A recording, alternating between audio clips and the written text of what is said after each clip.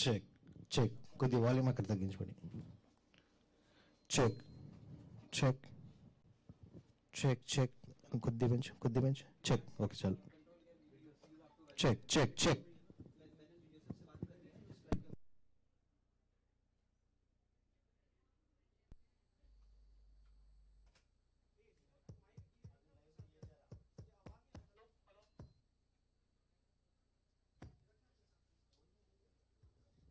Check check కొద్ది volume అక్కడ తగ్గించుకోండి. చెక్ చెక్ చెక్ చెక్ కొద్ది బెంచ్ చెక్. ఓకే చాలు. Check check check.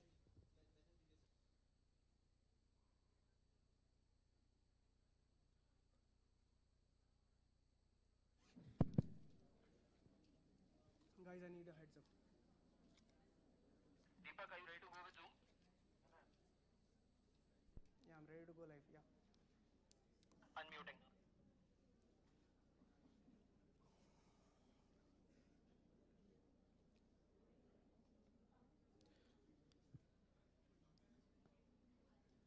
All right, guys, let's settle in. 10 more seconds. Please, come on. Requesting everyone to sit. Just checking if my voice is audible to our esteemed guests right now. And we are going to start. Dhruv, can you please confirm? Dhruv, is it audible? It's audible. You can, आपका ही आवाज आ रहा है इस पे. Perfect. So, yeah, good morning, everyone. Good morning, everyone. Awesome. Yesterday was a great beginning of this Hackfest journey. I am sure that is why more students are here today. And I'm expecting even more students in the coming days. I won't take much time. There was a lot to talk about, but the day is long. We'll be talking more after a few sessions have begun. We have, so today, I'll start with the first session right away. And so the first session that we are going to have is on blockchain apps, which are generally called dApps, and being a Web3 developer. To speak on the same subject, we have Mr. Yusuf Kurnia Songoro, who is Head of Community Engineers from Morales, who is joining us with a huge round of applause.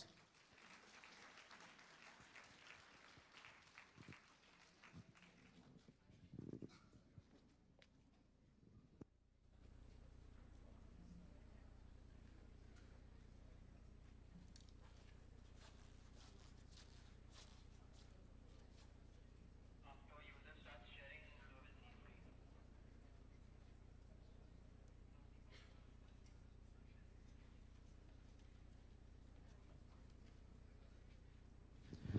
Hi, Yusuf.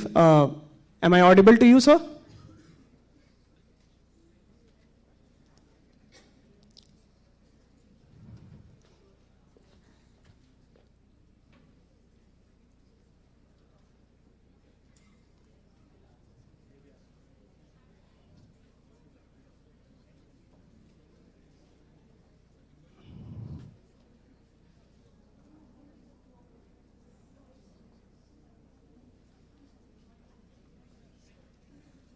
So we can start with the presentation if I'm audible to you.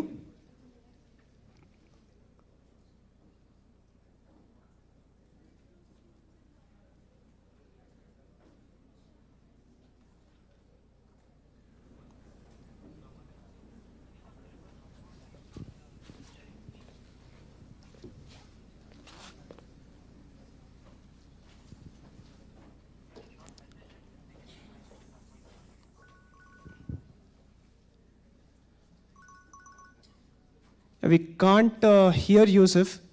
Guys, can you please check?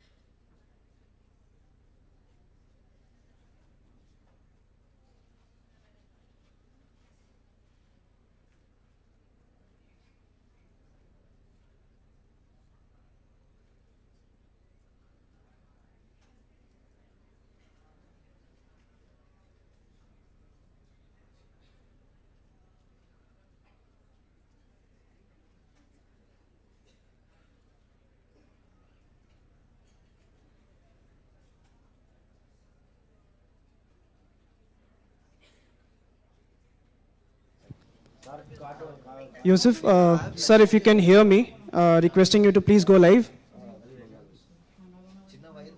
You can speak.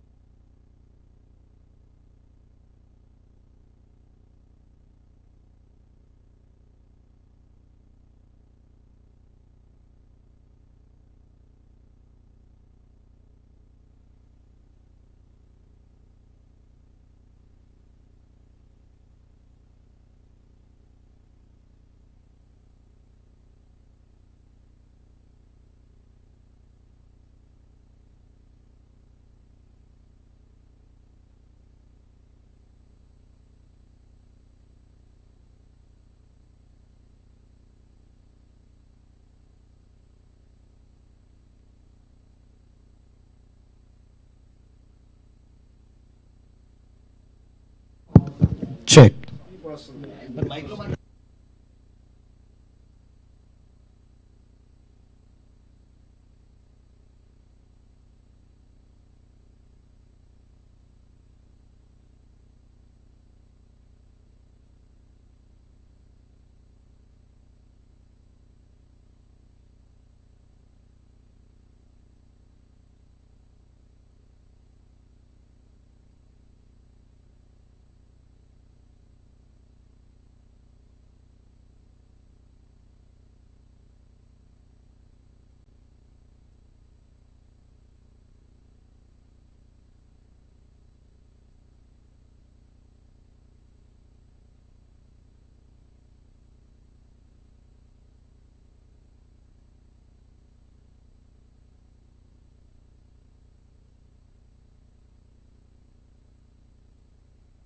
like centralized entities such as servers where they host all the backends and also of course the front end codes as well. So in this case, in order to decentralize it, basically they add blockchain on the bottom and they add smart contracts, which are essentially codes that can be deployed on top of the smart contract, and blockchain itself is a decentralized entity, so that means like code that is deployed on top of the blockchains right here, which are, there's a bunch of them out there. Essentially, they're immutable, and also like no one can change it, unlike the code that are located in the server, such as like the traditional backends.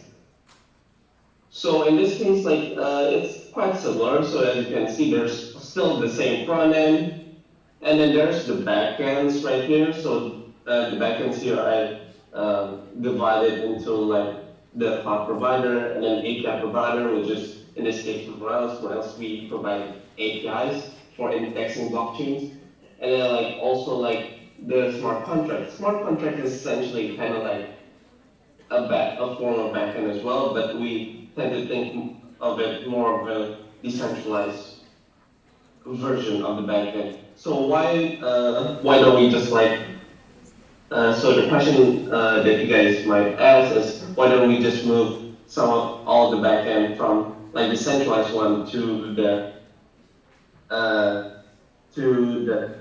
smart contracts, basically, because like all of them are backends, and you know like we want to build like decentralized applications or Web3 apps. We want to make it decentralized. Why not just move it all to the smart contracts part? Well, some of the reason is because like smart contracts, if you guys have ever coded any, is actually very slow, very inefficient, and they're in a lot of ways very limited in functionality. So like most of the time when we're talking about that, we're mostly putting like the core logics, like so like when we're talking about assets, like NFTs, tokens, something like those that can be owned and accessed by the user, those should be owned by the user themselves. So they're kind of decentralized, and no one can change that. But on the other hand, something that like for indexing the data, catching real-time notifications of events from the blockchain, those kind of stuff, actually like the smart contracts are not capable of doing that. So usually that's where the traditional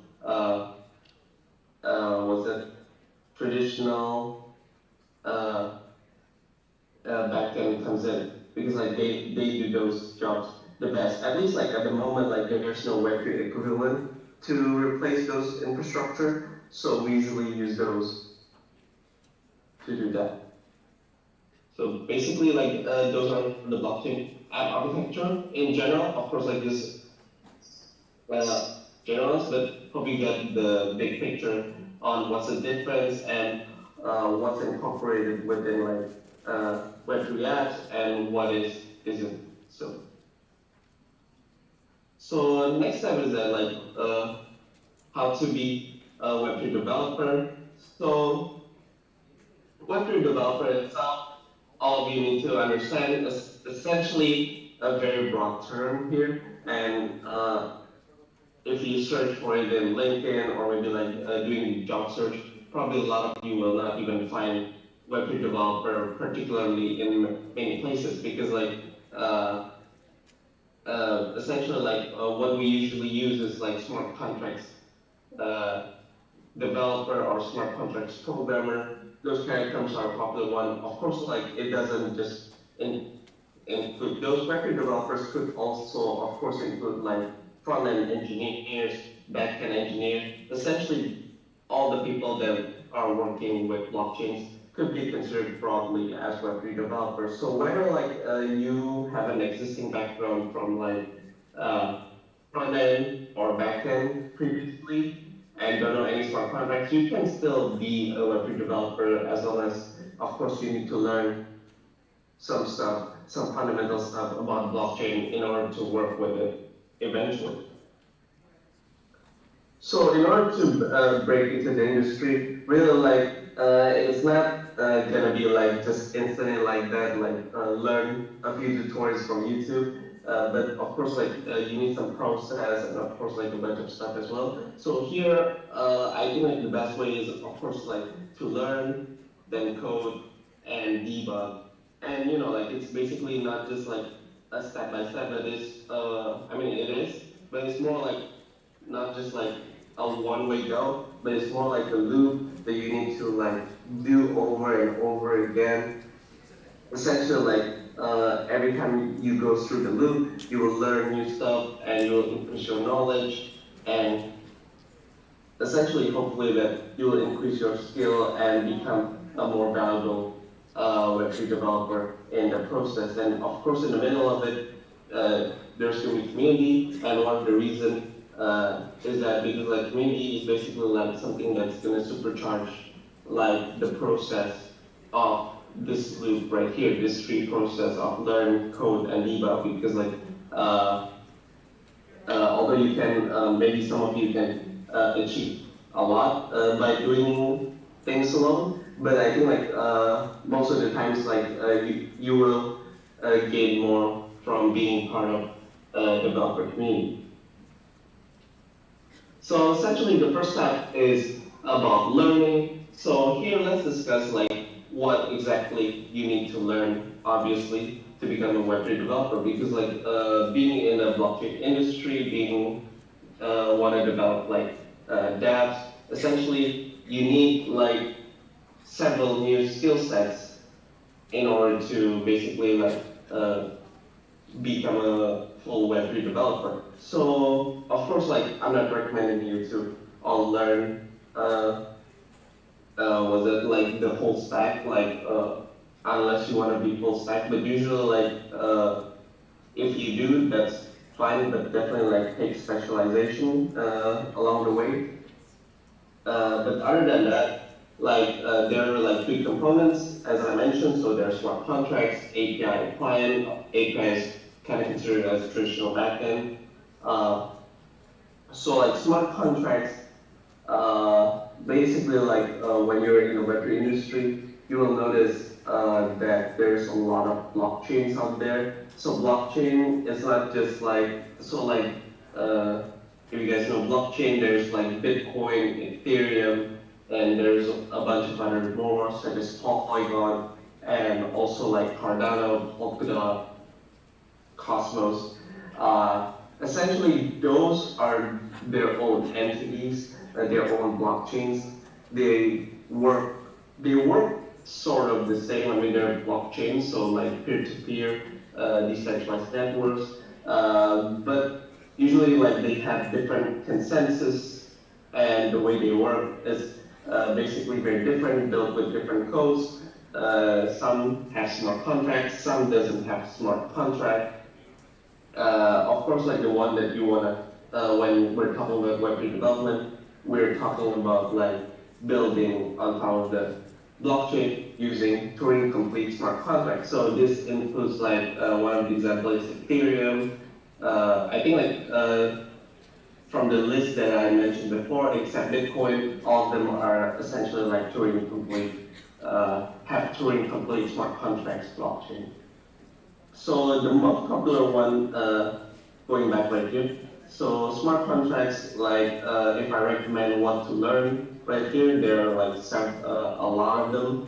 A lot of the blockchains also like create their own language, of course, but excuse me. So, but like the one that is highly in demand right now is Solidity and Rust. So it depends on which blockchain you really want to explore. Really, like you need to kind of choose out of the get-go, because like when you get to a different blockchain, really like they have different ecosystem and different ways of work, and their smart contracts also behave a bit differently. So it's really like sometimes really difficult to learn everything in the industry. You just need to know like the major ones. So here in the case, if you want to go to like EVM chains, EVM stands for like Ethereum virtual machines, which is essentially like a form of Ethereum.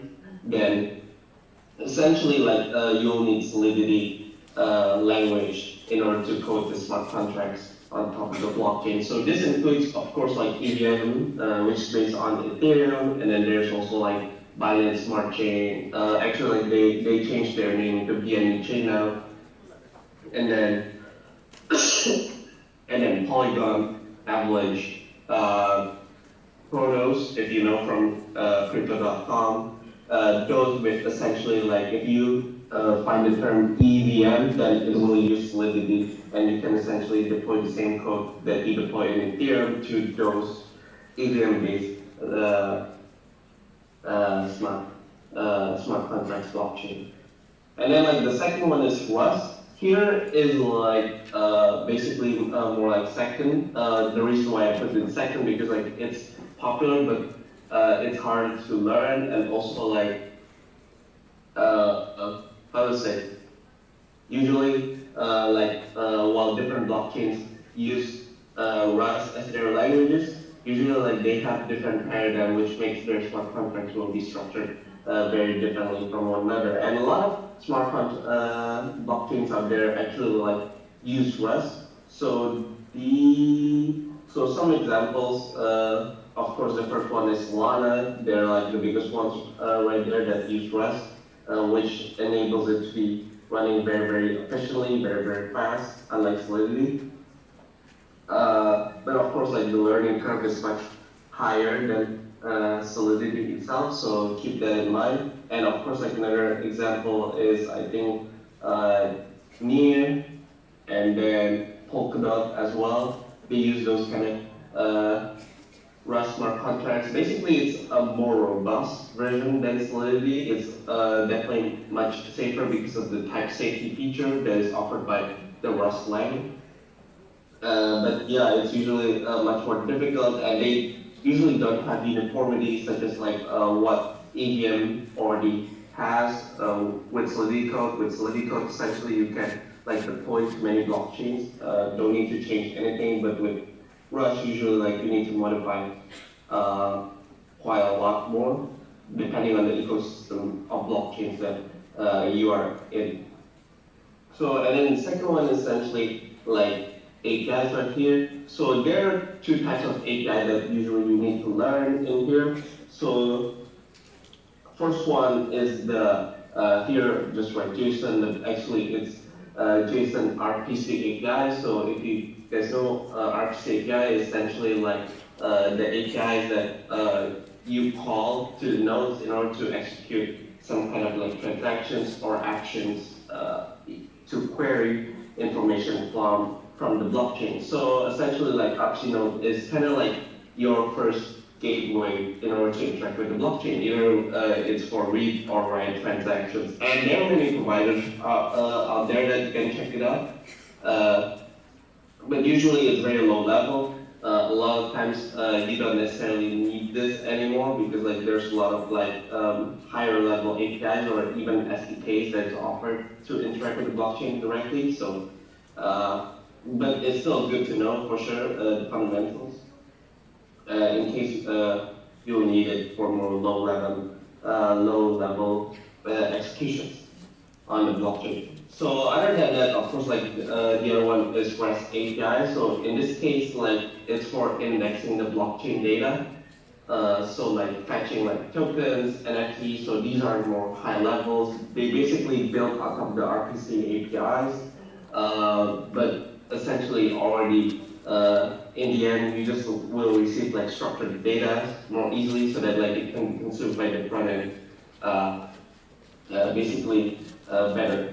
So in this case, like one of the example is Rails, we provide like enterprise grade Web2 APIs so that like you can index blockchain data very easily. So yeah, as I mentioned, like we have NFT token APIs, and then you want to index blockchain events data and many other stuff. We also have those as well. So, and of course, the last one is client part. So the client part for Web3 development is kind of like basically the same. If you want to build a React app, then essentially you just need to know React, Flutter, then you need to know some kind of Flutter. The only thing that you will need, like, you will just need to learn a bit about some of the particular libraries that is needed for interacting with the blockchains and the smart contract that's coded. I mean, that's deployed on top of the blockchain. So some of the libraries such as like Web3.js, Ethers.js, and then like Rainbow Kit, and many others. Basically, they are not really that difficult to learn. Essentially, you just need to know some blockchain basics, and that should be okay, good to go. So some of the learning resources that you can learn from about these all stuff, there are a lot up there. So you can, of course, like we provide our own learning resources in our YouTube if you want to build applications with us using our APIs. And we also have Academy to learn some of the fundamentals from like blockchain RPC nodes up to like coding and advanced applications. And there are other DAOs such as Learn Web3 DAOs, and then like FreeCodeCamp, you know, from YouTube. They have courses as well. And then there's BuildSpace and Udemy if you prefer like paid courses like that.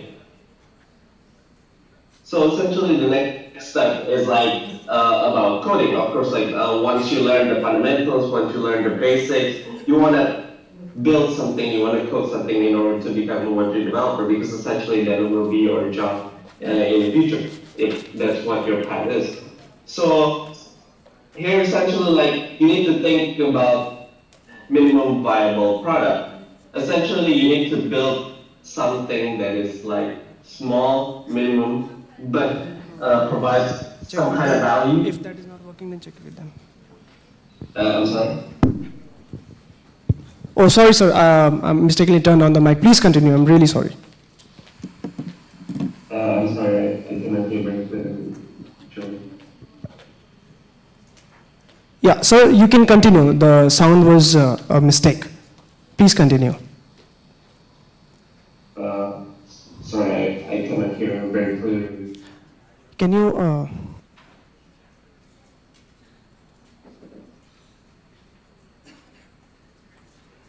Hello?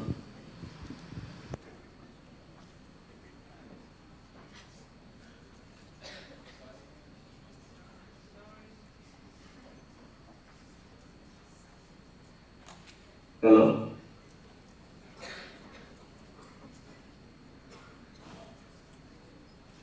You can continue, Mr. Joseph. Oh, okay, yeah. Sorry, I cannot hear you so. Yeah. So yeah, so like about minimum viable product, essentially it's building something minimum, doesn't need much effort, and usually should be something take less than 1 month. It could be a pet project, or it could be like a new project you want to build for your own startups, if that's what you want, depending on what your purpose is. Of course, like when building this, you need you're coding based on the knowledge that you have gained, that you basically based on what you learned in the previous steps. So here, basically, when you're building MVP, I suggest you to like ask some questions in order to define the features, so that like you don't like go ahead and like spend months and months building something. Except if that's what you want, then that's okay as well, of course. But of course, like here's some questions. So like, what features for the MVP? MVP ideally should be minimum. So write the least amount of feature that is needed for the application you want to build out to test it out. And then like, why are you building this? So this is more of your purpose. Could be like, so if it's for learning, then feel free to do that. But if, of course, it could be like for building businesses, building startups, then it will be like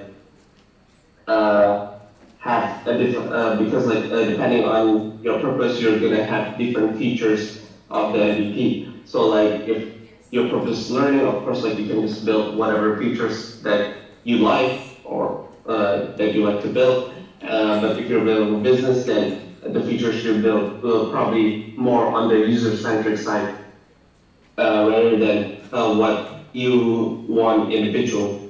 And then like who are you building this for is of course important, because like you need to ask like at the end of the day, you don't want to like build something. If you build it for yourself, of course, like you'll probably fine with it. But if you're building a business, you probably like need to know at the end of the day whether like the people you're targeting, whether they want to build your app or not. So yeah, once you learn your code, at the end of the day, you will still need to debug. Any developers out there, totally, it's just part of the development journey, whether like the Web 2, Web 3, it's just being part of the developer. So essentially, it's going to be like 80 or 90% of your time will be spent on debugging. So the rest of it, of course, is going to be like coding, building new stuff. But this is going to be like the majority of your time. So that's why like it's very important to know about this. Of course, like it's hard stuff, but it's essential because like as a software engineer, essentially like your job is to manage the software, but also like solve problems that exist within the software itself. So some debugging tools such as like from the very basic, so usually some framework tools are given, such as from Hardhead, there's Hardhead Console, which allows you to console some of the outputs, some of the variables that inputted from the smart contract so that you can see some of the results. Smart contract itself doesn't have console.log such as from or print function, if that's what you usually know from other programming language. They don't have that. So these are like tools from existing frameworks. And of course, like you can Google search as well. But that's another way to do that. Essentially, like a lot of developers definitely do that. Whether junior, senior, there's nothing wrong with it. We all don't know everything. And of course, like the other one, which is like the most recommended one, is going to developer forums. So this included like Stack Overflow is the most general one. If you're going for smart contracts, Ethereum Stack Exchange is like one of the most popular one, because like there you can like ask questions, and also like of course in the end we also hope that you can contribute back to help each other. And that's where like the community value of developer community is really like really important, because like was it this learn code and debug stuff, these are like as I mentioned, like doing it alone probably like you'll just do fine, some of you, but for a lot of people, like you know, like in order to grow, really they need like many other stuff from the community, which they could support, give, such as support. So like you know, like when you're facing any problems and no one can solve it, I mean like you can solve it yourself, then you can definitely like get some support, like get help from other developers that probably know the problem better. Then you can also of course get connected inside that community. Basically like, so this could be like get connected so that you can build future projects together with other people, or maybe like helping them out, something like so, and many other stuff. And of course, like if you're building an applications or you're learning some stuff, you can definitely easily get feedback from the developer community itself. You don't need to have anything from scratch.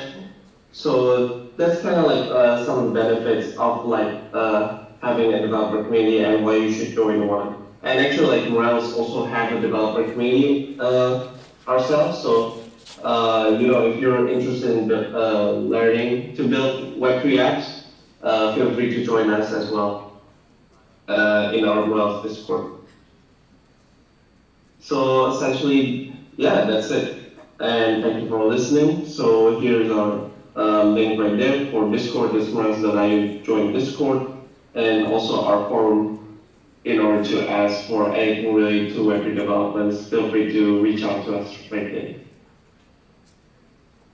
So that's it, and feel free to ask any questions. Yes, sir. Thank you.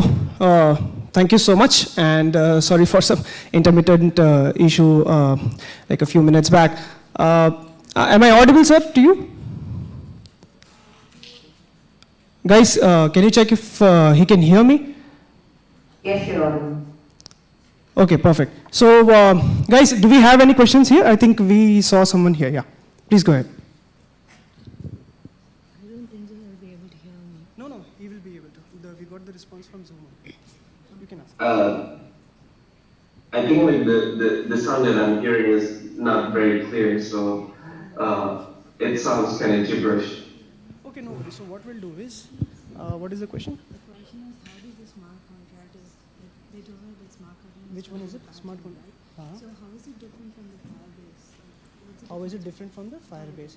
Okay, smart contract.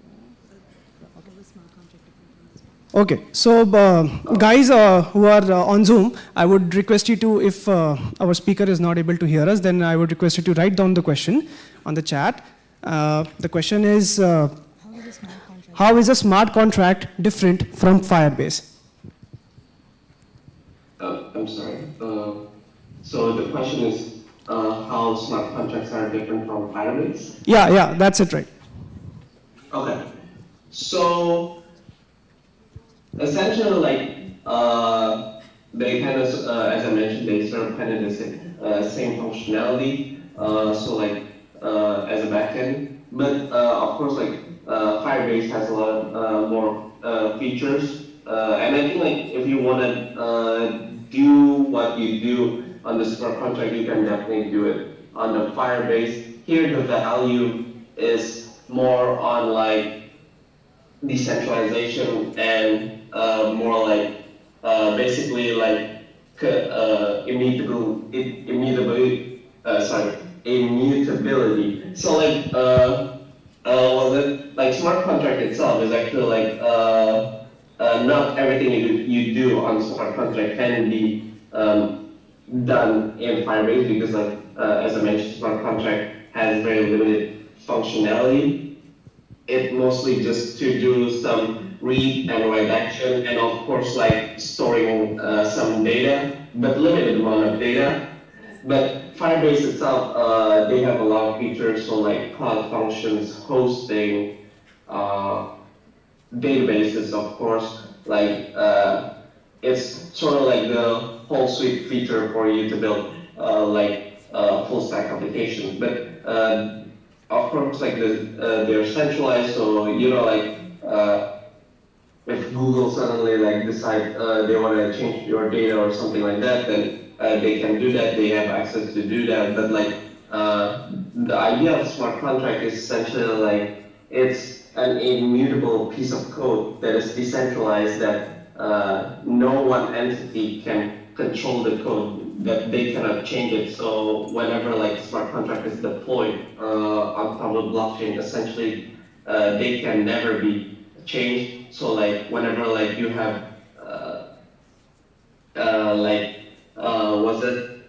like basically say like it's bank smart contract. So like you deposit some money into the smart contract, and then like when you ask them to deposit, they will do that. They will not take out your money out of there. No one can. But then when you want to withdraw it, you're gonna withdraw it basically directly from there. Basically, it's under your command. It's something that's gonna execute.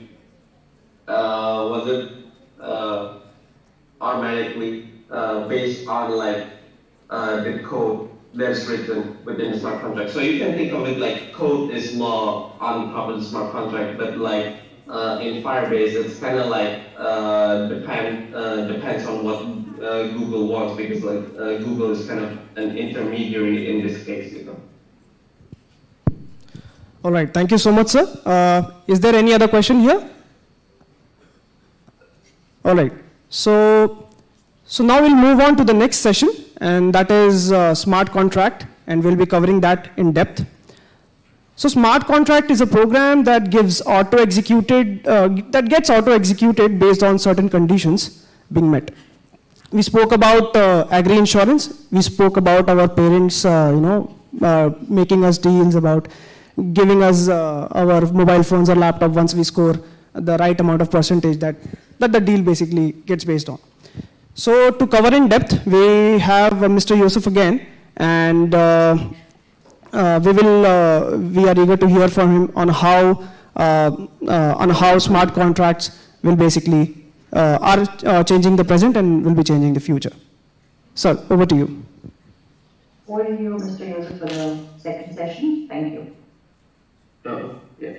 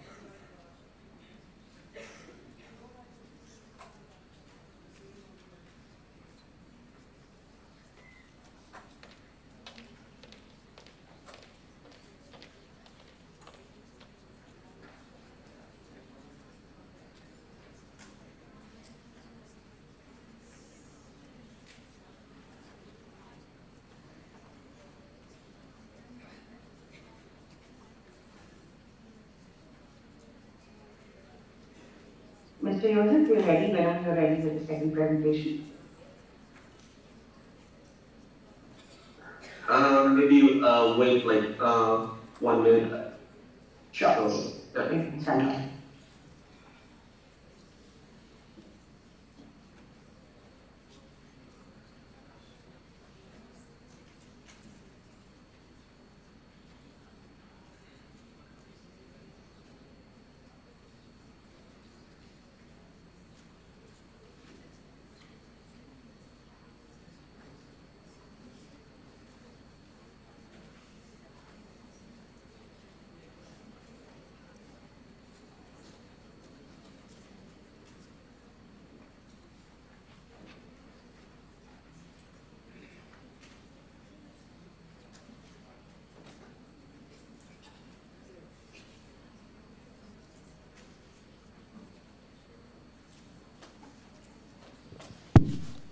Did anyone go back and speak to their parents about smart contracts?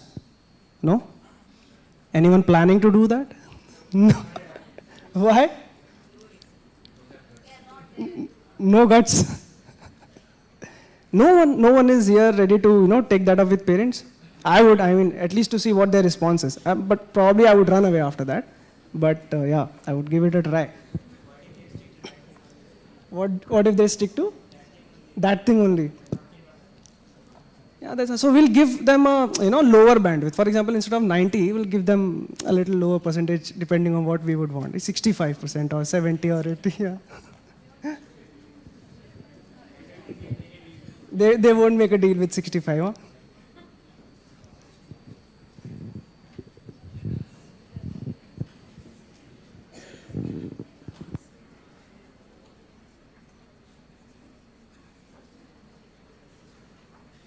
How many of you here have a background, are coming from a background which is, from a farmer's family or, agriculture background, somebody?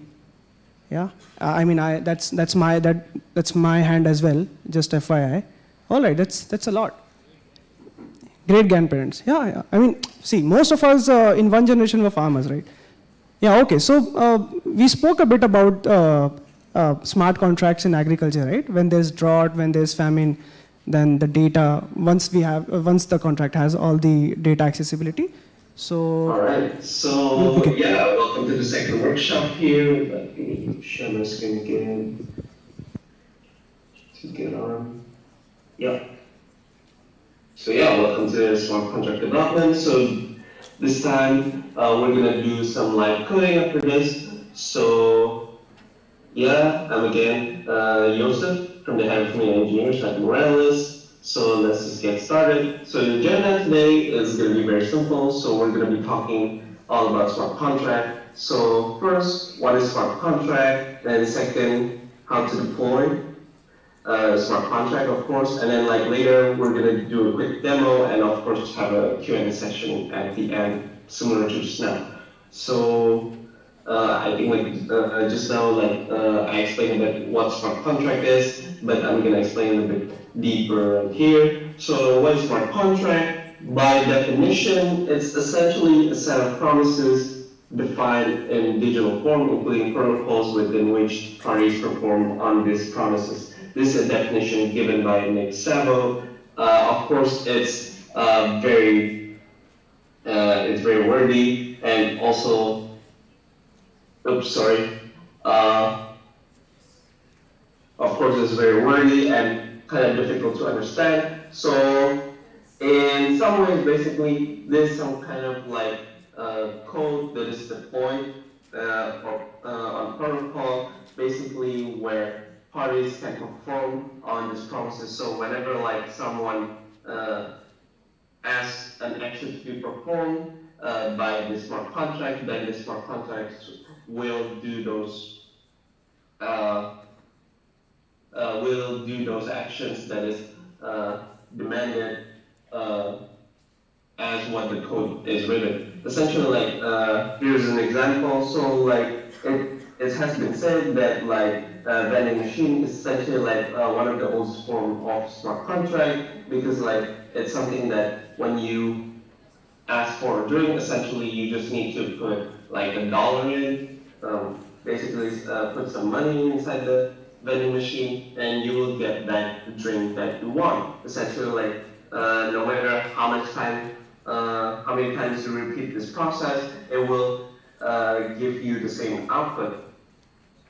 So essentially, like that's the basic idea. So there's no intermediary here that you need. You don't need another person to execute the vending machine. Essentially, the vending machine itself is going to be automatically doing what it has been programmed to do. So it's a form of smart contract in some way. But of course, in a true sense, when we're talking about smart contract, it's something that's built on top of the blockchain. So for example, when here's another example in here that's based on real life.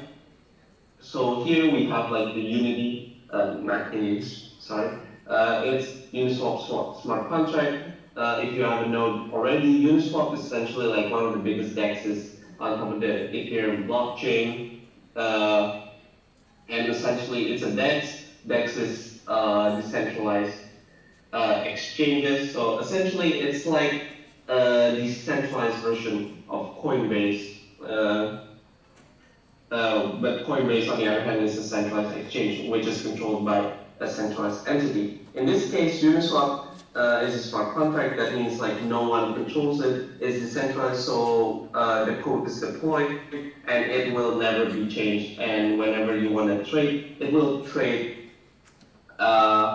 basically as how you expect it. So whenever like you want to trade like Ethereum for a wrap BTC, you can do that, and you don't need to worry because like basically the code will execute the same every time you call it, because like all the code is already written there, it's already deployed on top of Ethereum, and smart contracts are by nature immutable. That means like code is law. Whenever like it's deployed, it's essentially like gonna be there forever, and nothing's gonna be able to change it.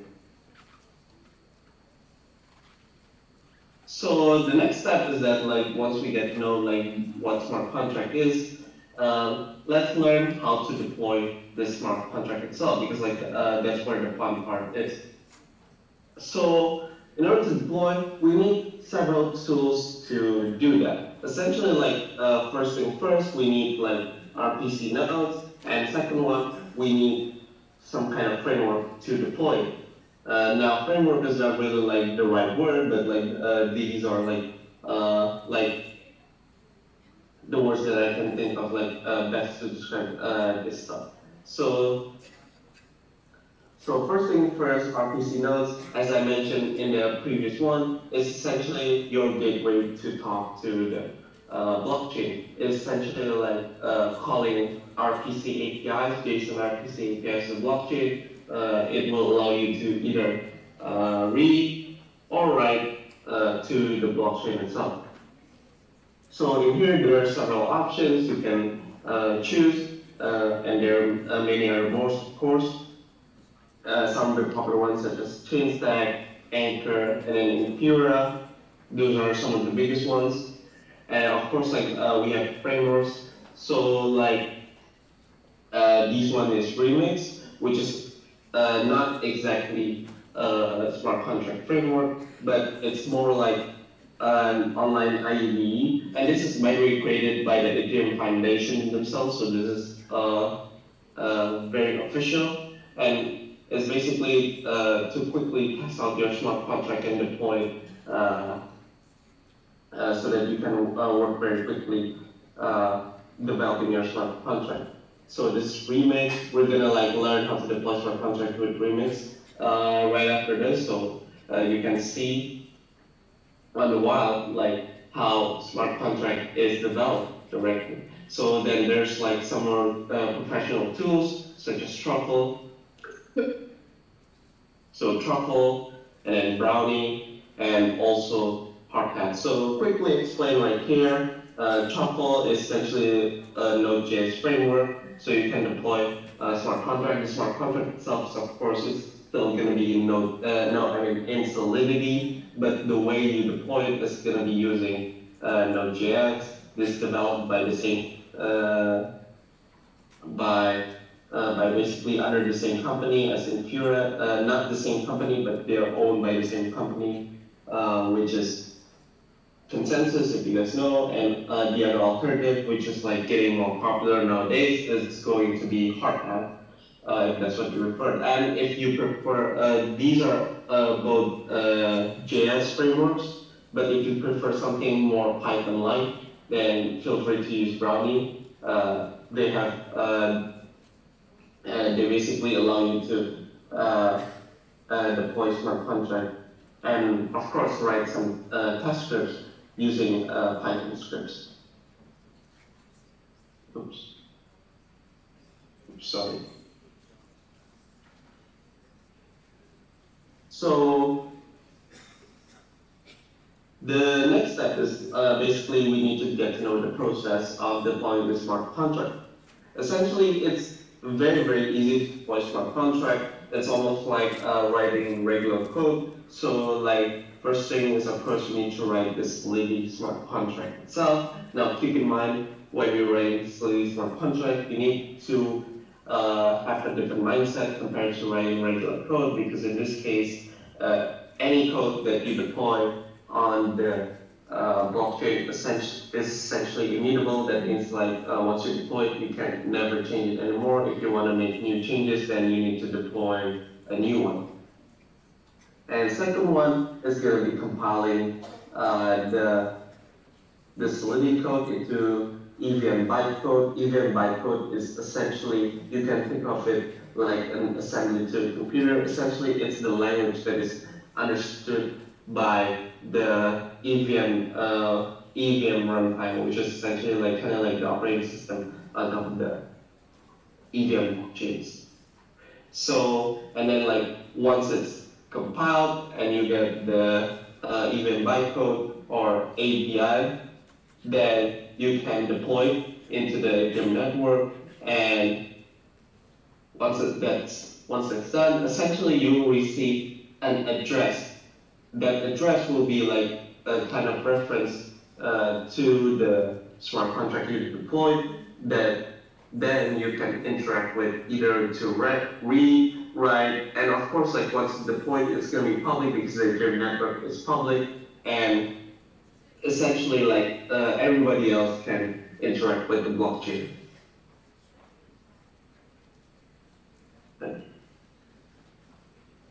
So yeah, without further ado, let's start to write a quick demo right here. So let me get out of here pretty quickly. And here you can open Remix from the Ethereum Foundation. You know it from the Ethereum Foundation because there's the domain ethereum.org right there. So it's official. Careful because like if you Google it, you'll definitely find a lot of fake ones right there. So just, let's see. So also like not to be confused with Remix 1, which is like a React framework, another React framework. So something like that. So just be careful. It should be remix.ethereum.org right there. So once you have that, essentially like to create a new smart contract, you just need to click on this, create a new file, and then like let's start with something very simple. So let's call it simple storage.sol. So every Solidity contract is going to end up with .sol extension right there. One thing important to note for this simple storage, we want to basically like store a data, a string, and then we want one another function to be able to essentially to update the value of that storage that's up. So in this case, it's going to be very easy. First thing to write a Solidity contract, you need to define the version of Solidity. So pragma Solidity 0.8.9. I think let me check a bit on the other smart contract. Maybe I'll just copy this because I don't exactly. I think that's actually correct. So,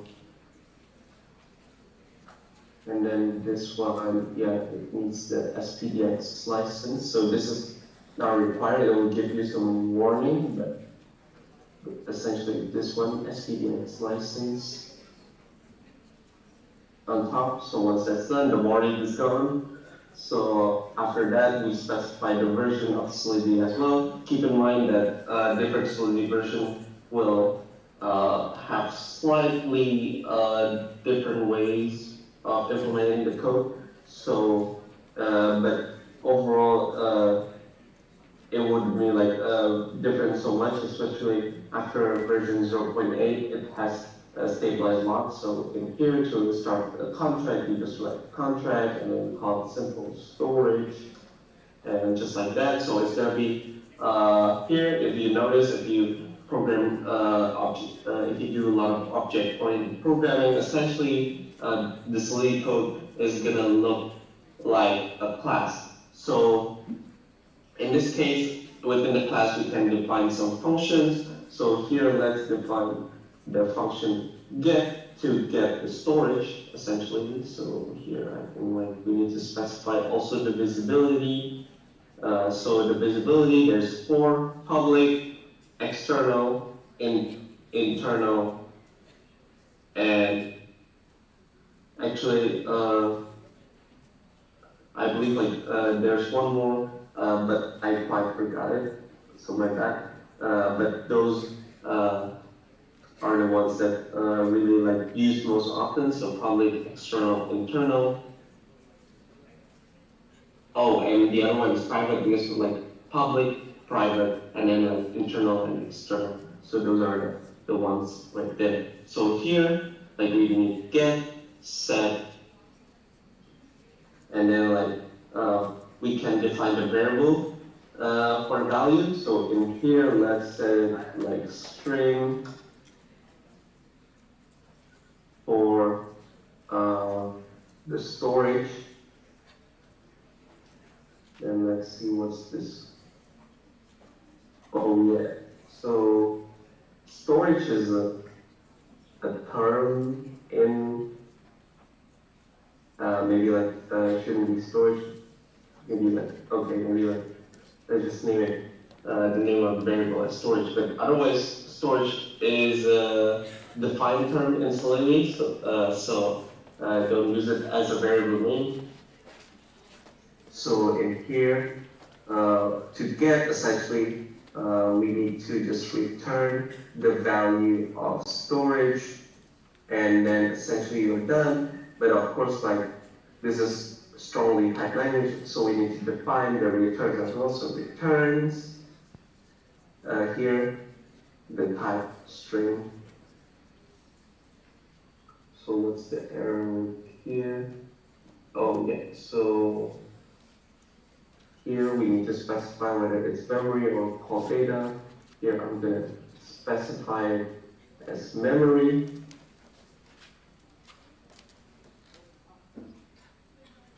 Then my function statement ability can restrict it to view.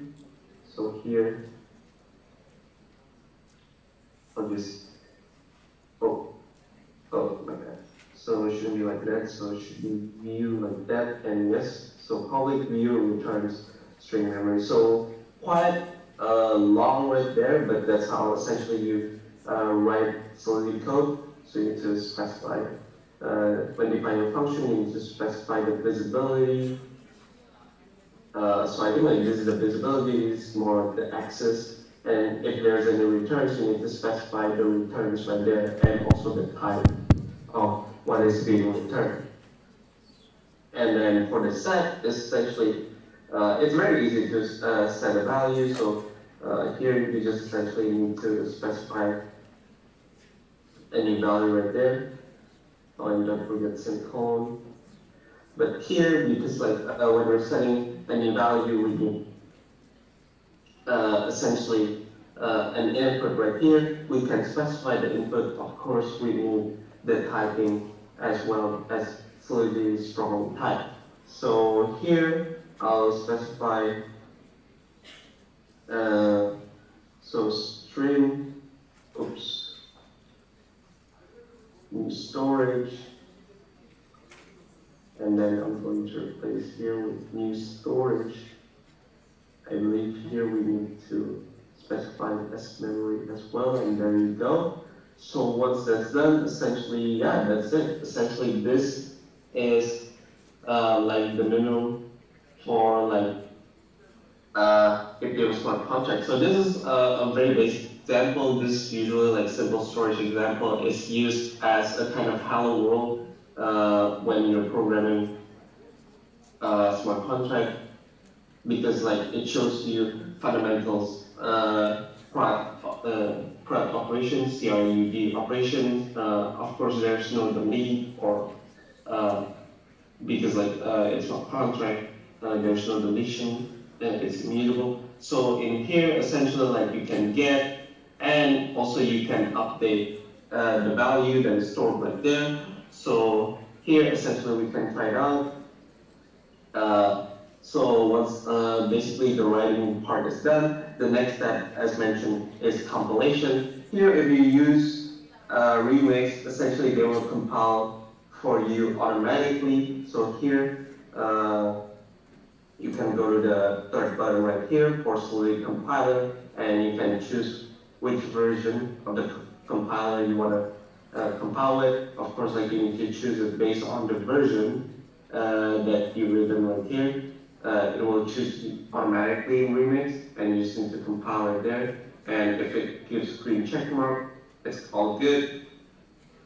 And then of course from here you can also get either the bytecode or the API, the bytecode. Essentially those are what you can use to interact with the with the smart contract. Especially for the API, it's very usual to use the API to call the smart contract from the client side when you're building the front end for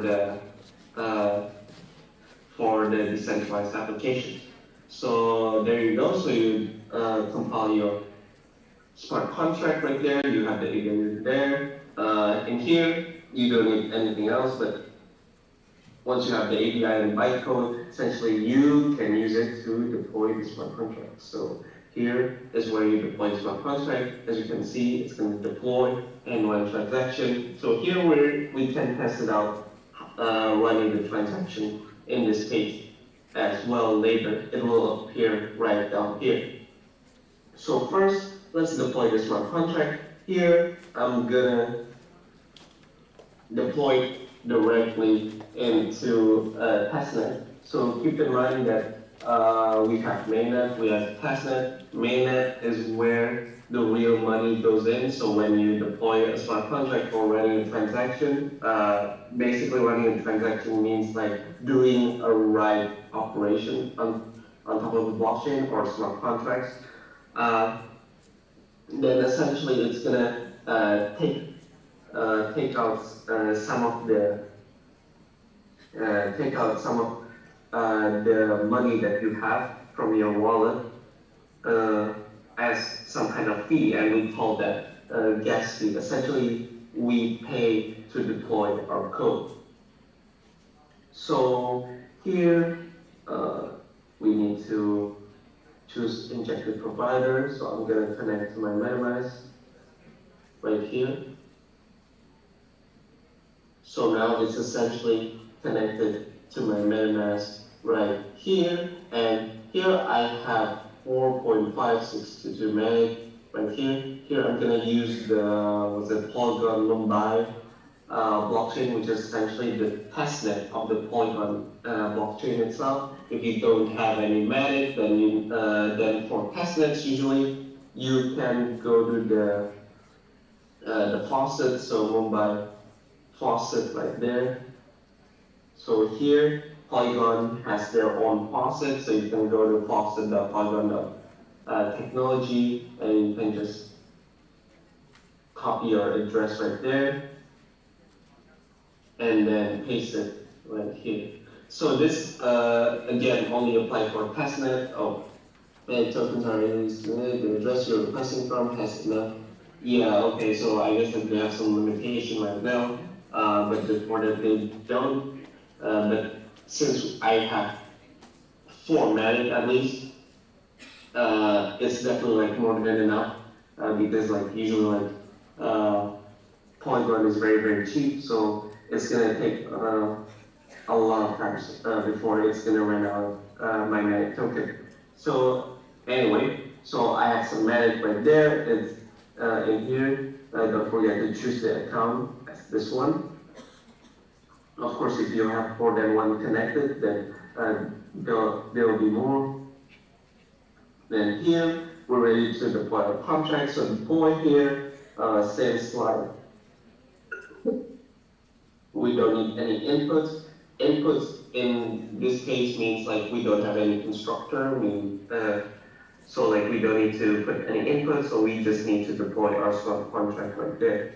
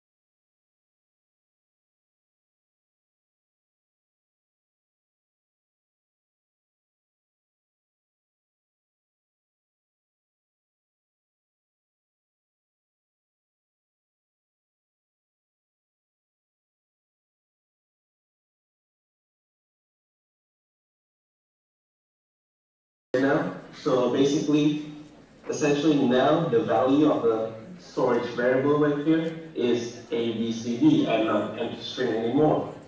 And here, if we go back to the polygon scan, hang on a second, so going back to the polygon scan, if we refresh again, that transaction is going to be recorded on top of the blockchain, and it's going to be immutable. So here, as you can see, we just executed a set function right there, and similar as before, we can see all the details of like the transaction right there and how much is spent and etc. etc. And of course, like here, they're going to specify the input data. So here, you can see in the input SVTFA that here the input is ABCD. Of course, you can see in this way as well with the topic 00, topic 1, topic 2. So those are more like blockchain languages, but otherwise, like as you can see, like when you're deploying on blockchain, everything's gonna be recorded on top of the ledger, and essentially it's going to be immutable, and you can always go back to it, and it will never disappear unless, of course, like the blockchain itself disappear, which essentially only gonna happen whenever like there's no more nodes running the blockchain itself. So essentially, that's how you deploy a blockchain, how you interact with it. It's very, very simple. Here's basically fundamentals. Of course, like if you want to learn more, there's a lot more about inheritance, polymorphism, a lot more like more advanced stuff to build on the blockchain. So like that. So essentially, that's all. On the smart contract development. Hope you learn a lot, especially from the live coding right there. So thank you so much for listening. And yeah, we can go ahead to the Q&A session.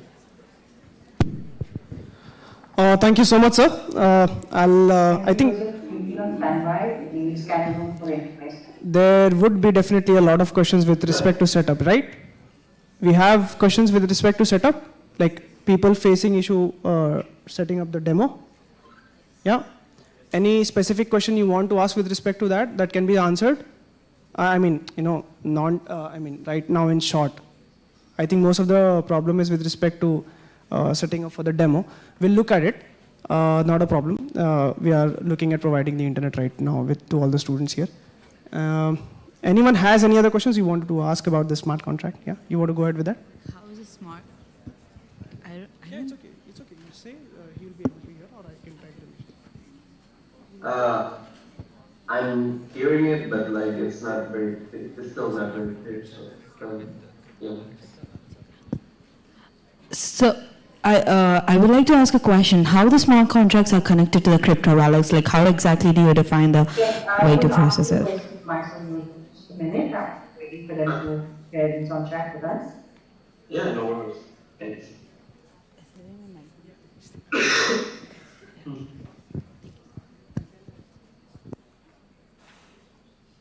Yes, Joseph, our first question is how smart contracts are connected to the crypto wallet. If you could answer that for our audience at the very least.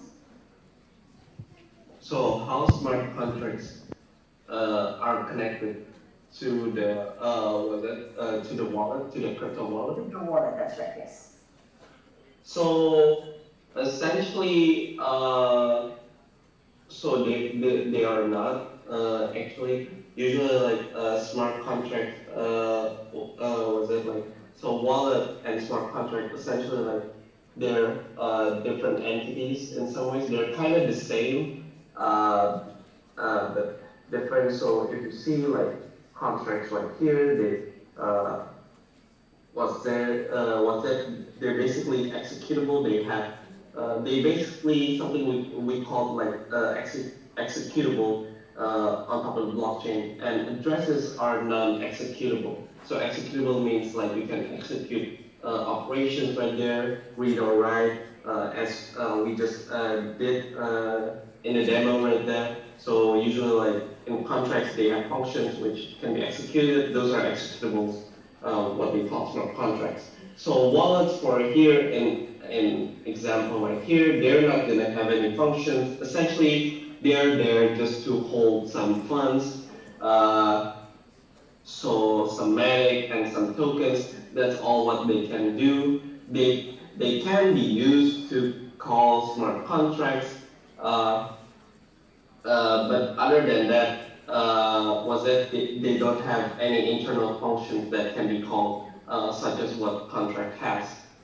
Contract, so they're not executable. Of course, like you can have what is called like smart contract wallet. So smart contract wallet is essentially just like a smart contract that functions as a wallet. Contract itself is basically an extension of wallet where you can hold funds and call other smart contracts. So think about like contract calling other smart contract. So yeah, essentially like going back to that, like smart contract wallet, essentially like is essentially like a set of contracts that is deployed to hold funds and also like to execute some operations on top of blockchain itself. But both of them are when we're talking about contracts and wallets themselves, they are not connected at all. They're separate entities on top of blockchain. They're independent. But probably like when we say connected, I think like the closest thing that I can say is probably like contract is they are in some ways like created, must be created by an address by a non-executable. So yeah, that's it. Thank you, Mr. Joseph. Any more questions? Thank you, sir. Okay. Yes, we have one right here from Mr. Praveen. It says, can smart contracts be modified after you install it the first time around? No. So yeah, I mentioned before, like the smart contract is immutable. So once you deploy it, essentially you cannot change it at all. Like that's like the beauty of smart contract on a blockchain. So like once you write something, once you deploy something, essentially like no one entity can control it or make any changes to it. So essentially, yeah, that of course, like whenever like in production, like when you're building an application, of course, like you want like making an update, that's definitely like understandable, and it's a very important part of like software development. Usually, like there's several ways to handle that. We actually in Ethereum we have a concept called like upgradable smart contracts. That's basically like a way so that like you can update your smart contract. Of course, like all the smart contract deployed is still gonna be immutable, but essentially a kind of hack so that like you can basically point to different types of implementation to basically update your smart contract, but it has certain limitations. So in here, if you go to OpenZeppelin documentation, they have docs about this, like using upgrades. So it refers to like upgradable smart contract and how you can write it down. So here, if you want to learn something about it and deeper, they have guides on that step by step. It's going to be a bit different than regular smart contract. So and definitely more challenging. So definitely like highly recommend that you have a strong basic on Solidity first before going into this. But of course, like upgradable smart contracts have its own limitations. So usually, like when that limitation is reached, you can read some of the limitations in here as well. What are those? Then usually, like protocols. So, for example, such as I think like the one that is very easy to show is like pancake swap. So this is another type of DEX. It's basically a fork of Uniswap. Fork means like they just copy Uniswap and deploy it on Binance Smart Chain instead of Ethereum. Let me check. The trade, yeah. So like in this case, usually like they're gonna have like several versions of the smart contract. So like version 1, version 2, version 3 here. Whether I can show it or not, maybe like let me show the Uniswap one. Uniswap.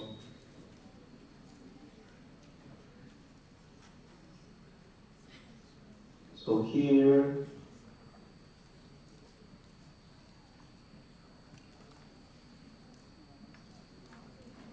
seems like okay. They didn't show the version 2 or 3 anymore. Oh, okay. So here you see like there's version 3, there's version 2. At least like seems like that those are just the ones showing. There's also Uniswap version 1, which is like more legacy.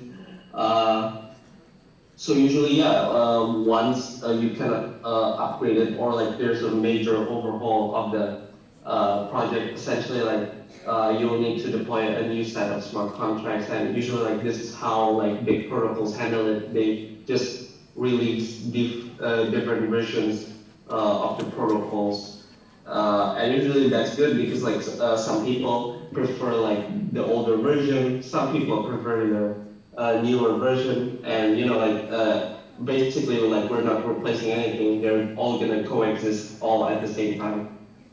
So that's how usually upgrade goes within the smart contract context.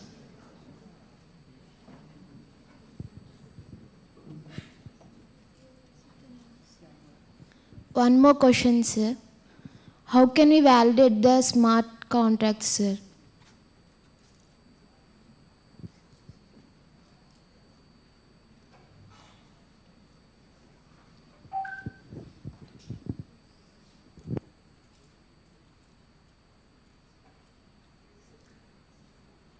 Yeah, so. We have a few more questions from the audience, actually. Deepak, if you could ask the dear, please. Yeah. Am I audible?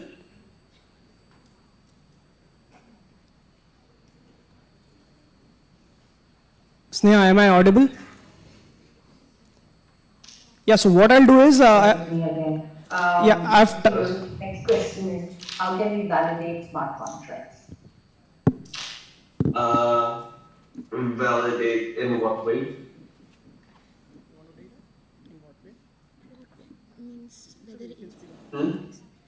If any wrongs or wrong bugs in the code. Very audible. Is there any bugs in the code, etc., and is smart contract is correct or wrong? Sorry, we cannot hear you. Yes, Neha, I've also shared it to you in text. You can also refer to that. Am I audible now?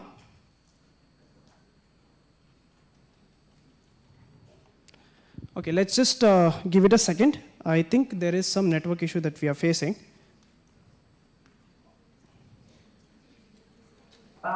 This was with reference to debugging in smart contracts, actually. Yeah.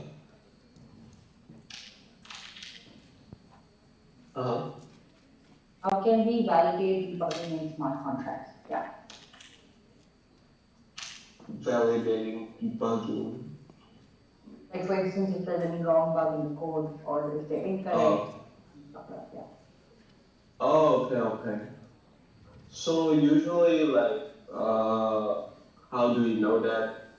Usually like, so smart contracts usually like go through like auditing, because like, it first, was it like, make sure that the code works well, but also like, was that like everything is secure so no one can tax it? Of course, like it's not 100% secure because like, but what's that?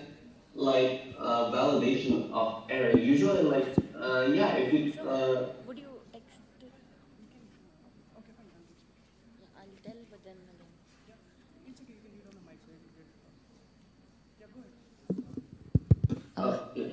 Hi, sir. My name is Aarti, and just out of curiosity, I had this question. What happens if the smart contract is breached?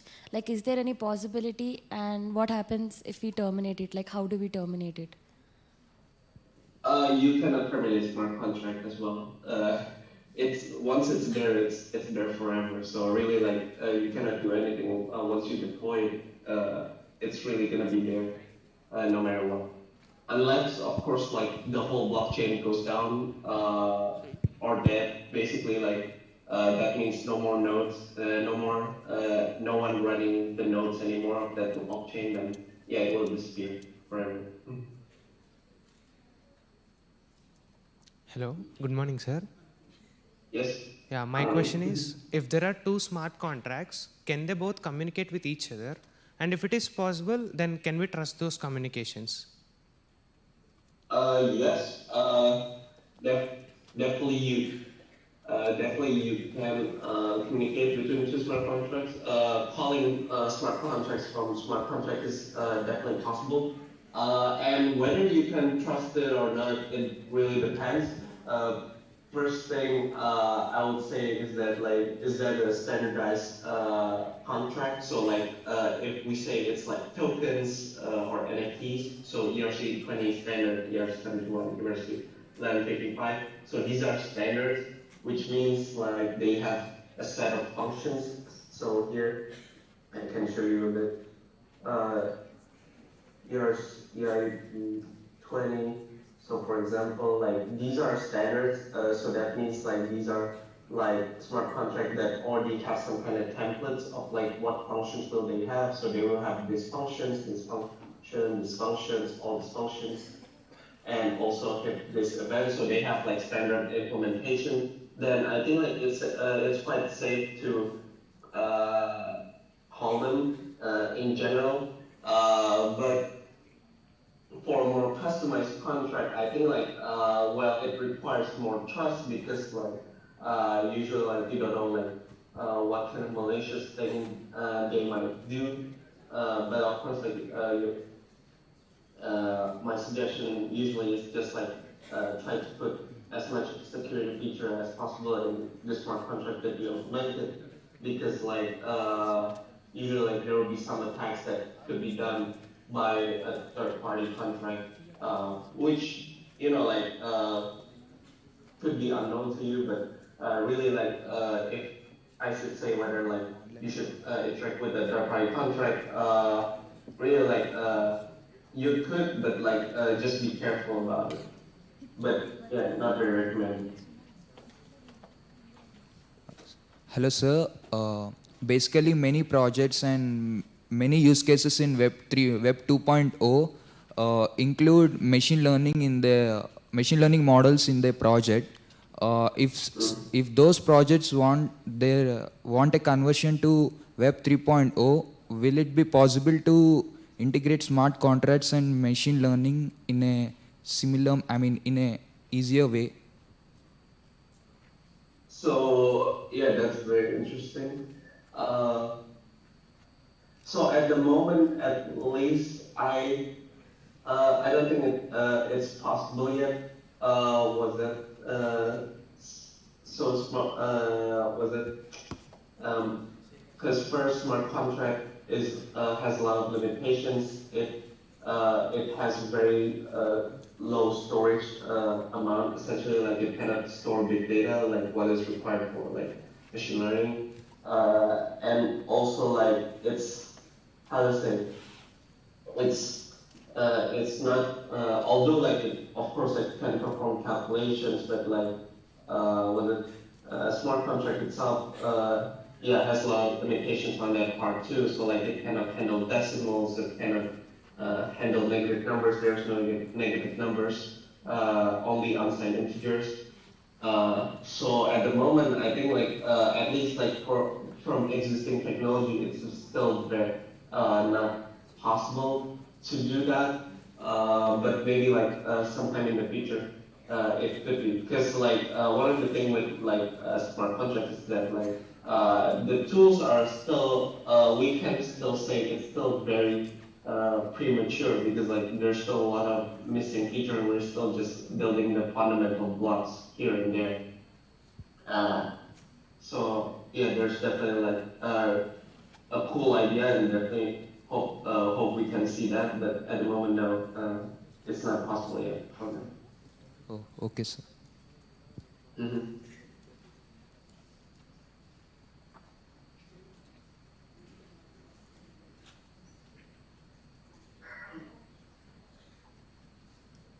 Any more questions from the audience? Eva?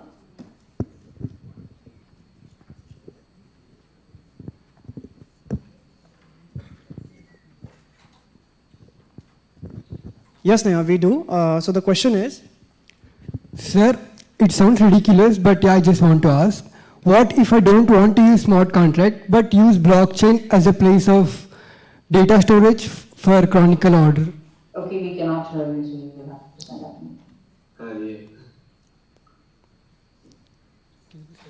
yeah, was that question audible, Sneha, Yosef? Yes. Yeah. Can you hear me?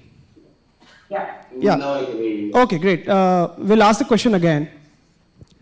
Sir, what if I don't want to use smart contract, but use blockchain as a place to store data in a chronological order? Deepak, I recommend you type the question to me, please. Yeah, I can hear that clearly.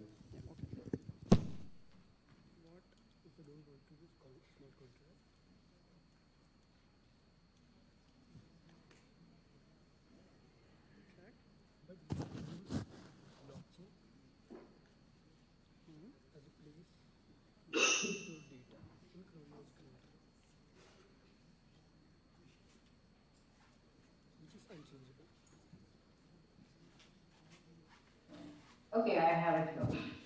What if I don't want to use smart contract but use blockchain as a place to store data in chronological order, which is unchangeable? Would you like me to repeat that question? Was it clear?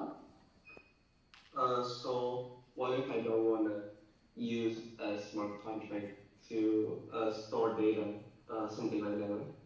Yeah, what A if blockchain. I use smart contract but use blockchain as a place to store data in chronological order, which is unchangeable? Mm-hmm. So, yeah, I mean, like, you can definitely do that. But if you want to store data, you need to store it still in a smart contract. Like that's where exactly you store the data. So smart contract is actually like not just a code. It's kind of kind of like storage. It's kind of like you can think of it like having a backend with database all at one because like blockchain itself is kind of like a decentralized database. But yeah, if you just would like to use it as a place to store data, you could. Although, like, I'll recommend if you're gonna do that, it depends how much amount of data you're gonna have. But ideally, if ideally you probably want to use like other decentralized storage networks such as IPFS or RV, and then just reference it in the blockchain because like then it's just going to be a link which is like very short and usually like very compact, so it's more memory efficient. Otherwise, like whenever like you store data, like you just store like 1 megabyte of data in Ethereum, it's gonna cost you probably like could be like $100 or something, and it's like too expensive to be honest. That's usually like why people don't really store data unless like it's really important on top of the Ethereum network. Got it. I'm curious to know the answer for this one as well. But what happens when the contract I created is already in existence?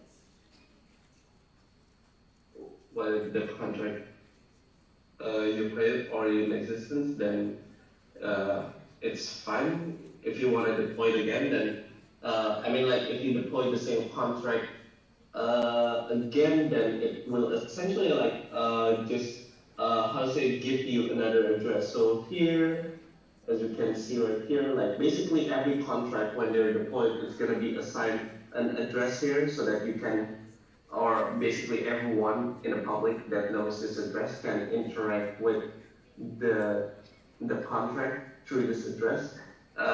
Essentially, like they will have the same code, but they will have different address. So that's how you differentiate both of the contracts.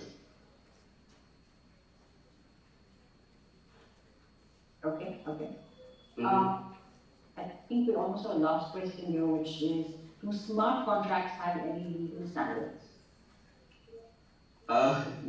No, they don't. At least at the moment, like they don't. Essentially, they're just code. I don't know about the legality around smart contracts at the moment. I don't think like many people discuss about it as well, as far as I know. So, but of course, like if you want to use it for a legal practice, I think there might be some application to use smart contract for that for sure. But yeah, I don't know other than that. Okay, got that.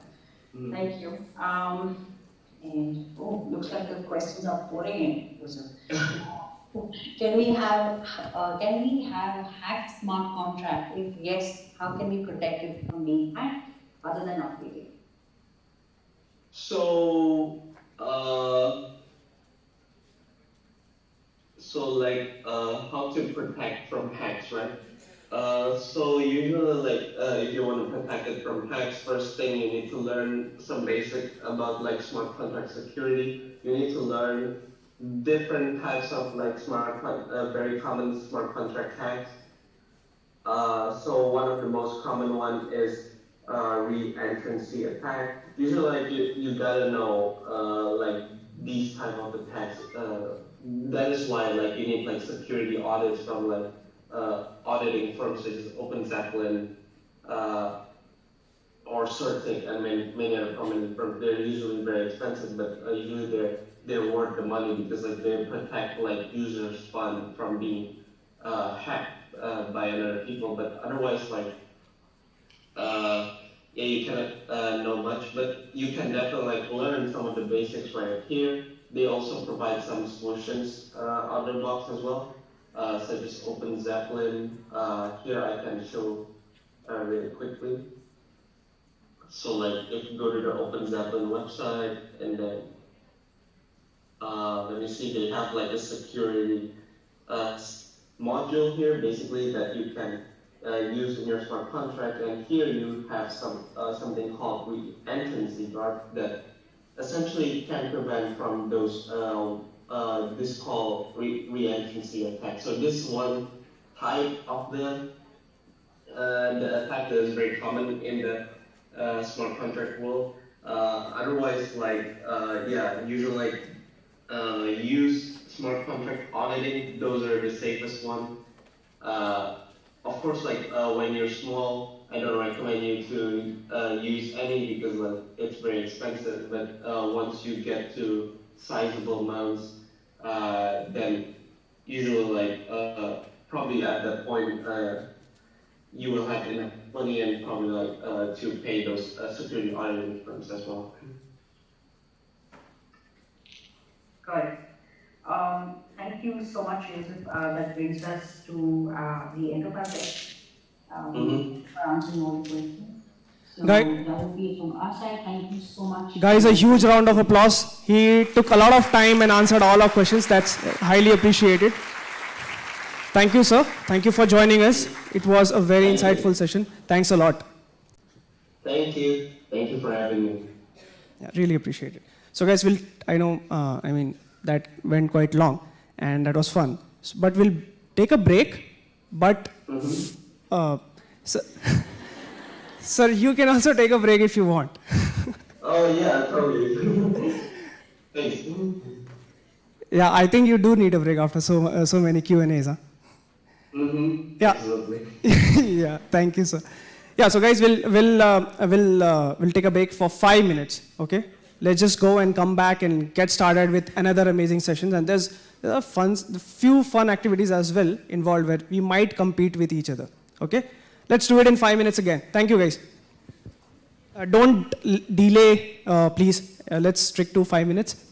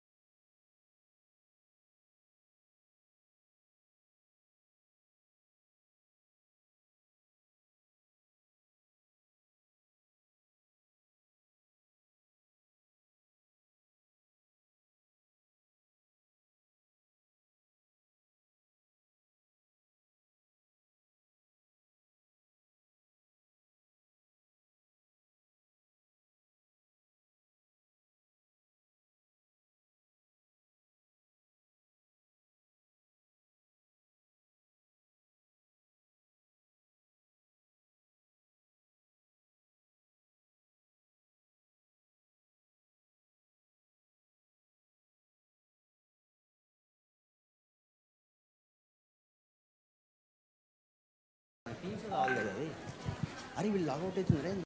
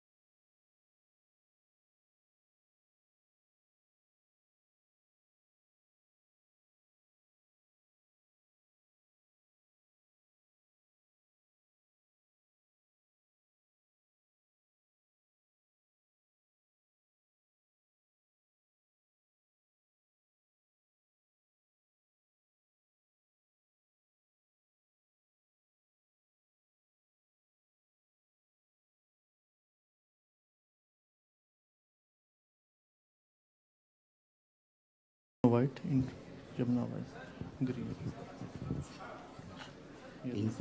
Info ये green है, ये भी green है तो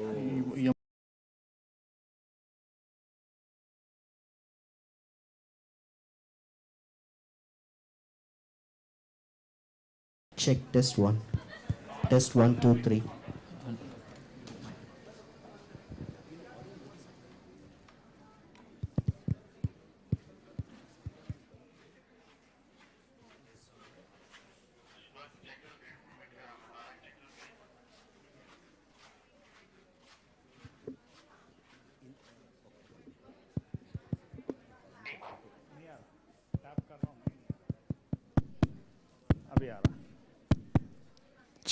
Check. Audio okay? Audio is clear. Check. 1, 2, 3, 4, 5, 6. Check. Test 1, 2. Another outlet. Oh. White. Oxford. Check. Mute yourself. Okay. White. Test 1, 2. Requesting the IBC team to make sure all the students are inside. Check. Test 1, 2. Test 1, 2, 3. Outlet. Test. Test. इसका gain ज़्यादा हो गया क्या? Check 1. Just to let you know, Deepak's mic is still very unclear. Test 1, 2. Test 1, 2, 3. Mallikarjun or Deepak Gulen, please take note of this. Yeah, we're working on it, please. Hey Sneha, thank you for handling it so well. We are we are able to hear you. The hard work that's going on behind.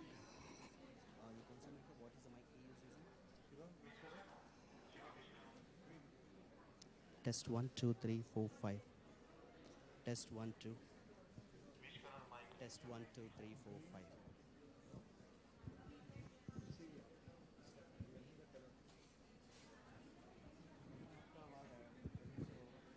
Check 1, 2, 3, 4, 5. This is fine.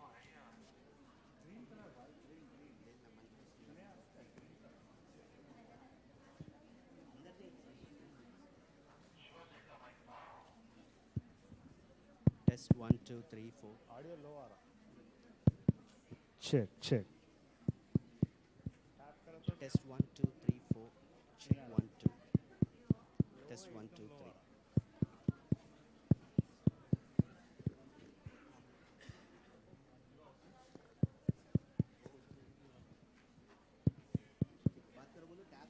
Check.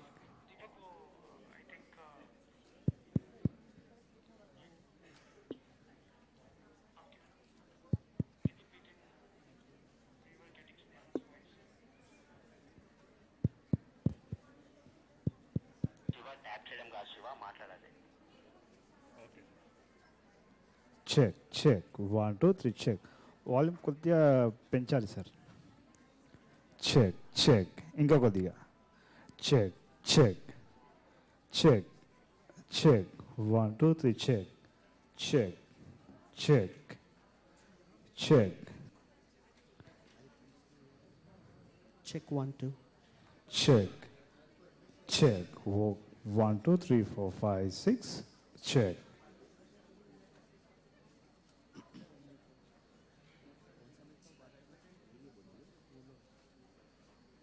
Shiva, you have to talk once again. Sorry? Talk once again. Talk. Check. Check. Check. Check. Check. Check. Check. Check. Check. Check. Check. Check. 1, 2, 3, 4, 5, 6. Check. Shiva, you can hear me? Check. Check. Check. No, just tap this to the email phone and just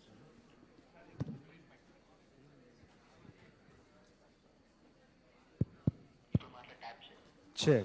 Check. Awesome. Check. Check. 1, 2, 3, 4, 5, 6. Check.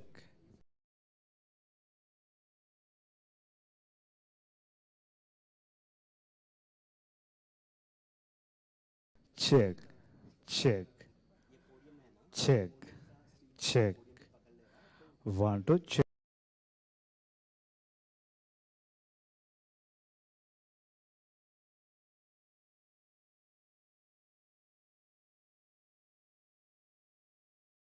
Test 1, 2.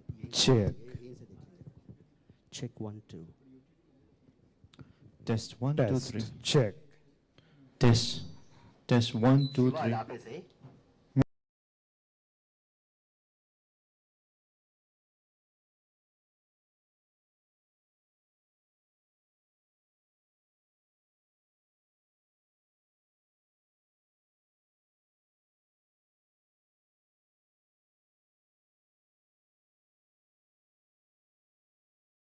हाँ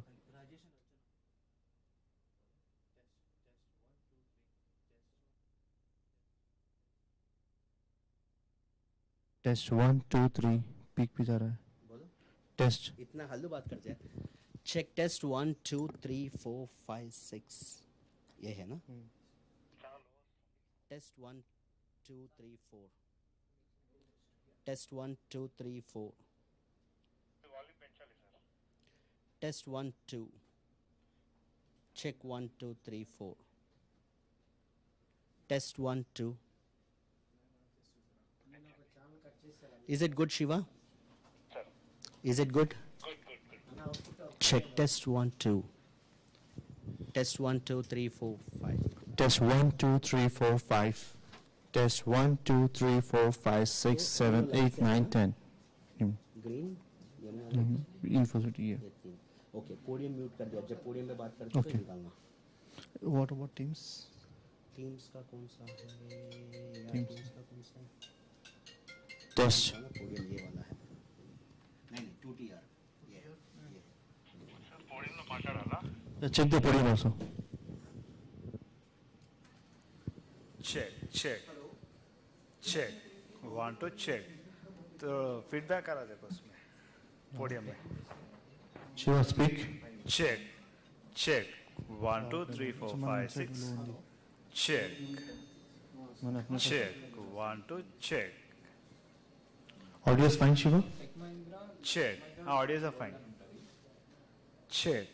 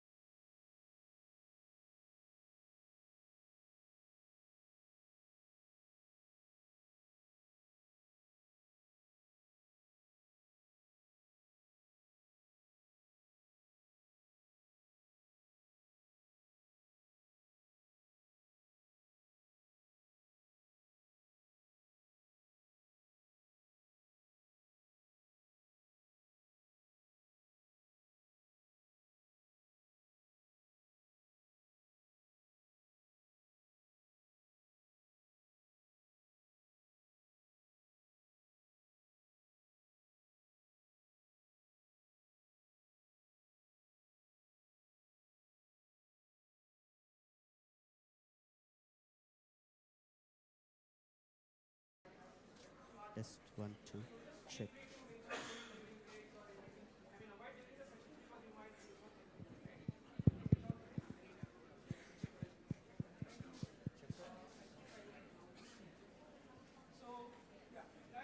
Test 1, 2.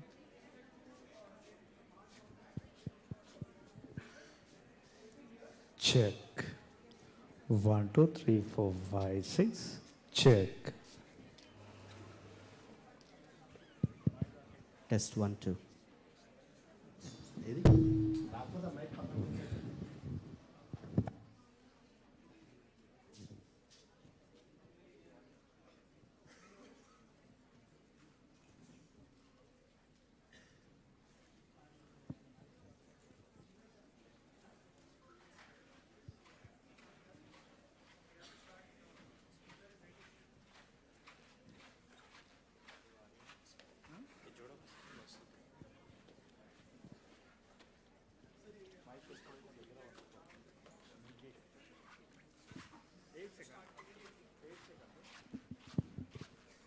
Check, check. 1, 2, 3, 4, 5, 6.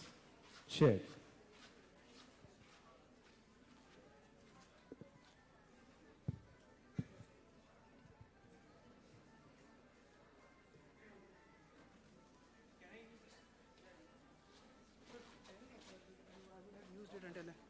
Yeah, hey guys, you had I think that short break went down for a few minutes extra. So I hope everybody has settled in. Guys, please settle in, please sit down. We'll start with the next session. Okay. Yeah, guys, please sit down. Thank you, thank you. We'll wait for you to sit down. Everybody else who are standing, please sit down.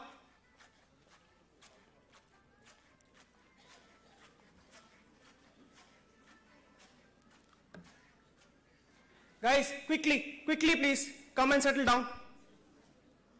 Okay, so let's begin with the next session. First of all, okay, ease up. It's a long day and we'll be having a lot of fun also, but right after this session. So make sure you note down the questions. We'll figure it out how to ask. We'll try to speak to the speaker directly, and if not, then we can send the message to him, the question to him in chat.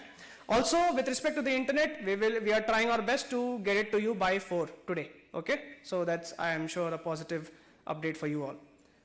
All right, so the next session is about blockchain oracles. By definition, guys, please settle down, please. Thank you, thank you. So I would request to not, please not to make a sound. It would be disturbing for other students. If you're speaking, please speak in a lower voice. All right, so by definition, blockchain oracles are very closed in nature, that don't access data in real world. I mean, I would love to speak more, but you wouldn't want to hear from me. You would want to hear from an expert who would be the best person to speak about it. For that, we have Mr. Sahil Sain from QuickNote. So let's give him a warm welcome, everybody. Thank you so much. Thank you, Sahil sir. Let's begin. Hey, thanks for the kind introduction, and I hope my screen is visible to everyone.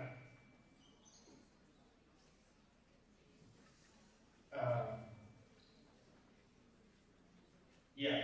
So just one information. Can anyone confirm that if my screen is visible? Yes, sir. We can. We can see the screen. We can see the presentation. Got it. Thank you so much. All right. So hi everyone. I am Sahil Sain from QuickNote. I work on the developer relations team of QuickNote. I help everyone getting started with Web3 and blockchain. So I also write a lot of tutorials on how to do this with blockchain, how to do that with blockchain, how to write smart contracts, and all that kind of stuff. So today, specifically, we will be talking about oracles, what are oracles, how are oracles used, and why do we need oracles, right? So before that, let's understand that what is the need of oracle? Why do we need this extra step or extra tech in our blockchain tech stack? So blockchain in general is a very closed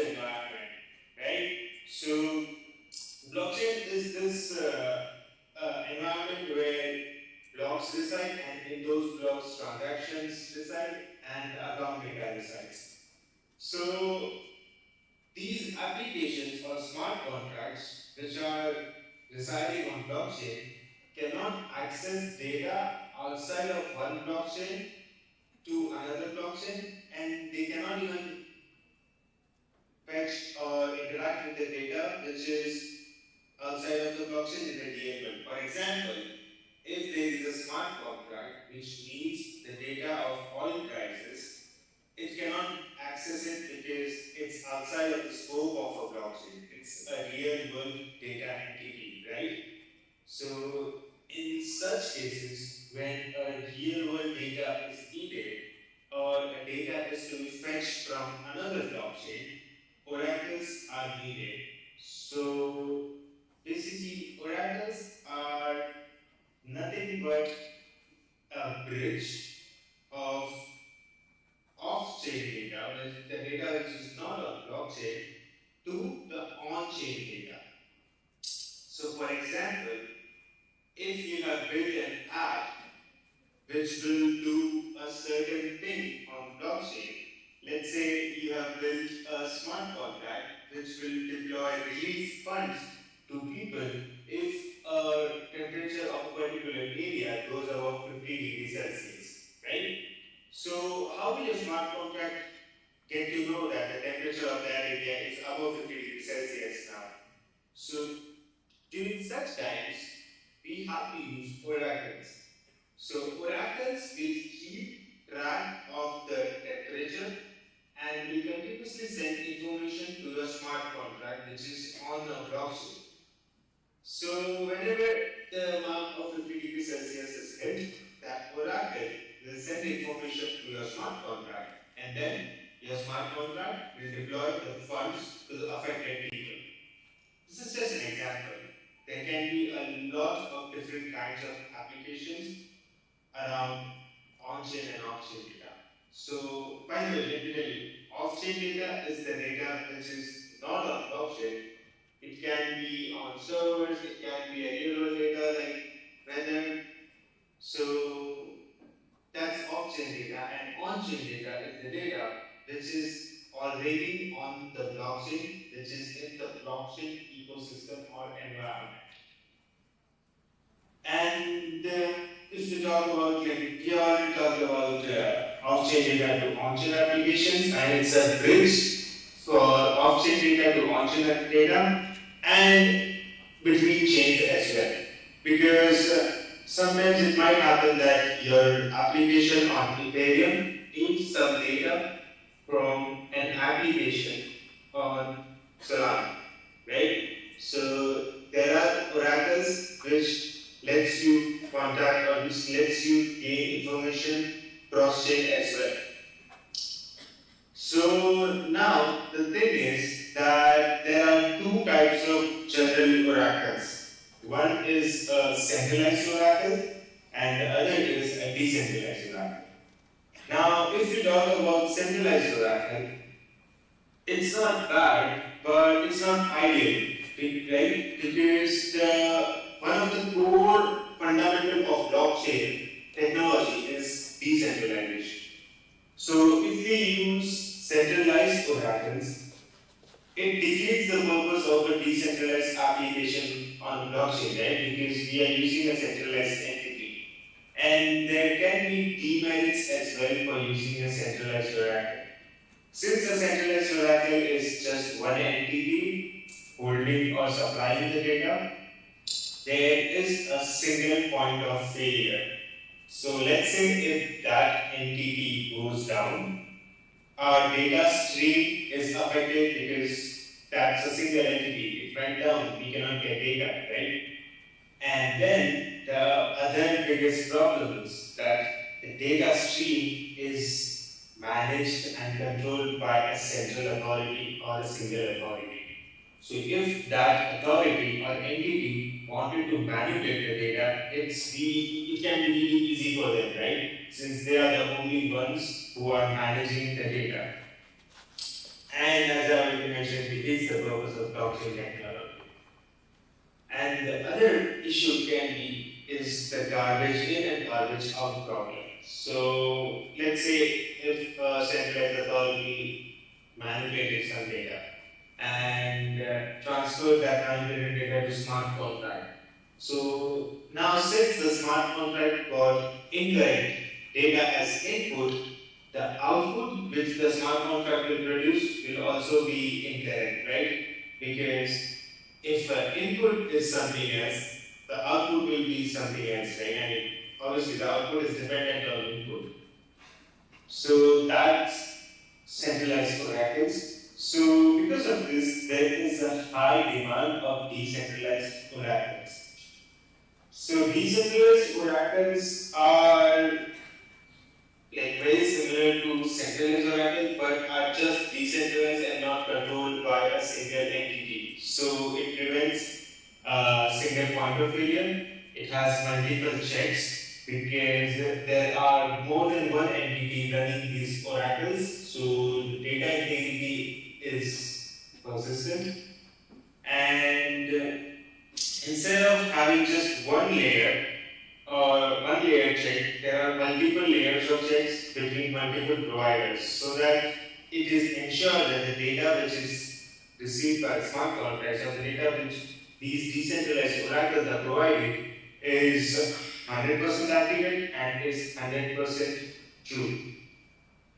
So that was like very basic idea of oracles. I mean, it's a very basic topic and it's very easy to learn. You can go to Chainlink. So there is this data provider or oracle provider called Chainlink. They are a decentralized oracle provider and the leading one in the industry. So to learn more about oracles or to learn development on oracles, you can go to their website. And now I will talk about the three subcategories of oracles. We have already talked about two main categories, which is centralized and decentralized oracles. And now we will be talking about the three subcategories of oracles. These oracles can be centralized as well and decentralized as well. So these are subcategories. So the first one is input oracles.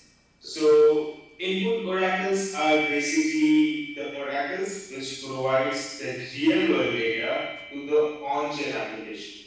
We also saw the application, right? And there can be an oracle which will provide the weather data to a smart contract. So this is an example of input oracle, which is taking a data set from the real world and providing it to the smart contract application on the blockchain. So this means that whenever smart contract takes input from an oracle, it's an input oracle. And then the output oracle it's say the opposite of the input oracle. In input oracle, smart contract is taking the input. In output oracle, smart contract is giving the output. So whenever output from a smart contract is to be transferred off-chain to an off-chain application, let's say a smart contract is giving you a calculation, and that calculation or order needs to be transferred off-chain to an off-chain application on a server. Those kind of oracles are called output oracles. Whenever a smart contract gives an output to a real-world entity. And then there are cross-chain oracles. So cross-chain oracles are nothing but the oracles which are used to transfer data between one blockchain environment to another blockchain environment. So Ethereum is one blockchain environment, Solana is another blockchain environment. Now, if Ethereum blockchain app and Solana blockchain app wants to talk to each other, such kind of oracle, which is cross-chain oracle, comes into place, and these oracles facilitates the transfer of data between two blockchains, or you can also call it cross-chain. So this was about off-chain data, like how your applications can interact or work with off-chain data, which is not on the blockchain. Now let's talk about on-chain data, like where and how can we get the data which is there on the blockchain. For that, we can use a service like Quicknote.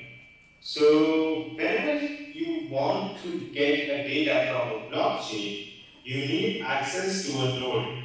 So nodes are just like you can imagine nodes as gateways to the blockchain.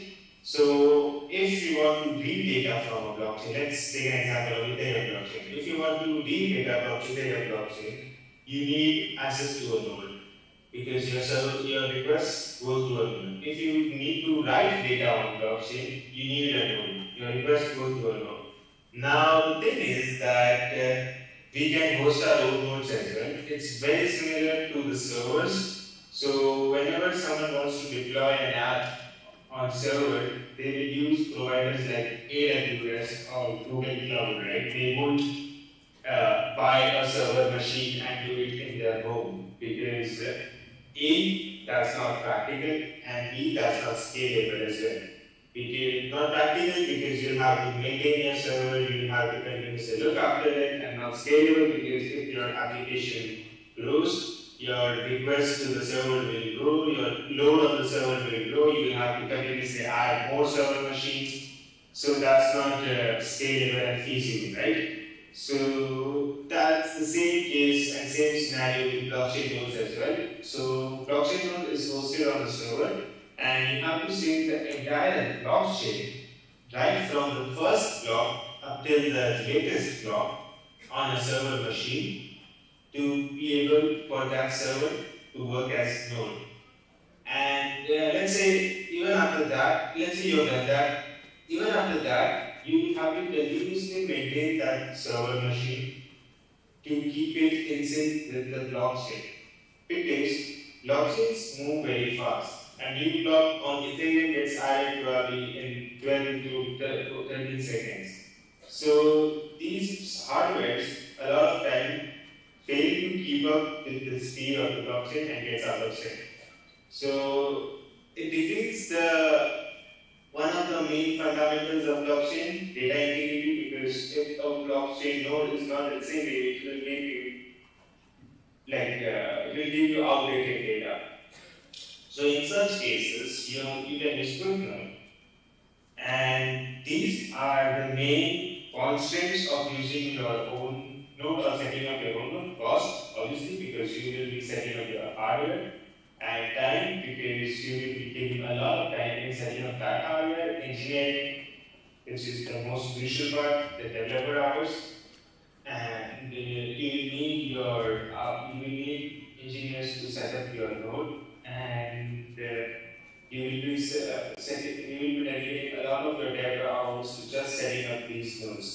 So instead of actually building a project or actually working on your project, you will be ending up dedicating a lot of your time in just working with nodes. But if you use QuickNode, you don't have to do any of that. You can just sign up on the QuickNode platform and get access to a fully synced node within clicks. You just have to create a node, and that's it.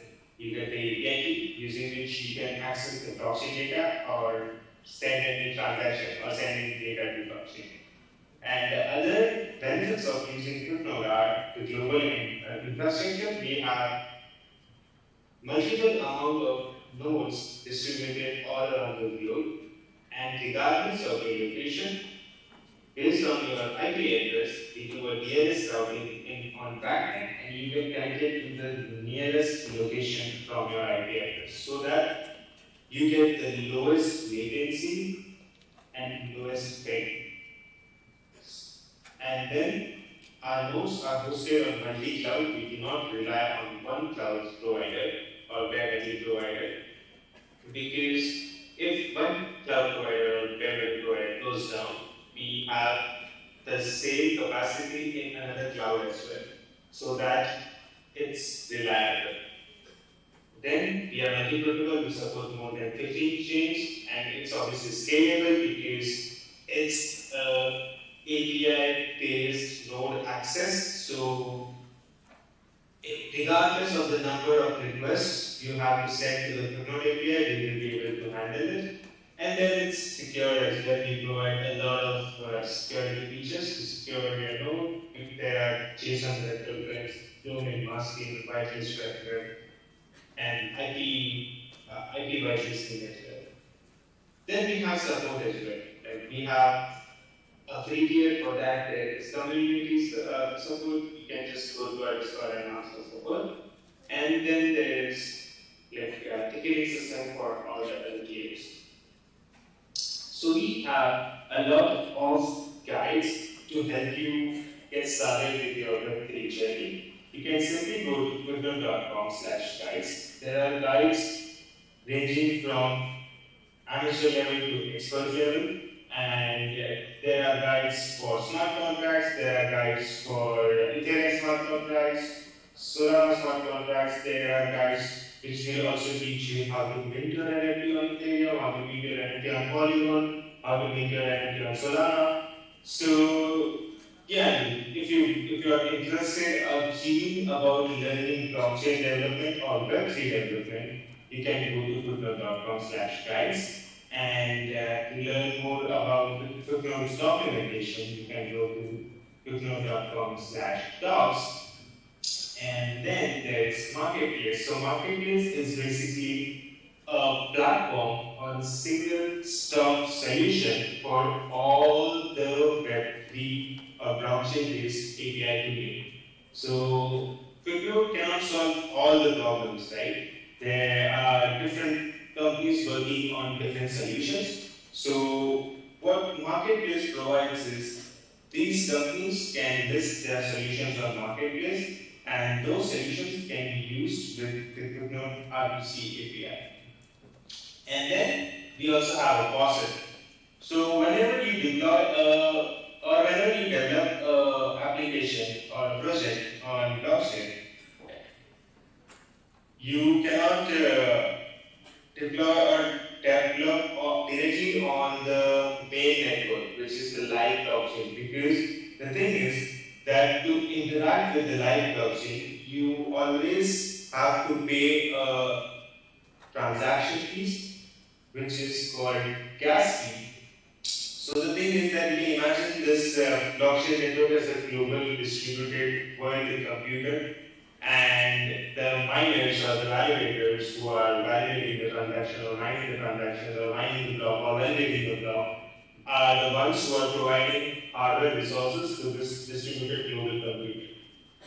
So whenever you write something on a blockchain network, you are using the resources of these nodes which miners or validators are providing. So obviously, if you are using some resources, you have to pay some fees, right? And to measure the amount of resources you are using or the amount of load you are putting on the blockchain, there is a unit to measure it called gas. And this gas is then, this gas is the unit of work or processing your query is doing on the blockchain network. And then there is a gas fee associated. So you pay the gas fee to use the resources, and then this gas fee is shared with the miners or validators of the networks. So that's the entire process. And if you develop on mainnet or the live blockchain, you'll have to pay the gas fee again and again for each interaction, each live interaction you do with the blockchain, which is not ideal, right, when you are just in the development phase. So then there is a development environment for each blockchain called testnet, where you don't use the actual token to pay the gas fee. Instead, you have test tokens to pay for the gas fee. So those test tokens can be demanded or can be retrieved from applications called faucets. And we have a faucet of our own. It's a multi-chain faucet, so you can simply go to faucet.footnote.com and you get test tokens for different blockchains. So Yes, this was me, and today we learned about oracles and then QuickNode. So oracles basically help you get data from off-chain applications or off-chain entities, and QuickNode gets you their data from on-chain applications or from the blockchain and for different blockchains. So if you have any questions or if you have any doubts or if you just want to know how to get started with Web3, this is my email address, sahil@google.com. And everyone can also reach out to me on Twitter if you have any doubt, SENSAHIL. So thank you everyone for listening and thank you everyone for being so patient with me. So this is me, and if you guys have, or if you folks have any questions at this moment, I'll ask the organizers to pass on those questions. Yes, sir. Thank you so much. Yeah. So, do we have questions here? Anyone? Yeah. What is the difference between the mainnet phase and testnet phase of any cryptocurrency?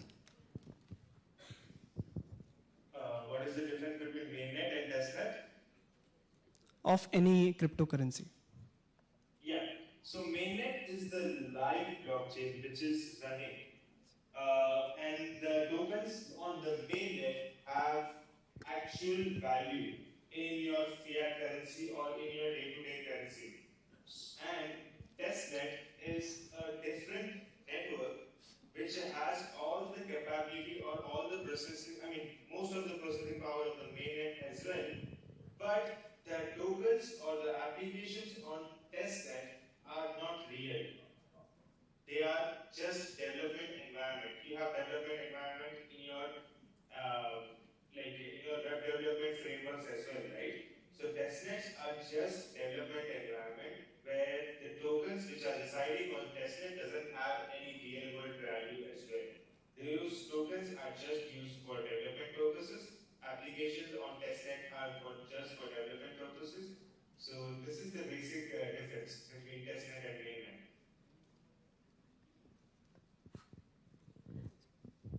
Yeah, thank you, Sahil. We have another question, please. How is blockchain Oracle is different from the Oracle database? How is blockchain? So, yeah, please go ahead. Yeah. So blockchain is a database of the transactions which we send, and the blockchain database. Blockchain is essentially a database, right? Yeah. Yes. So whatever the transactions are being shared in the blockchain, that data is stored in a block, and then that block is mined. So that's the basic concept of a blockchain, and the data which is stored on blockchain is just the data from the blockchain and of the blockchain. So it's just the data of that closed environment.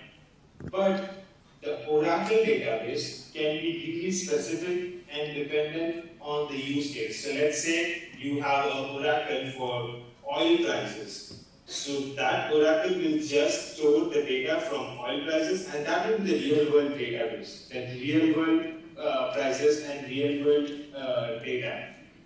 As opposed to blockchain data, which is just the data about that closed environment, about the blockchain, but Oracle data can be data from the real world entity. So I hope that clears the point. Yeah, thank you for clarifying that, sir. We'll take one last question due to time restriction. Please go ahead. Hi, sir. I'm Akshay, and I have a question. How is Output Oracle different from QuickNode? Because both are used to retrieve the data on block. Yeah, right. So QuickNode is a node provider, right? So QuickNode offers you an entire node using which you can get any kind of data from blockchain, be it transaction data, be it smart contract data, be it block data, be it account data. So Output Oracles just gives output from smart contract, and then that output from smart contract is received by an external or real world entity to make some changes to a real world entity. So let's say there is a smart contract deployed by a bank which says that if a particular condition is met, that smart contract will send a notification to a bank to do a deposit or credit from someone's account. So output oracles just take information from smart contracts, and these are just like webhooks or can be triggered on certain events. But QuickNode is a node provider, and it gives you access to entire blockchain node, using which you can get all the information which is there on the blockchain, not just the information which is being emitted by smart contract. All right, thank you so much, sir. I am sure we had a very insightful overview on blockchain oracles, and I am sure students would be looking forward to read upon it more to get more clarity. And of course, you guys can reach out to Mr. Sahil on his social handles. We will be communicating the same with you in case you missed that. Thank you so much, sir. Once again, it was lovely to have you. Looking forward to work with you again. Thank you so much. Thank you for taking all the time. Guys, please, huge round of applause for Mr. Sahil. Thank you so much for having me. Appreciate it, sir. Thank you. Okay, guys, do we need another break? Yeah?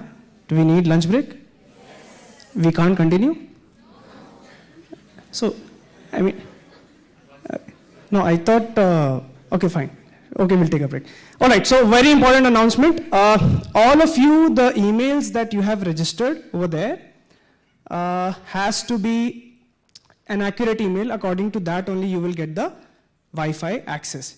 So if somebody has fidgeted with that, have given a wrong email, you will have to go back and correct it out. All right?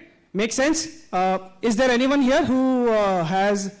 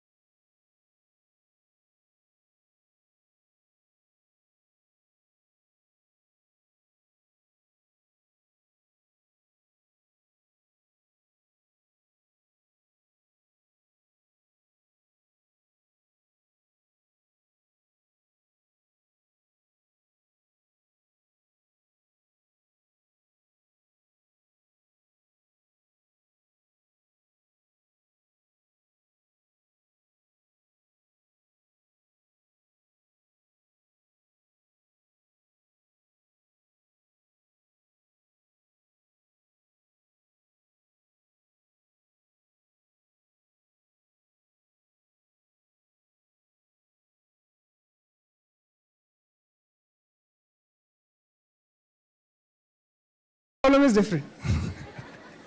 Life problem has to be different.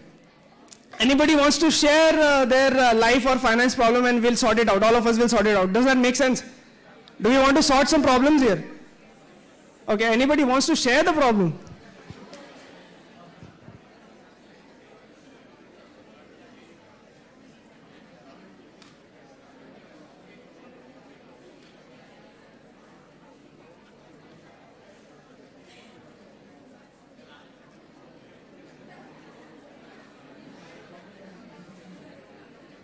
Okay. Okay, I think we have one problem, but before I come to my problem, I want to take your problem. Anybody wants to share their problem there, you know, somebody else's problem? No, right? We can just move on. Yeah. Why would we share over here in front of 300 students and maybe outside to a couple of 100 students watching us? Yeah, so one important notice, disclaimer to all of us here. All of you are ready to join all the 7 days, right? I want to feel it that this room will see your faces every day. Yes. Also, I want to see your hands while you are shouting, yes. I see. Oh, no, you don't want to join us? All right, at 3. Okay, 1, 2, 3. Yes. I just should say the Bharat Mata ki Jai.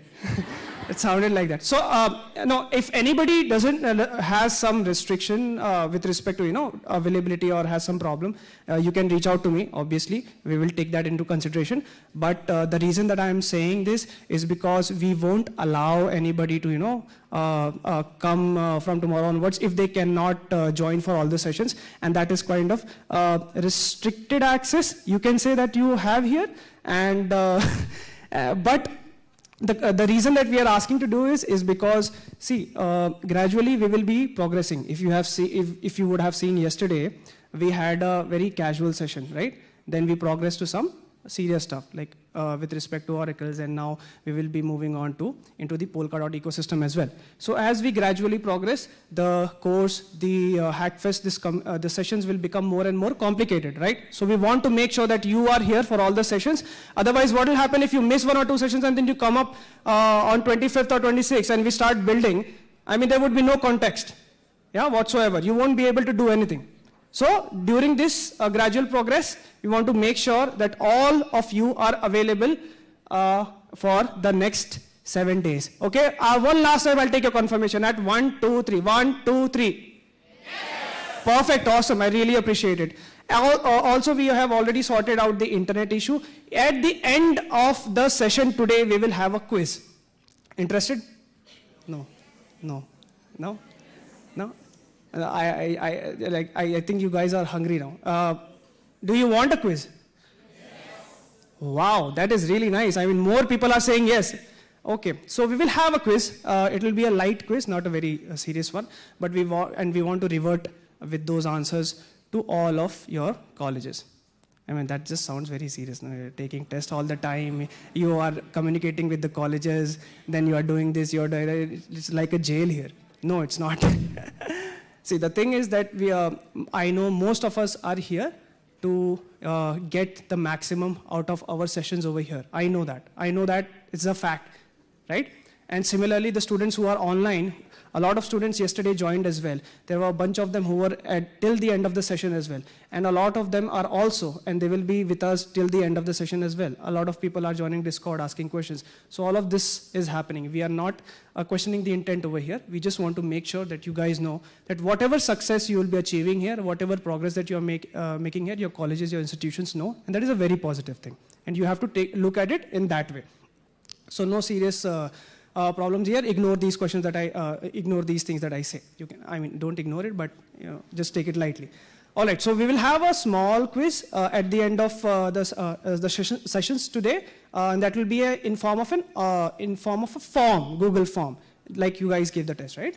So we will have the idea who has attended what. At that time, I would request, just don't speak too much on the left and right. Just look straight and finish it up.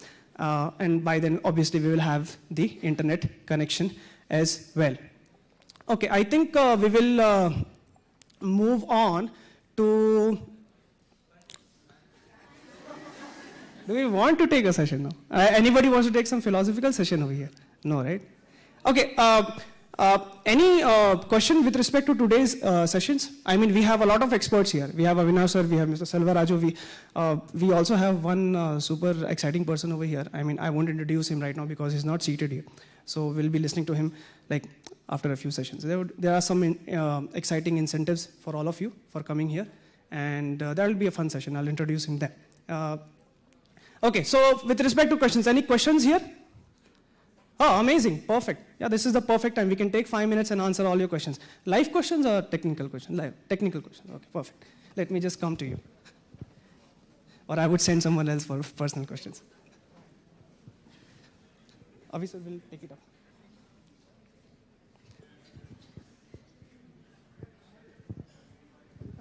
So we know that the data cannot be deleted from a blockchain, right? So what happens to all that data, where it is stored? So every storage is used up, right? So we know that. So what happens to all that data which is stored and all?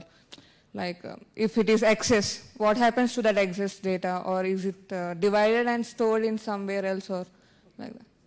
Yeah. So before Avi sir answers that and gives you the lot of context with respect to that question, anybody wants to take this question and answer over here? Any student? All right. Yeah, Avi sir, please. What's your name? Srinita, the question she's asking is, can that data be deleted or split and stored into something else. So once data goes into the chain, it cannot be deleted. It's the only question is it grows. The chain grows. So there is a blockchain where we say chain of blocks. Every transaction you post, it gets recorded. And once the block which contains the transactions is over, a new block is generated and it's linked with the hashes. So the hash of the chain is linked with the hashes and the transactions are posted and the chain grows with next block. Every block contains a lot of transactions. It's all, so when you set up the network on your system or on a server or wherever, that's where the hashes of that data is stored. You cannot store huge video files, huge images. You cannot store blockchain on the data. I think somebody was asking about storing the data on the blockchain. Heavy data, machine learning, all that is very, very limited because the data which is stored is very limited. You can store the images, lot of data on a separate server and hash that data, store that hash on the blockchain. So the performance is also maintained, there's consistency maintained on the blocks. So all of this big data, your approvals, your documents, your ledgers, all of that is stored separately. And the hash of that, encrypted value of that is stored on the chain. Yes, you can validate the data.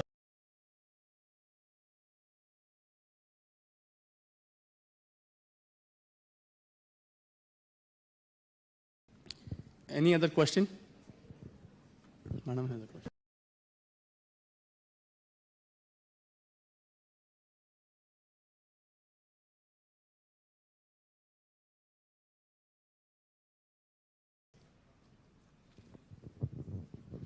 So again, it's not a database, it's a medium of communication. So if like the earlier session he was talking about how you interact with outside data, let's say you want to record a weather, like how much is the weather and the data for stock market or your exchange prices or your currency prices. So oracles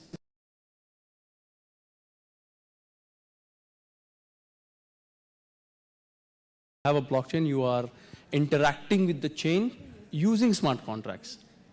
So if it's a chain, let's say it's Ethereum blockchain. You transactions or you want to post transactions, you use smart contract and each smart contract is like a series of functions. Read function, write function, all of that like we will see going forward when we interact with, let's say an example of Polkadot ecosystem where you are creating function, you are interacting with the blockchain, how you interact with the blockchain, how the data is posted, how it is read from the testnet to mainnet, like test environment to mainnet production environments and stuff. So interaction with the blockchain is done using smart contracts. Yeah, Avi sir, I think we have a last one. We'll take one last question. Yeah. Yeah. So as you mentioned before, like someone asked about the database, like it cannot go for the further or extended because of AI ML. You can't store a lot of database on the blockchain, right? So right now we are actually like try to integrating metaverse with the blockchain. Like there is this concept upcoming up, right? So how is going to blockchain handle it when we can't store a large databases on it? Because as the future goes on, there'll be a lot of data which we have supposed to handle it, and that's the future, right? Data is the future. So how do you think blockchain is going to handle that when it can't go for the limitations like it has in AI and ML? So again, these are separate topics. Metaverse is one topic, AI, ML is one topic, right? So let's take an example of a metaverse. I'll give you an example. There are companies like Decentraland, for example. There is a metaverse which has a virtual environment. Now, all of that data is not going on the blockchain. Whatever events are happening on the chain or in the metaverse are captured. For example, there is a very strong linkage between NFTs, how the NFTs, let's say you have an avatar in your metaverse. I suggest there is a movie called Ready Player One. Okay, people should watch it. It talks about how virtual environments are linked to offline environments. So you have these headsets, you have all of these physical handsets, AR and VR. So that's nothing to do with the blockchain.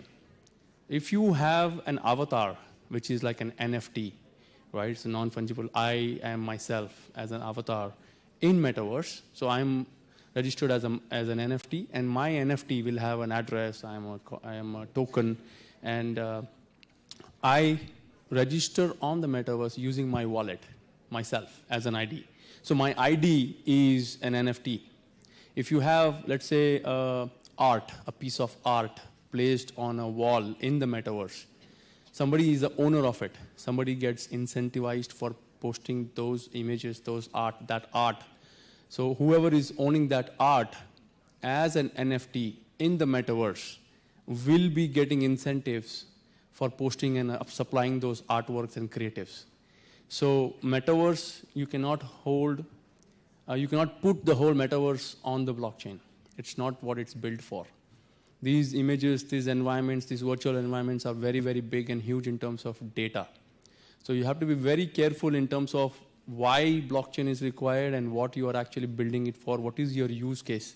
If you're building your final year semester projects and if you are saying that I want to build this use case for supply chain, I want to use it for something to do with linking into metaverse, you cannot build the metaverse just like that. And it doesn't go on the blockchain. Once the environment is built, a virtual environment is built, you can participate and contribute by creating NFTs, by creating avatars, by having people create their own avatars, and then participate on the blockchain, participate in the metaverse by providing your avatars or creatives or artwork as NFTs. And those NFTs or anything that, let's say Facebook is creating, Meta is creating a metaverse, right? And they're saying people who want to participate in it, they have a protocol and they have a process of how you can participate in this platform. And if you have I'll make it quick, but to answer that question, metaverse is not blockchain. You can participate in it. Heavy data requirements, heavy AI, ML requirements have to be consolidated, aggregated, and then put those hashes on the blockchain. So we can certainly catch up offline if there are any specific further questions. I am sure there are many. So guys, Avi sir will be here. Please reach out to him and you can pick his brain. I mean, don't leave him. So now we will break the session for another session, which will be... Well, there is a question here. People who are getting registered for the internet access, we are using the same email address which is being used at the time of registration. Did we announce that already? Yeah, we have. Okay. That's okay, but we can reiterate the same point. Yeah, it is the same ID. Same ID. Whatever we have. Yeah, so guys, I'll reiterate that what Avinash sir is saying. So we want to make sure to get internet access, your registered email IDs have to be, you all have access to the same IDs, right? Yes. All of you? Yes. If you don't,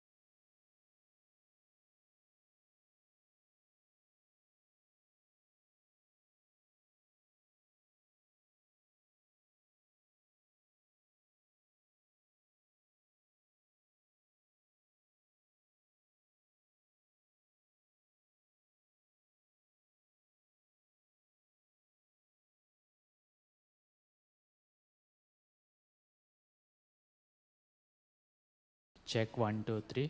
Check. Mic check 1, 2, 3, 4, 5, 6.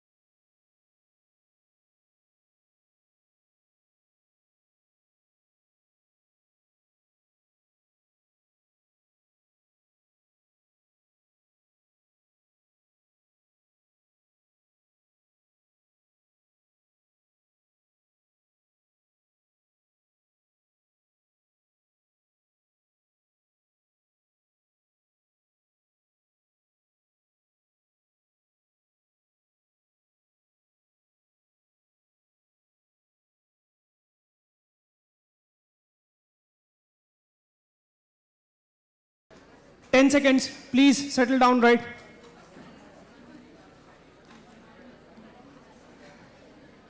Come on, guys, quickly, please. Thank you. Please settle down. Guys, requesting you to take your seats. Yeah, okay, great. So, yeah, Sneha and Radha, are we audible? Yeah, I'm ready. Yeah, am I audible, Sneha? Can you just check? Yes. Okay, perfect, awesome. So, guys, today, right now, we will move on to our one of the most interesting sessions that we will have. Guys, I think there's some requesting the tech team to just sort it out, please, and give a go ahead. All right. Yeah, okay, perfect. So, right now we will now move on to our next session, which is basically Polkadot architecture overview. And for that, to speak on that subject, we have Mr. Radhakrishna Dasari. Radhakrishna has been has joined in with IBC for multiple sessions, and he is one of the persons who will make the most complex of content and explain it in the simplest of forms. Requesting everyone to please sit down right now. Thank you. Right now, please. There's a lot of sound and we won't be able to start the session. Thank you.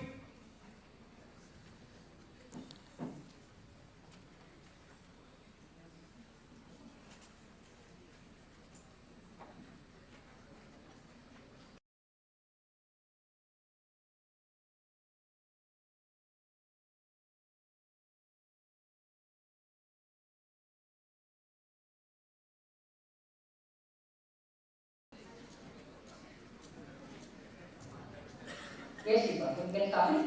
Yeah, perfect. Now we are audible, right? Confirming once again. Yeah, awesome. Radha, first of all, really sorry for, some of the students took some time and there were a lot of Q&As. So yeah, that just got a little postponed. But we really appreciate the fact that you stayed on and, took out the time to come here. So guys, I'll introduce the subject once again. We are going to speak about Polkadot architecture overview. And for that, we have one of the most valuable speakers with IBC Media, that is Mr. Radhakrishna Dasari, who is from the Web3 Foundation. Radha has already held multiple sessions with us, so you are going to really take this session and focus on it, because Radha is a person who is going to explain the most complex things in the simplest of manner. So I think this is going to be a fun session for you. Radha, it is really nice to have you again with us, and looking forward to your session. Would appreciate if you can start right now. Thank you so much. Sure. Let's get started.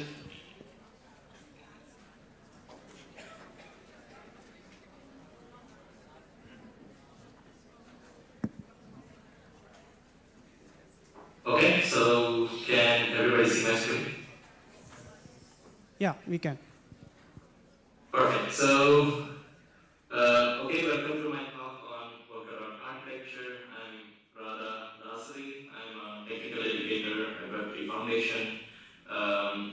So I know that you just had lunch, so I hope you're ready for what I'm going to teach now. So I'll give a very high-level overview of what Polkadot is. I'll go a little bit into technical depth on a few concepts, and then finally we'll have a Q&A session where you can ask me some questions. Alright, so let's get started. And so I've seen your schedule for yesterday and today.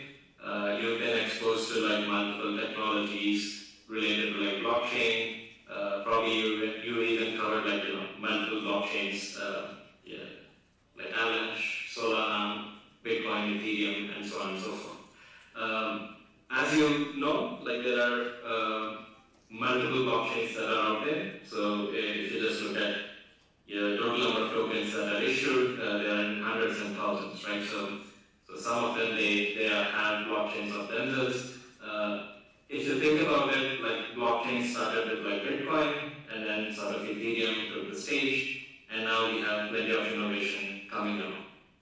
So all those blockchains that were, created like much before, they were all like standalone, chains.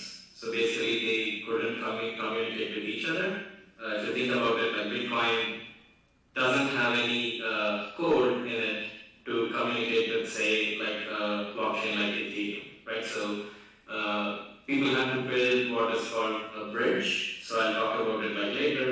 So these bridges have their own problems. But anyway, so those blockchains were never meant to like talk to each other. And the other thing is they have like a fixed code, right? So they can only do this much, and they won't be able to scale to accept a lot of new users onto the blockchain framework. One of the solutions people come up with is like some scaling solutions that exist outside the blockchain. But again, like that won't have the same level of security as the blockchain itself.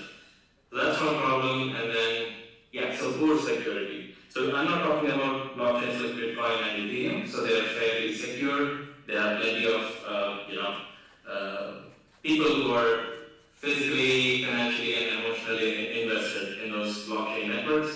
That sort of gives them a lot of security. But there are other lists of like blockchains out there which don't have as much, security, invested in them. So it's easy to manipulate those blockchains.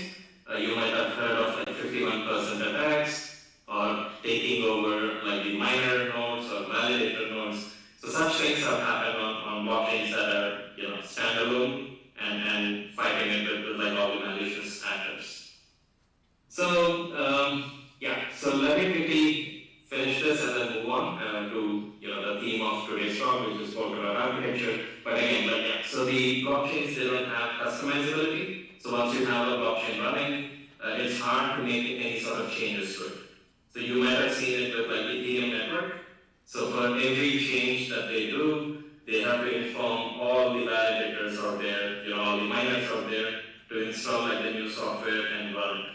Which if they don't do, it's going to result in like forking, which is what I have here. Like if you want to upgrade an existing blockchain network, it's a big task to take over. And also like poor governance, like this is an issue too, because blockchains are more or less like states or countries, right? So you have participants, you have like people who are actually putting stuff on blockchain, they want to organize even their livelihood, like what blockchains have to offer. So it's more or less like a state or a country with some kind of governance. Every participant should be able to, have their say in what happens on the blockchain network to some extent. So it's important aspect as well. So Polkadot sort of takes all of these challenges into account and then proposes a few solutions for these challenges. So I'm not saying these are like the perfect solutions, but they're in the right direction. So, so one thing you have to understand is you might have heard about all this Web3 hype, or for now people say it's just hype, but it is actually the vision of Web3 itself is based on like trustlessness. You want to be able to put your stuff out there without having to trust any sort of central authority. So, and that you can't just do it on a single blockchain. And the reason for that is this thing. So one size fits all. It's not actually true. We are all unique in our own way. There are so many unique use cases out there. A single solution won't, cater to all the blockchain use cases that are out there. So, so Web3 definitely it depends on openness and interoperability. So you have like multiple blockchain solutions that are running on their own, but still they should be able to talk to each other. So this is what like Polkadot focuses on. So what it does is, so I have a technical definition here. I'll explain it in simple terms like later on. So Polkadot is a heterogeneous, multi-chain protocol, meaning if you think of this as like the Polkadot blockchain. So you have all these individual blocks here. So these are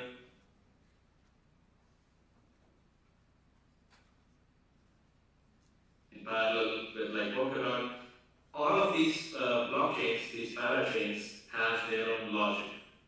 Okay, so one thing can be used for like gaming, one thing can be used for like decentralized finance, one thing could be networking. So every block, so if you check it, so there are a bunch of transactions that have been broadcasted over the network. Anyway, so I hope that gave you a good idea of what Polkadot network is. So it's comprised of these multiple nodes, and as you can see, you also have like other blockchains nodes listed as there as well. Like in telemetry, you can actually see blockchain nodes of other parachains in the Polkadot ecosystem. And you can't, set aside Kusama from Polkadot because anything that happens on Polkadot, it has to be first tested on a testnet, but testing it on testnet might not expose like all the problems with the blockchain network, right? So because blockchain network is always adversarial, it's public, everybody wants to take advantage of it, and you might want to test out your application logic in a real world scenario where some economics is involved. So that's why Polkadot has what's called a canary network. So canary bird is something people used to take into coal mines, like back in the day. Just to in seconds, like a new block is being produced, and then Polkadot network. So as you can see, there are 15 million blocks when compared to Polkadot's 13 million blocks, because Kusama network started first. People have been testing on Kusama for a while, and only when they were confident, they started like Polkadot, and every new feature that Polkadot has is going to be tested on Kusama first, and only when it works properly, it gets to Polkadot. A recent example is like governance. Like I mentioned to you, governance is like one of the key aspects of a blockchain network. So you see that plenty of new features have been added to governance right here. So all of these will be tested on Kusama, and then as you let me show the governance right here. So on Polkadot, you don't have all those features enabled yet. So only when people are satisfied with its performance on Kusama, they'll sort of like include that in Polkadot. Alright. Yeah, so I showed Kusama network to you like live. It's very similar to Polkadot, only that it's very blockchain developer friendly. The entry barrier is lesser. Even the network parameters, they are very quick. They help the blockchain developers rapidly sort of innovate. And just like Polkadot, you even have like parachains on Kusama. So I think right now there are about like 40 parachains that are live on Kusama. So you as a blockchain developer, what you do is you build a blockchain. You first want to deploy it on Kusama as a parachain, see how things are working. If things are working very well with your blockchain, you could actually bid for a slot on Polkadot and create like a sister network on Polkadot. So everything that is tested on the parachain on Kusama, you can deploy it on Polkadot and enjoy Polkadot's high-level security as well as reliability. Yeah, so for every single problem that I mentioned earlier, Polkadot sort of offers a solution. So it connects the network together. What we call HCM, it's like cross-consensus like messaging format. It sort of lets you talk to these individual parachains seamlessly. Plenty of scope for improving like the scaling of the network and the problem of transactions it can handle. The industry-leading security, I'm not just putting words out there. I can actually prove to you that every single parachain is secured by the entire Polkadot's network security. And if you haven't been introduced to these terms already, Polkadot does not use proof of work like Bitcoin. It uses proof of stake. So people actually pawn their dots. Dot is the token of Polkadot on validators who reliably execute the network software, and that's how the security of the network is derived from. Alright, so it also enables like custom-made applications to be deployed on the blockchain. So this will be the theme of the next talk, which is Polkadot development environment setup.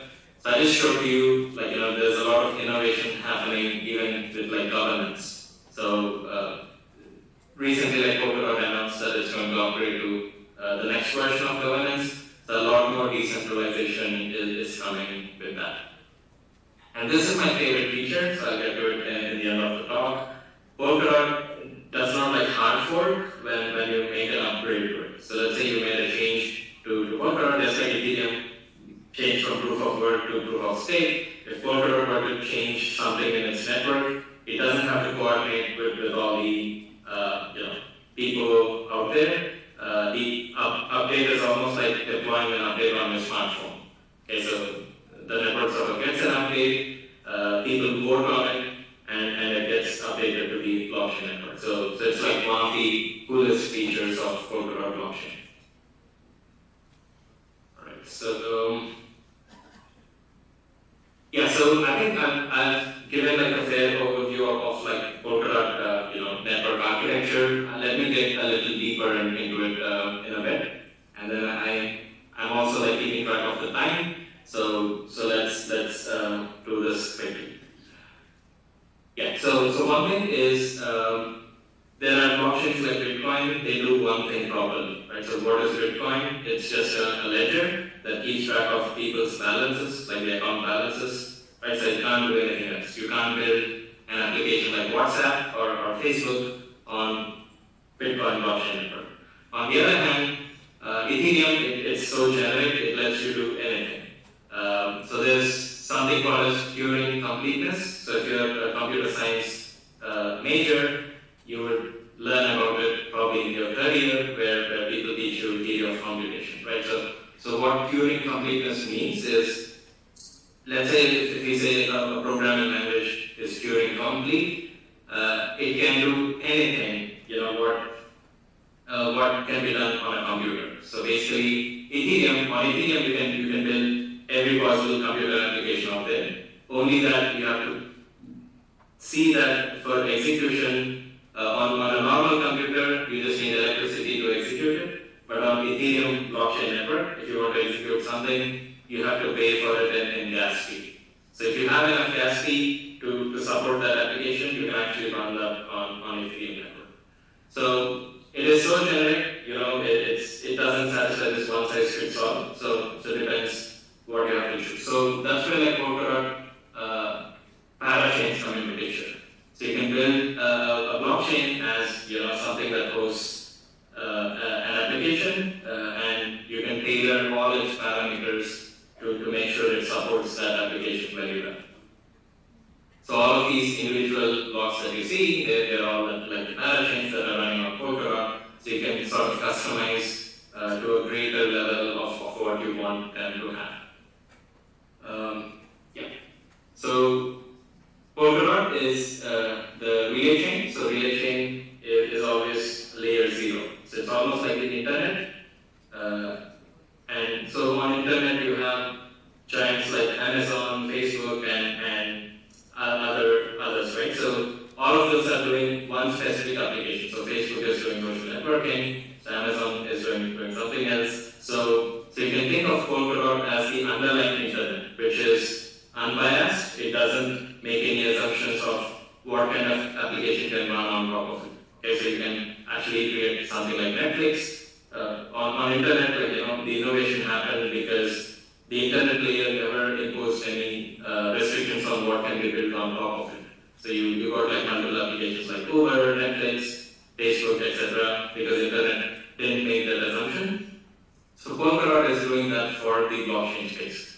So here, the job of Polkadot is to just let these blockchains run on top of it. They give the rules of their own blockchain. The rules are sort of validated against the transactions that happen within them. So that way, there's no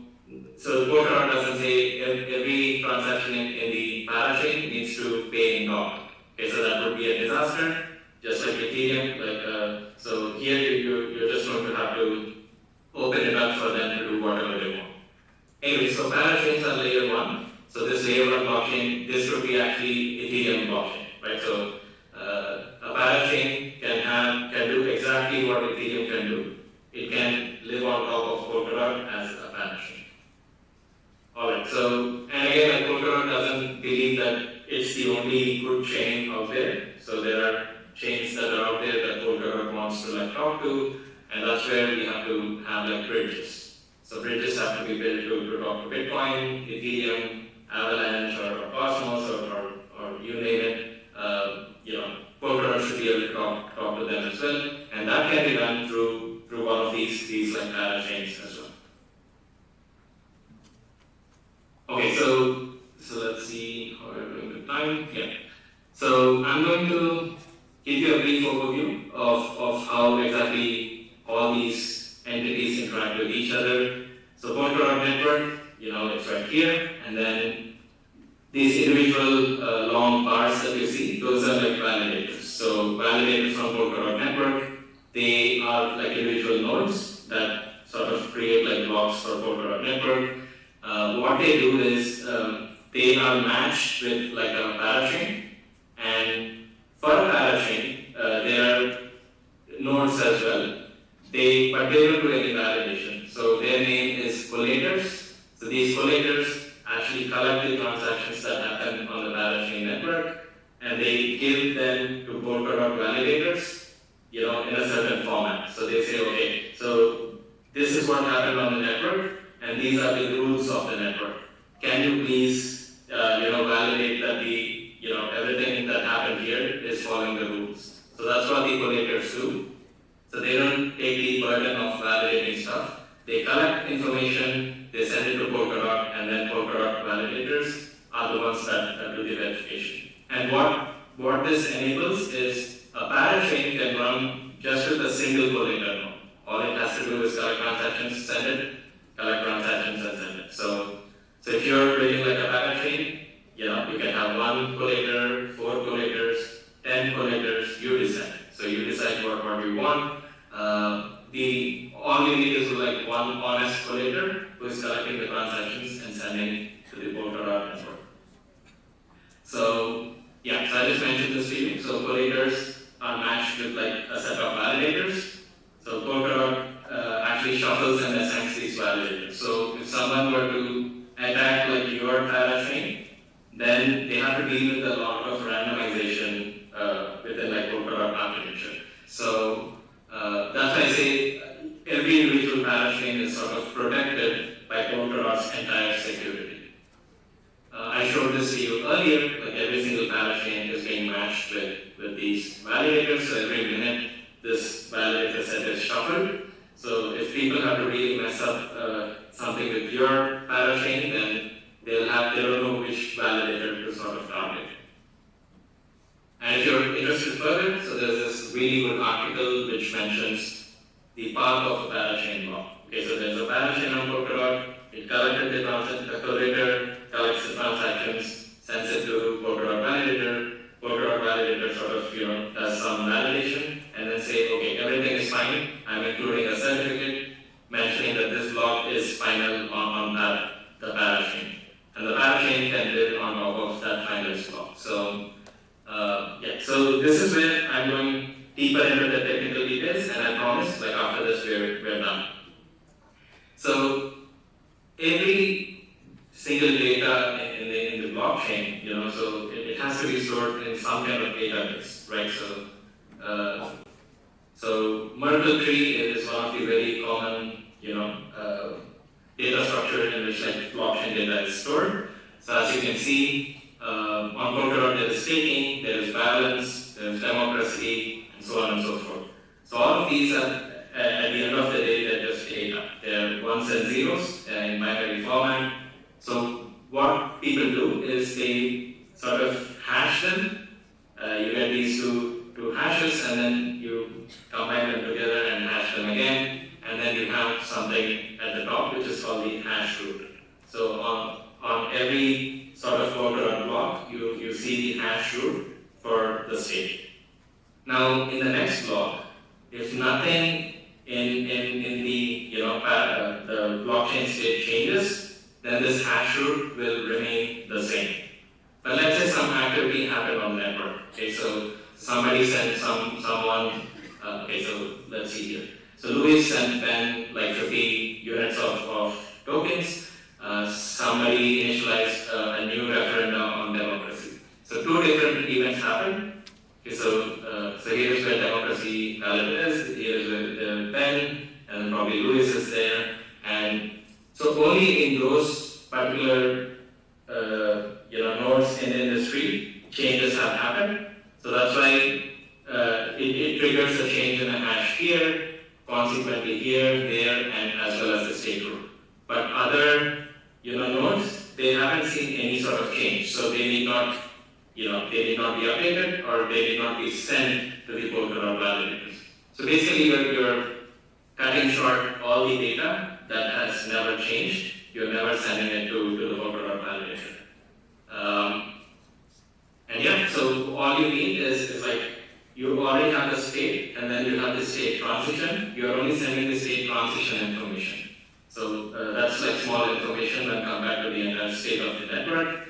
And yeah, so that is what goes to like Polkadot validators. So they validate it and then say, okay, all the state transitions that happened here, so they are adhering to the rules of the parachain. So that's exactly how those blockchain networks that sort of integrate with like Polkadot and also like talk to each other.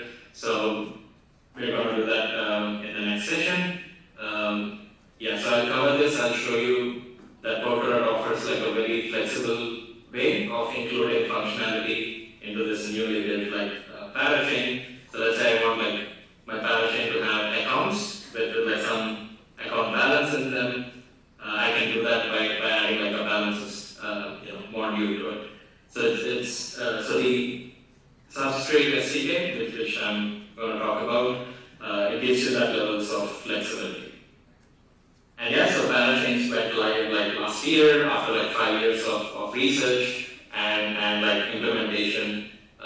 They're all beautifully like running on top of like Polkadot, producing blocks, sending blocks to the Polkadot validators, and sort of they are getting included in there. Yeah, so with that, I'll probably stop and I'll end this with one more visualization. So I mentioned to you that one of the main things about like Polkadot is that you have these parachains, right? So that talk to each other. So here is like an XCM dashboard. So XCM means like cross consensus messaging format. It's something unique to Polkadot. There are already so many transfers that have happened between like multiple parachains. So you can actually see them in real time as well. People sending from one parachain to the other, some kind of like assets, and all of this is sort of happening. And I can actually go to the last part. Yeah. So I mentioned about the bridge security, right? So bridge security is a very big issue in the blockchain space right now. A lot of hacks, a lot of multi-billion-dollar hacks are happening because people are not standardizing the way in which like blockchains talk to each other. So that's exactly what XCM solves, because every single line of code that enables Polkadot, parachains to talk to each other, it is audited at several different levels. And at the protocol level, people will not be able to find vulnerabilities or like be able to like hack it further. So that's exactly what's happening. And also I mentioned about like the upgradability feature of Polkadot, right? So you can think of like Polkadot network as you can start your blockchain project like this, and then over time you can upgrade it to this. You can also think like you have a car, like a Tesla car, which constantly keeps like upgrading itself through like the app dashboard, right? So that's possible, and the reason it is possible is because the state transition function, like the actual functionality of Polkadot, that is inside the blockchain itself. Like every single block contains like the logic with which the next block should be created. So what happens is when we make an upgrade, so what we are doing in this block is to set the code. So let's say the code was to convert like one thing into the other, you change it to do something else and deploy that code in this particular block. And that code is sort of used to produce the next block. And all of this blockchain, it is downloaded by the all validators on the network, so they don't have to do separate installation to be able to run this network. So that's like the very innovative way of keeping things intact. So there's also talk about like the post-quantum computing, like let's say quantum computers come into existence and then they break all the cryptography assumptions that we had. How does like Polkadot handle it? So there's like post-quantum cryptography research that is happening. So let's say we know about the threat that this is going to happen, then Polkadot will sort of enable that sort of upgrade on the network and sort of be resistant to attacks like that. But yeah, so with that I sort of end the session for now. I'm open for questions. Hi Radha, can you hear me?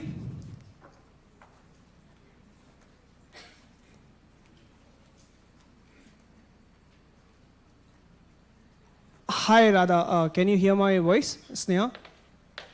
Yes. Yeah, awesome. So first of all, thank you. That was so informative, and I'm sure there would be some questions from students. So before that, I would want all of us to give a huge round of applause for an amazing session here. And before I move on to questions, Radha, I actually have a personal question that I think all of the students would have. And because you have taken so many sessions with IBC already, so I kind of wanted the students to have a gist about it. As a developer in the Web3 and the blockchain world, and in Polkadot especially, what is your take and what is your suggestion for the students who are in the second or third or fourth year of graduation, and how they should plan their plan their interest, and how should they work upon building the knowledge and also testing that knowledge in which would be the perfect way to do that? Which would be the good way to progress in this industry? Sure, definitely. So one thing is so let me step back and then see say like the general motivations to be involved in this space, right? So one, it is you really have a vision, like think about some real world problems. So think about like land fraud that happens, right? So the same land piece gets sold for multiple people, and people realize that after buying that, okay, this land has already been sold to someone else or whatever. So that's one use case that can be really benefited from being on like a blockchain space, because everything on a blockchain is sort of set in stone. You can verify that a piece of land has an owner, and then be wary of like buying that second time or whatever. So the idea is that let the vision sort of drive you. Think of like what applications benefit from that level of transparency, that level of like reliability. All of this, what is Web3 is the vision of Web3 is that like, to make things open, transparent, and verifiable. So let the vision drive you, and then you're going to look for the solution that enables that vision, right? So that's one way of going about it. The other way is like you are already sold on the vision of Web3, and you just want to contribute to it somehow, right? So that's when you would see the existing projects in the ecosystem in Web3 in general. So there are plenty of like blockchain networks out there, each moving with a set of ideas and every. So for now, I know that you're going to learn Rust like after like my sessions.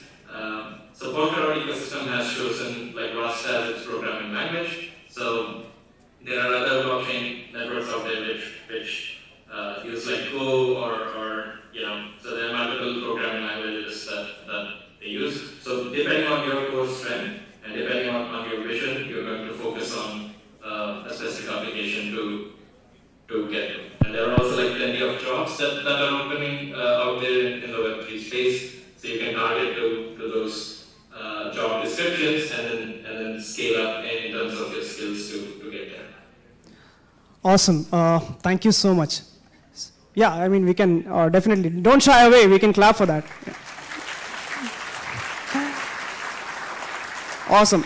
So, guys, we will be having another session with Radha, but before we move on to that, I would request if you all have any questions.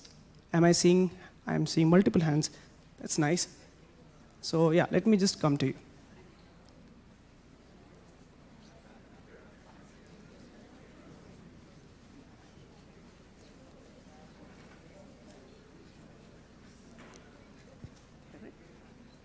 Yeah, just before I pass on the mic, Radha, can you just confirm if we are audible? Yeah, perfect, awesome, yeah. Okay, in Polkadot we have, there was a discussion about validators, right? So is there a minimum number of validators, or it can have any number of validations like in that? Or if there is a minimum, what happens if there are less than minimum validators? Yeah, that's a really good question. So I'll take some time to sort of show you exactly how it works. Let's go to network and then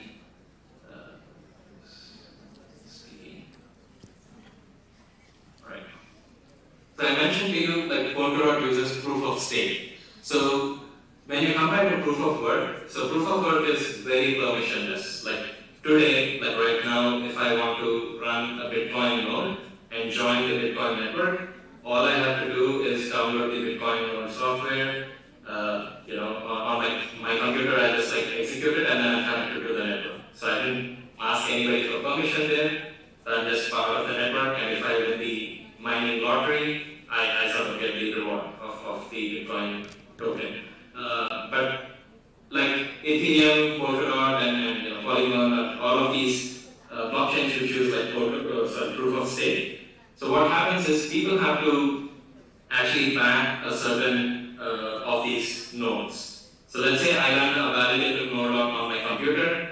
It connects to the network, but it won't be producing blocks for the network, right? So to give that privilege of producing blocks for the network, you have, on Polkadot you have like 297 validator nodes that are enabled, and on, let's go to like Kusama. Let me move this ahead.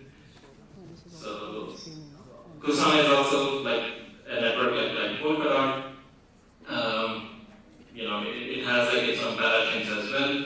Kusama has like once it loads, you'll see that there are like 1,000 validators. So the goal of even like Polkadot is to get to that 1,000 validators mark. It can also have like more than 1,000 validators, so that's what true decentralization is all about, right? So, but there is like a bottleneck here. For every single block that is produced, all these 1,000 validators have to talk to each other, come to like a consensus, and then sort of include it in there. So if we keep adding more and more and more validated nodes, in like a proof of stake network with whatever consensus algorithm we have, it's not going to make sense to push it like further. So yeah, so these validators, they are sort of backed by the token holders, and that is where the network sort of derives its security. So if any of these validators make a mistake or deliberately sort of try to modify the network software and then do something against the network protocol, there are ways in which such things are punished. It's called like slashes. So the whatever stake is sort of backing those validators, depending on the scale of that penalty, they might be slashed like 1%, 10%, or even 100%. So that's where the network security is derived from. People are actually putting their trust in the validators, they're backing them with the tokens, and the validators sort of execute the network protocol properly, and for that the validators will get rewarded. That rewards are spread to the nominators as well. Regarding your question, what happens if 297, if the number of validators go below that? So then the network will sort of have some effects, like some of the parachain block production will slow down. But I'm waiting for this to load. But that's not an issue for the Polkadot network right now, because we have about like 1,000 validators that are waiting to create blocks. So even if, let's say, half of these validators go offline, let's say somebody shut down like an entire cloud service provider, there are other validators who will be brought into the active set, and they will be producing blocks for the network. Hope that answered your question. Did it? Yeah, perfect. Yeah, it did. So we have another question here with you, for you, Radha. Yeah. So, sir, as you have mentioned, industry-leading security, and I do want to know why and how Polkadot got hacked not only once but twice. Which hack are you talking about? Like, Akala. is it a hack on one of the parachains, Yeah, or, yeah. or like Polkadot itself? Polkadot itself and Akala one. Okay, so mention to me like what hack you are referring to on Polkadot. Like you have said that parachain companies, like the projects are secure, but when you take a look on the Akala network, it got hacked, and the hacker stole like $53 million. Yeah. So how did that happen? So there are two different things. Like one is if you wrote a code that is, as a parachain project, or even like when you're developing projects and you're, as a part of like your curriculum, the thing is your code should work first. Like your code is supposed to work properly, and then if you're putting that on a blockchain and then you're talking to others, that code has to work.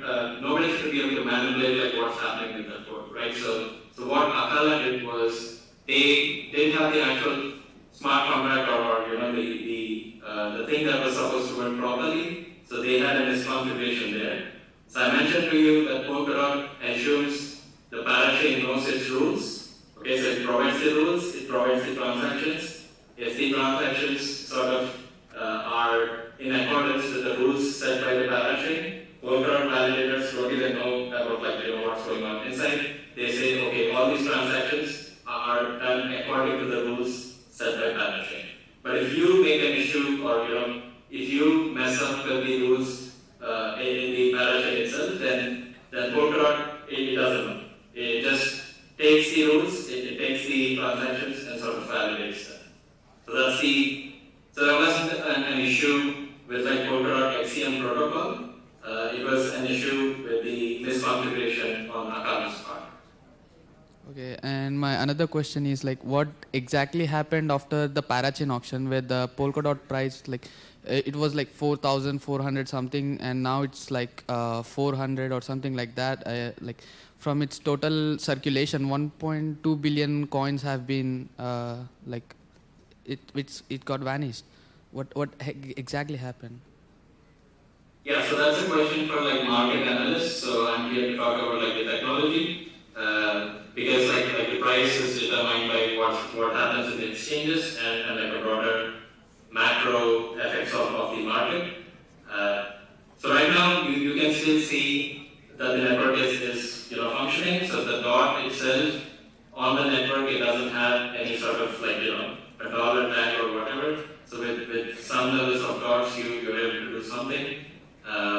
If you want to create like an identity on the network, you need like 5 dots, but it doesn't correspond to like a dollar value or whatever. So that's not a question for like this session, but maybe if someone covers like macro market conditions that are affecting like Web3 space, then probably they might be able to answer that. Yeah, thank you, sir. Yeah, so let's schedule that session, Radha. Yeah, definitely I'm not going to be there on that. So let's try to have you. But yeah, I got it. So yeah, any more questions, guys? Or we will move on to the next session. So I guess we can. Thank you, Radha. Thank you once again.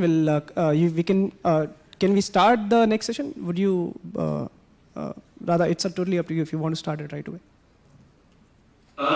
We can take a break, probably for 5 minutes, and then we can come back to the next session. Okay, sure. So I guess most of us have eaten so much that they wouldn't want to walk out. Is that the case? No? No? Yeah, just have some breathing space, so I'll Yeah, sure. Definitely. as well, and Let's then we'll start the next session. absolutely. We'll begin in 5 minutes. Thank you so much. Yeah, 5 minutes.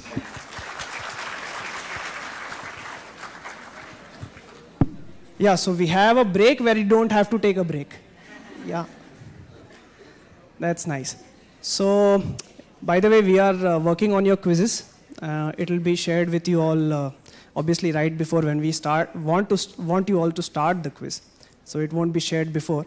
We are not going to allow you to sneak and get the answer. We'll be solving all those questions and answers in the room itself. It'll take 10 minutes, I think, 10 to 12 minutes maximum, if you guys are not speaking to each other and trying to solve that.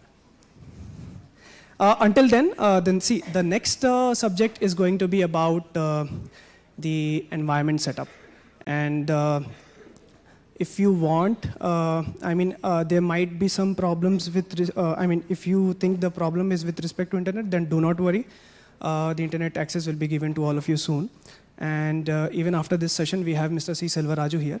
And for all of your queries with respect to setup, if you are not able to, get help when Radha is doing the session, you can obviously reach out to him. And in the next session, right after Radha, we will have Mr. Selvaraju take the environment setup part 2. So it will be a similar session, but an extension of what Radha will be doing in next 5 minutes. So do not worry about the internet. We are sorting it out. And you'll be ready, once we go live with Radha, right after we have Mr. Selvaraju, so you can also reach out to him with respect to any questions that you will have with respect to environment setup in the Polkadot ecosystem. All right, I'll stop speaking now. I guess I'm speaking a lot. I'll take 2 minutes. You can breathe, you can relax, and then we'll begin. Thank you.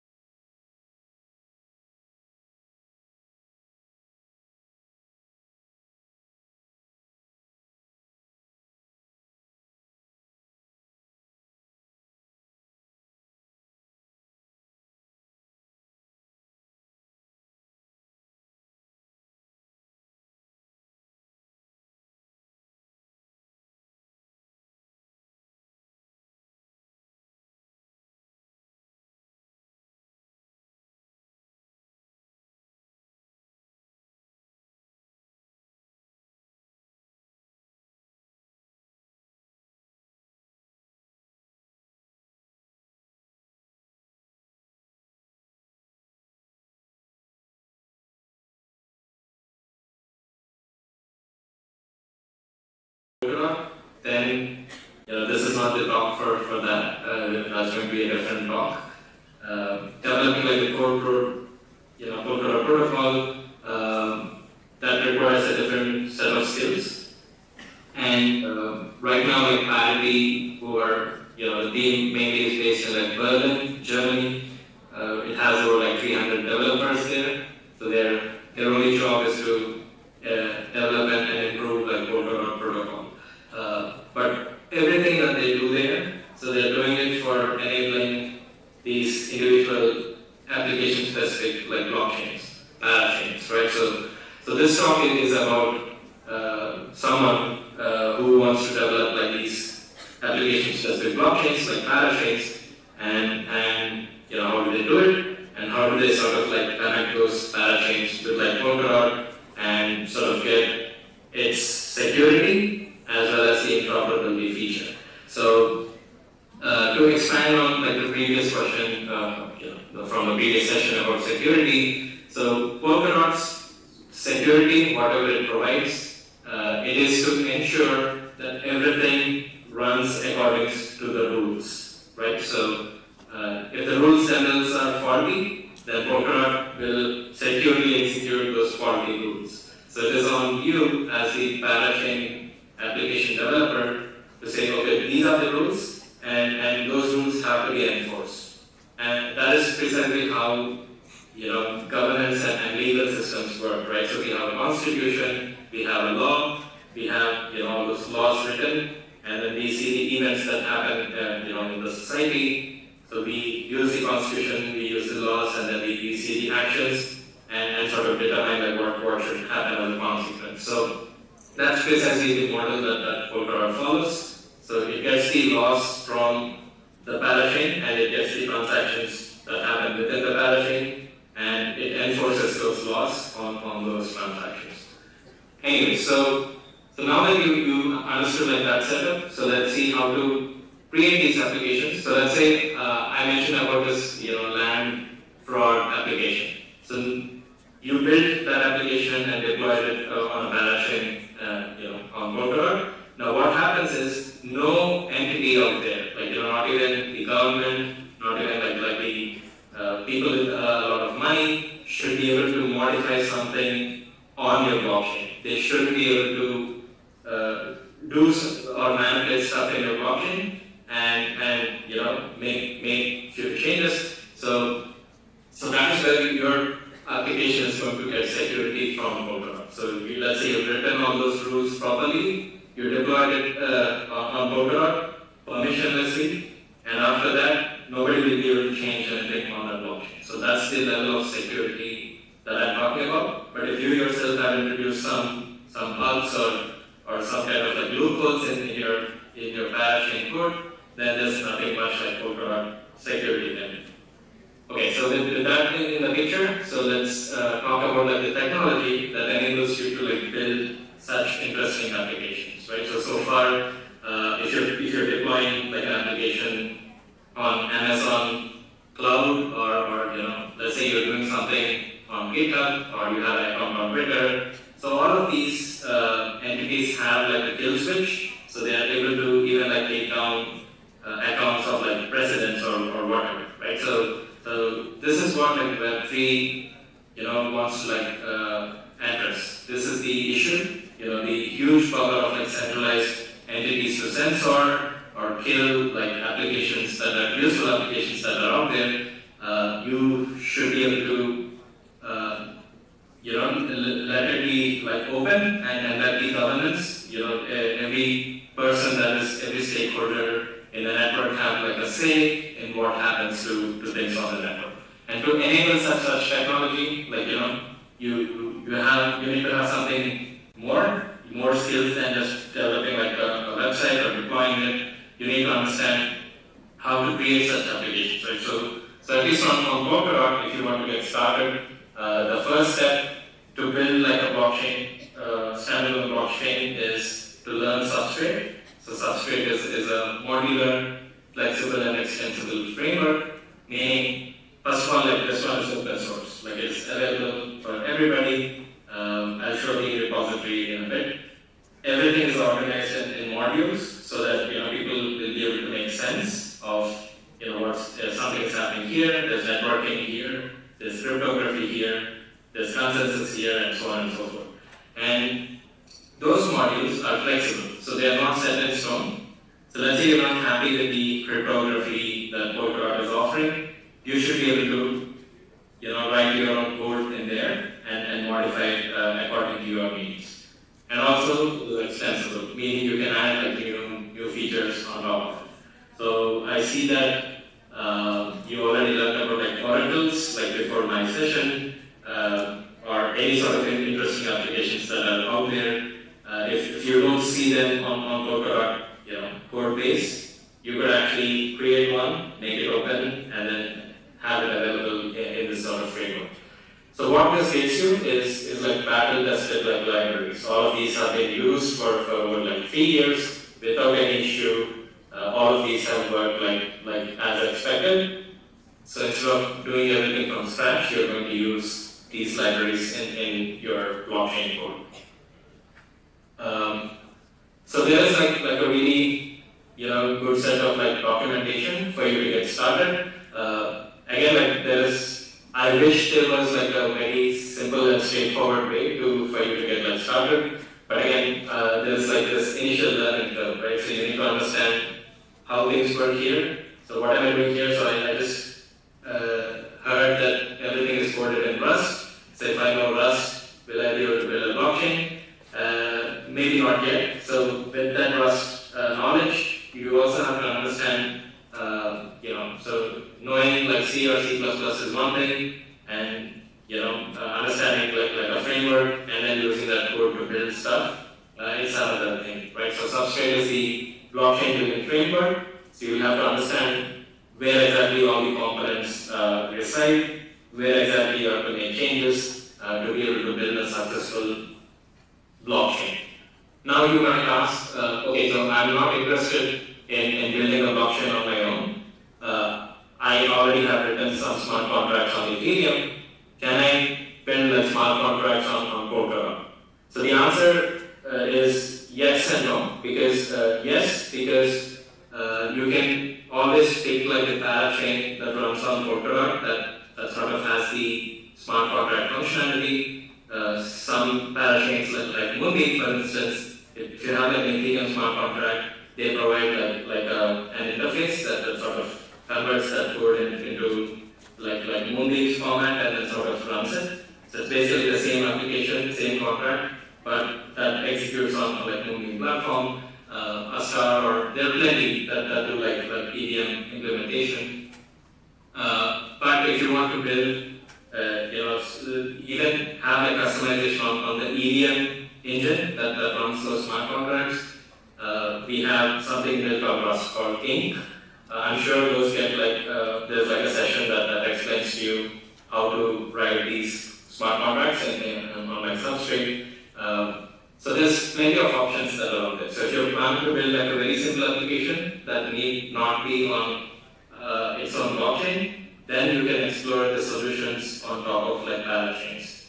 And the idea is that even those simple small dApps are going to have access to the entire Polkadot ecosystem through XCM. They also enjoy like the same level of like security that is offered by Polkadot.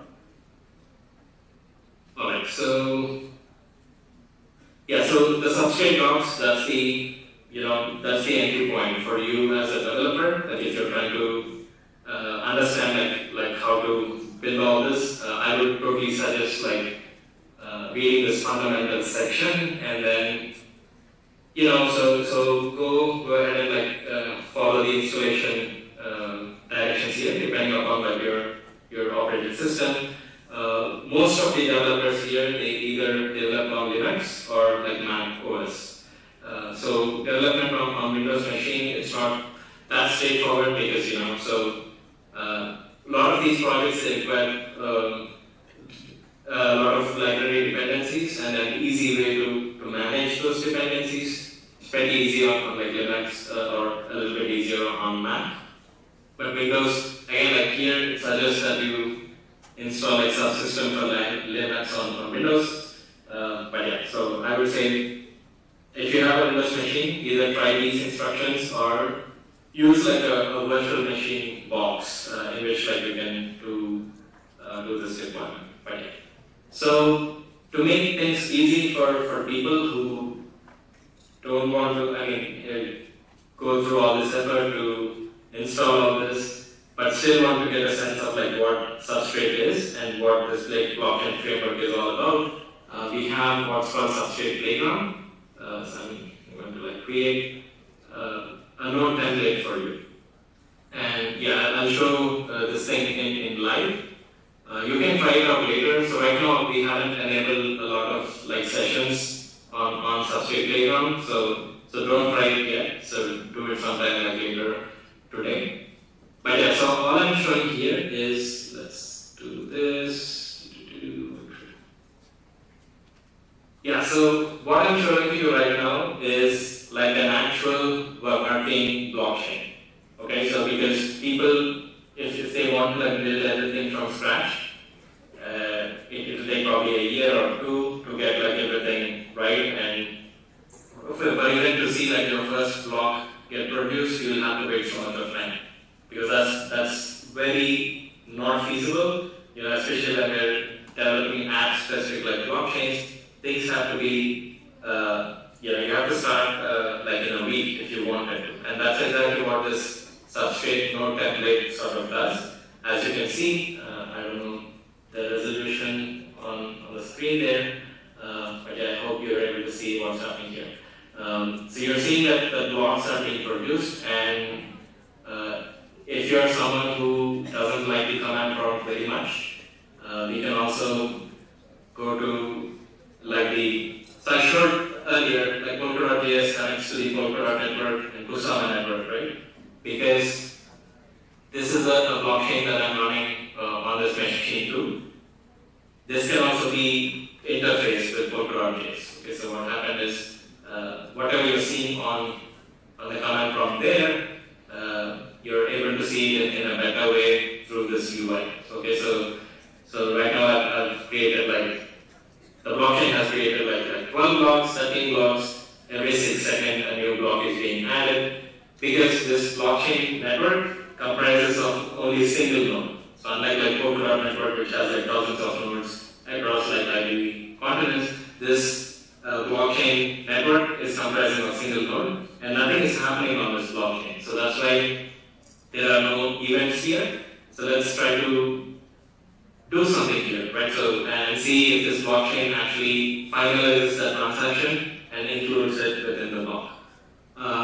So for your convenience, like, this blockchain node network already comes pre-packaged with few accounts, like Alice, Bob, so they all have some tokens to begin with, to just like play around with this blockchain node. So this virtual tokens, like I'm going to send a few to, so let's say from Alice to Ferdy, let me send 10,000. Okay, so I'm signing and submitting this transaction cryptographically. So, for convenience, I only know the private key of like Alice. So as you can see, the transaction got included in a block. Let's explore the network. As you can see, yeah, so there is an event that happened on the blockchain network from Alice to 20, so I've sent tokens. So this format, it's in blanks, so don't worry about that big number. So basically, blank is like the very tiniest fraction, just like rupee has paisa, dollar has like cents. Every single like unit has about like 10 to the power 10 individual blanks. So basically, the U128, what it means is it's like an unsigned integer with like 128 bits. So you can store such big numbers in them. So anyways, so that's the balance that is transferred from Alice to Ferdy. That balance has been enrolled. So these are events that happen on the network. They're safely and securely packaged in a block. Now, these blocks, they package all these transactions. So typically there are like block scanners. So Subscan is one of the block scanners for all the networks, mostly all the networks on Polkadot. So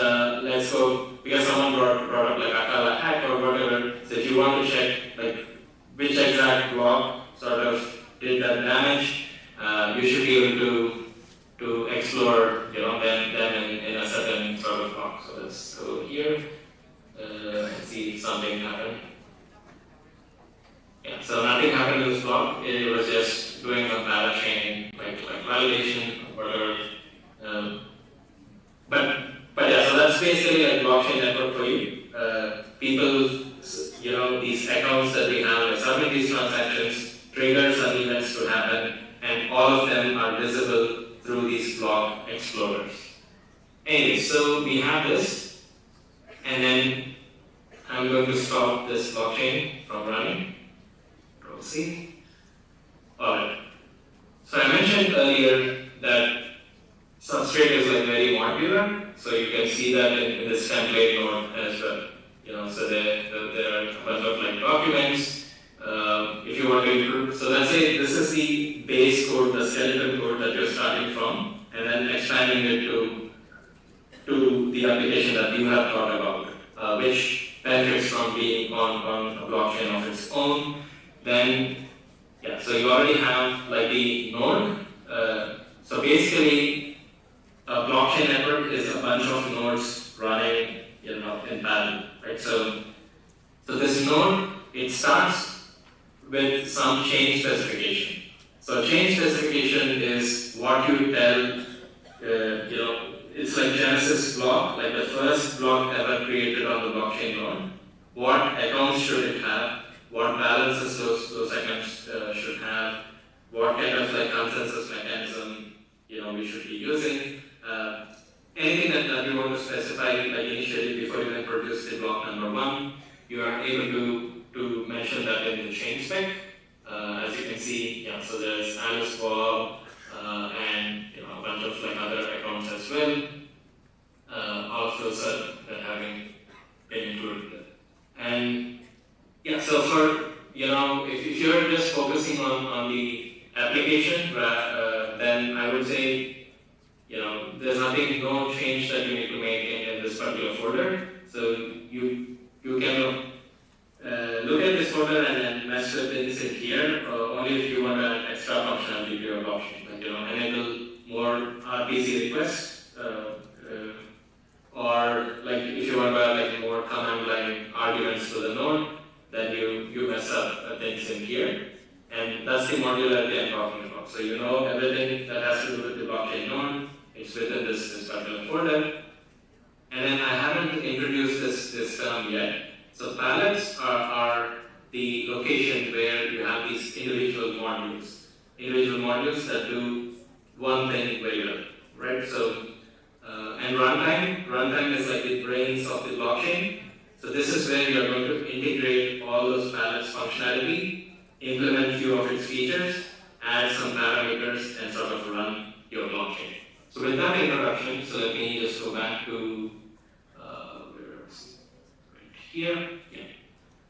So we were here, we clicked on this link, I showed you the docs of substrate that we do, like the fundamentals, the installation instructions, and if you want to play around with like this blockchain, individual blockchain, then instead of playground, you can also just set it up on your computer. So it's called substrate node template. Okay, so it's constantly like well maintained, well updated. You follow the installation instructions here, and once you run it, you should be able to see a blockchain initiated on your computer. So with a slight modification and adjustment, I've seen pictures of the room that all of you are sitting in. Maybe there are 100 or 200 people out there. If all of you want to run like this substrate template node and have a blockchain network running with like those 200 nodes in that particular room, with few configuration changes, you can actually spin up like a network like that as well. So what you do is you decide like one sort of like consensus algorithm, one sort of like block production algorithm. You say it does like a round robin, method. So it picks like one validator at a time and then produces blocks or so. That can be done. So I have like a demo. I think where is this? Probably. Yeah. So you can, if you don't believe me, like you can actually run this multi-node blockchain network on your computer as well. So you just have to follow these commands. So what this is doing is you're saying Alice is node 1, Alice is a validator, Bob is like another validator. You run on the same computer, so that's why you need like different ports for those nodes to like communicate. So you're specifying those ports, you're giving it sort of a name, and then you're saying that it's a validator, and you'll see that these two validators start creating blocks in an alternate way. So one block is created by Alice, the other one is created by Bob, and the blockchain sort of progresses. So all of these, interesting functionalities and features can be sort of tested out using Substrate template. So let me introduce the term palettes. So palettes are these individual libraries that let you get a good start on like blockchain development. So let's say you want to create like a blockchain with some tokens in it, ability for accounts to transfer those tokens, hold those tokens, stake those tokens. So what you do is you pick and choose already like the existing palettes that are out there in Substrate. So all of these are open source, and have a blockchain running with those features right from the beginning. Now, if you're not happy with, let's say, the balances palette or staking palette, you also have an option to add like your own code in them and sort of extend them the way you want. So just to show you the frame, let's Substrate GitHub. Okay. So this is Substrate repository. Okay, so it's again like very active. 386 like developers who have committed to that database. And let's go to the frame. So frame, so it's like a built-in abbreviation. It's basically modularized like libraries which have a specific like functionality. So as you can see, there is the balances palette. Within balances palette, there is the source code. So you can go to the lib. So RS is a Rust file. So lib.rs has like all the logic of balances palette. So you have some documentation. Again, like this is like Rust, and you should also know Substrate. That is what I mentioned. So here the code is organized in such a way that it makes sense for the Substrate development framework.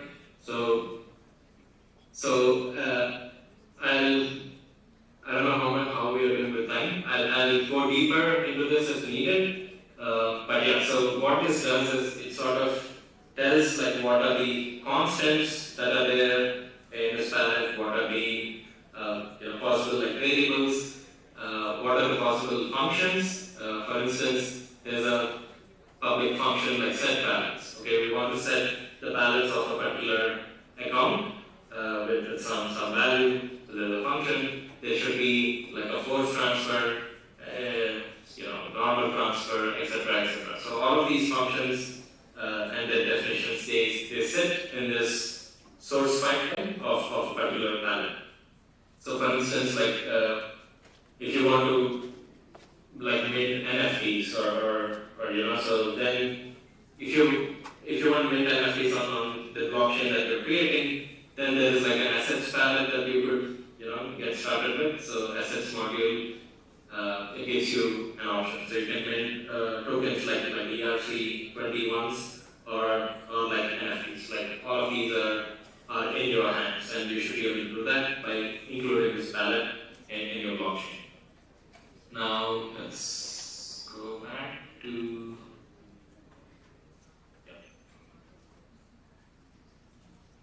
And when I say, I've shown this as like a drag and drop operation, but you'd be surprised.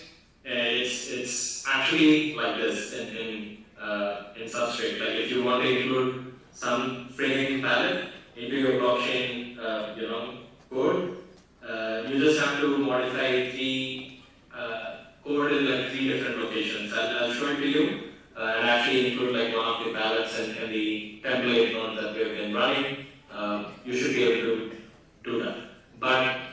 be able to create like your own palette. So that requires, some learning curve, and that's where like these sessions later on will help you with like Rust and with like Substrate. And once you get an understanding of these two, you should be able to create like your own palette. Okay, so because I've been talking about this land fraud use case, you can have like a land fraud palette where you sort of have different functions that sort of help people interact with like your blockchain. So a brief overview of like I mentioned there's like Polkadot node, there's like parachain nodes, there's a substrate template node. All of them share the same anatomy, meaning at the base layer, like all of these nodes have to discover each other, they have to talk to each other and send and broadcast transactions, right? So all of that is being handled by lit peer-to-peer protocol. So this protocol was developed by people who developed IPFS as well. So if you haven't heard of like IPFS, I would ask you to look it up. So IPFS is like a revolutionary file storage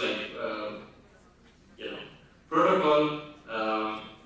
So what this does is, so let's say there's a movie that you stored on your cloud drive, and someone else also downloaded the same movie and they're storing it on their cloud drive. Now that's a lot of redundant data on cloud. So what if you sort of hash, so this entire movie file, it corresponds to a specific hash, right?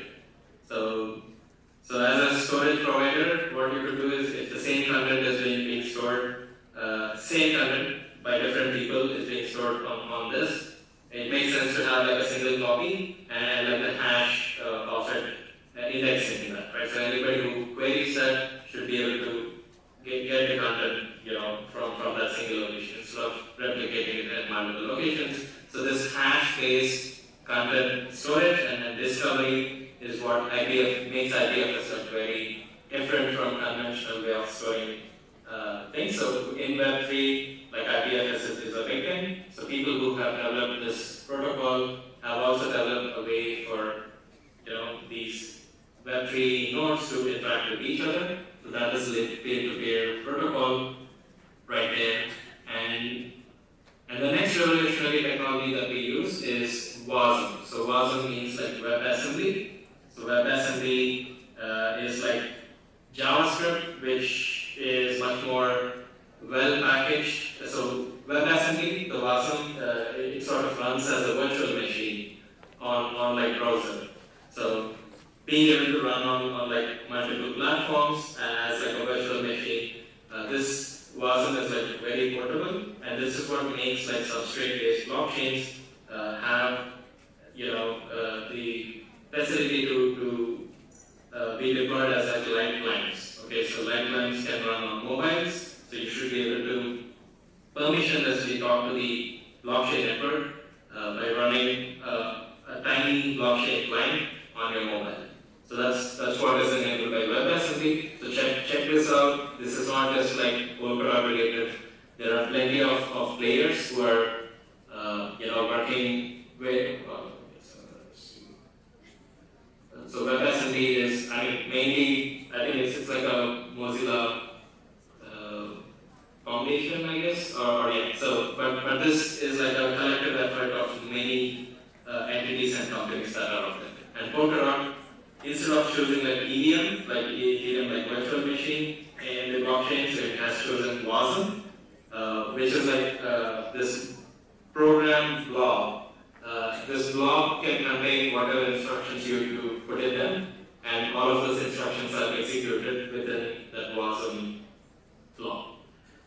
So what that enables is whatever code you write in Rust, so it is compiled into like WASM blob, like this WASM runtime, and this runtime has like all the blockchain logic in that. So balances.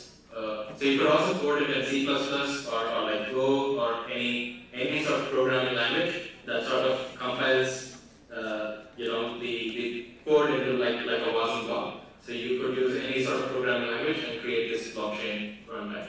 And this is what I was talking about when the blockchain upgrades happen on Polkadot or on substrate blockchains, this blob is replaced with a different blob, with added functionality or changed parameters. And the next block is produced based on this particular runtime. So that's the innovation with the way in which there's blockchain, there's a block, and within the block you have the state of the blockchain. The state of the blockchain is like all the accounts that are out there with some values, and the state transition function. So the state transition function is the runtime. This is the runtime that takes the input from whatever the user's transactions that are sent. They are processed here, and then the next block gets out of produced. And finally, there's the consensus. So we can't talk about blockchains without talking about consensus. Like how does multiple nodes on the network, how do they agree that this is the main blockchain, right? So for that, we have Grandpa engine that ships with the substrate node. So Grandpa finality algorithm has been working remarkably well. So I showed that you in real time on Polkadot. Let's go to, so basically the best block, the latest block produced by a validator is 13,049,383 or 384 now. And the finalized block is 381. So basically the finality, it's just lagging behind 20 seconds or so from the latest block that is produced on the network. So this differs very, very much from Bitcoin, right? So on Bitcoin, you don't have a deterministic finality. So even when people transfer their Bitcoin to exchanges, the exchange asks you to wait 2 hours or maybe 3 hours till the transaction is sort of final. Because it's always probabilistic finality with proof of work, but with proof of stake, you can achieve this deterministic finality where this finalized block, whatever transaction that is inside that finalized block, can be deemed final. And for that to be reverted or changed, so if you send balance to someone, if it gets included in a finalized block, then you can be sure that the balance transfer has happened on the network. So this consensus algorithm, it's the second package to do a block in substrate. A module in substrate. You can use that on your blockchain. It can run as expected. And let's go. I talked to you about the substrate node template. You can download it from GitHub repository, clone it, run it, just follow the installation instructions, download all the dependencies, run it. You should be able to see a blockchain node running on your computer. So I showed the substrate playground to you. So if you click on it, all you need is a GitHub account. It lets you look at the substrate node in live action. Alright, so I mentioned that it's very easy to include a palette into substrate blockchain runtime, right? So let's see, let's go back to the playground and let me initiate the blockchain again.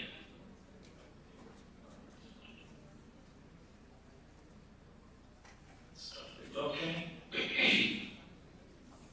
So what I'm doing is, so the node got compiled, and it's in the, because it's in the development mode, so it's in the debug folder. So I'm running this blockchain in development mode, and I'm also enabling an external web socket right here. So WS stands for web socket.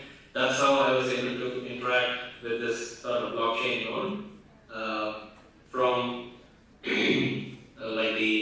what was this? So this playground, OpenPolkadot.js. So this is like a web socket. So this is running on my browser. It's making a connection to that blockchain node running on that virtual machine. So if you see, so this has connected to a custom, endpoint, WSS. That's my GitHub username, playground.substrate. whatever. So the same thing, like when I switch like Polkadot, you'll see that it has like its own RPC endpoint that enables for talking to Polkadot nodes. Anyway, so now I am on this, and then as a developer, if you want to check all the available palettes that are already there on this substrate template node, you can go to extrinsics. So extrinsics are some transactions that are externally submitted. So that's why they're called extrinsics. You can see that there is like balances palette available for you.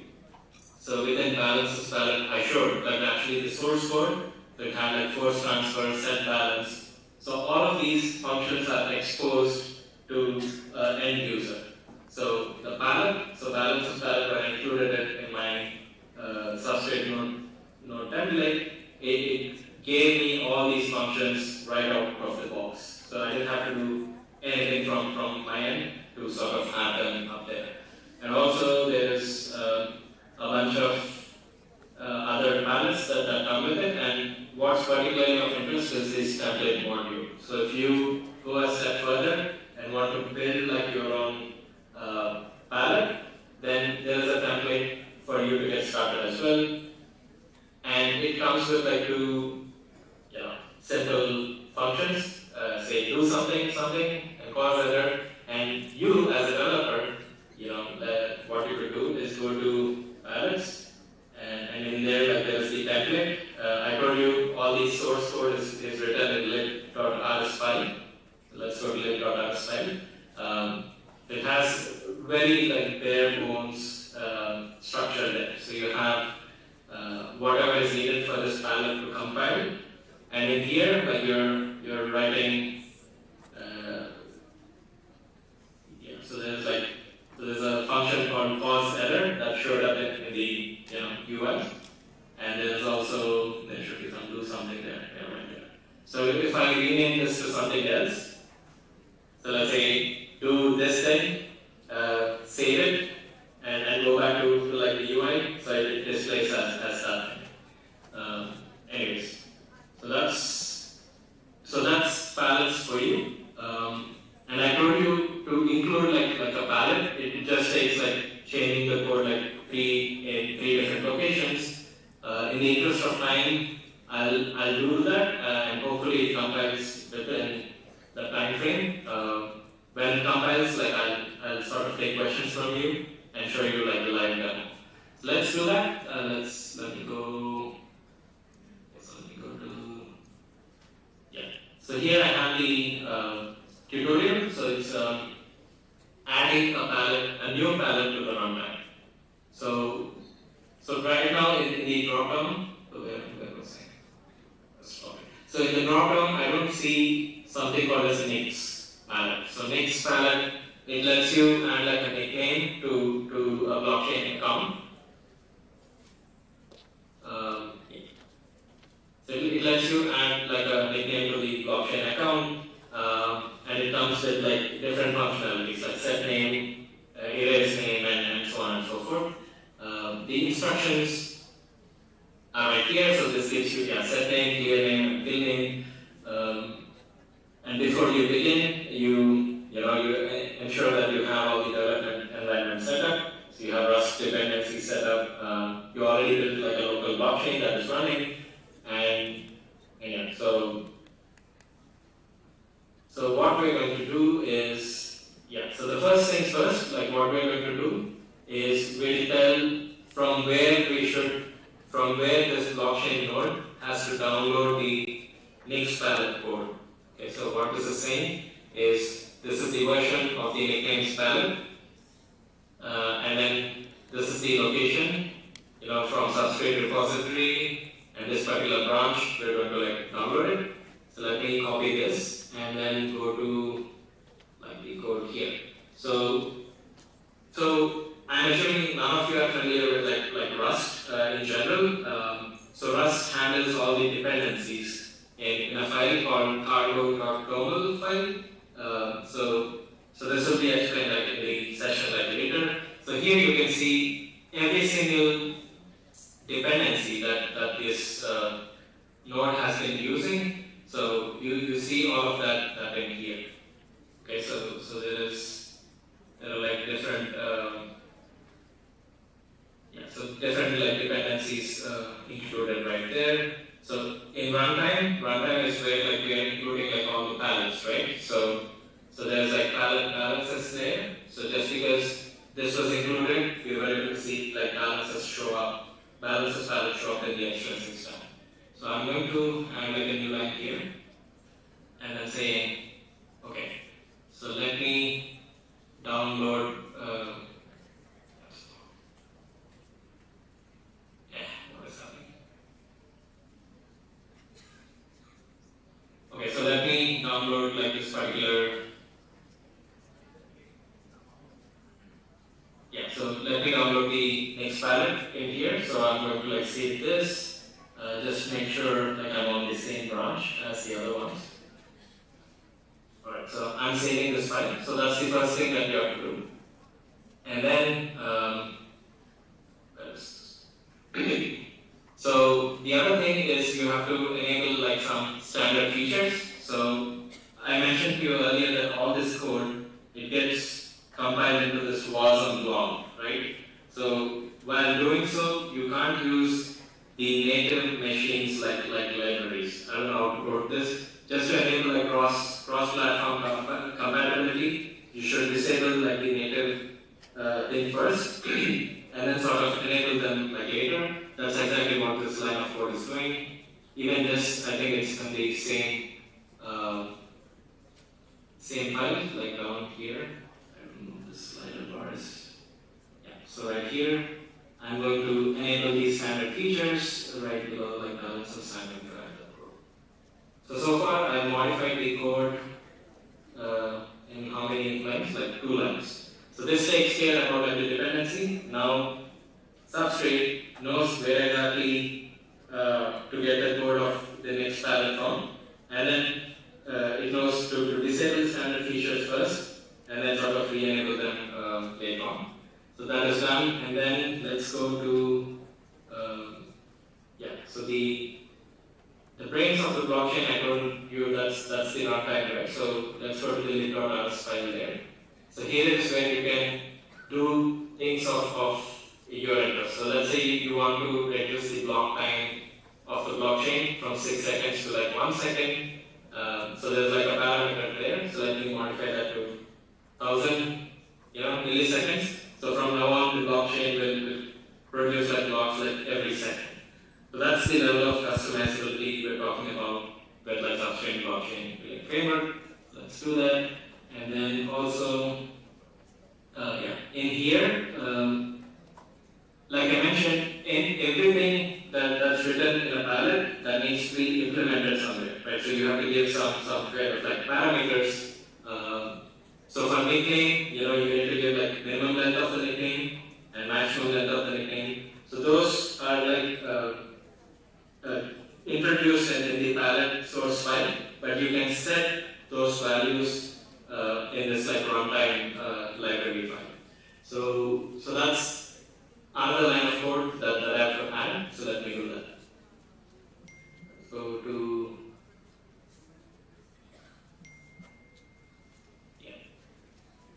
So this is the next pilot like implementation. So this implementation should happen in that runtime folder. So let me copy this, and I'm going to. Okay, so I think I messed up.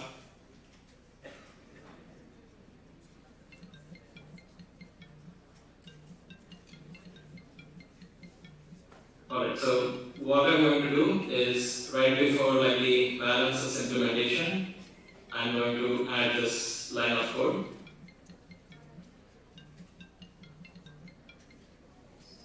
Copy this. Okay. So what this is doing here is for the nicknames palette, to even create something on blockchain, you need to let it like have some deposit, right? So to enable spam protection, you need some level of deposit. So that's what I'm saying here. You need like 100 units to reserve like nickname, and then the minimum length of the nickname is 8, so you can actually reduce it if you want, let's say 5, and the maximum length of nickname you have the option to do some customization here. You're going to save this. So I modified the code in 3 different locations, and this is the last and final place where I'll make the change. So here you see what's called construct runtime.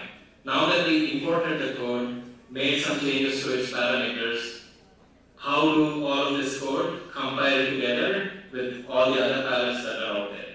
So that's what this construct runtime macro is doing.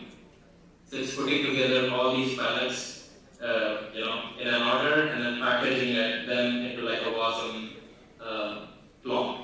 So what I do is I'll go to the instructions again. So this is the last line of code. So this would be the name that shows up finally in the dropdown. So if you go here, you see this mix, that name that is showing up. So whatever name you give here, so that's what is going to show up right there. Actually, you can see that in action even in like Polkadot. So let's say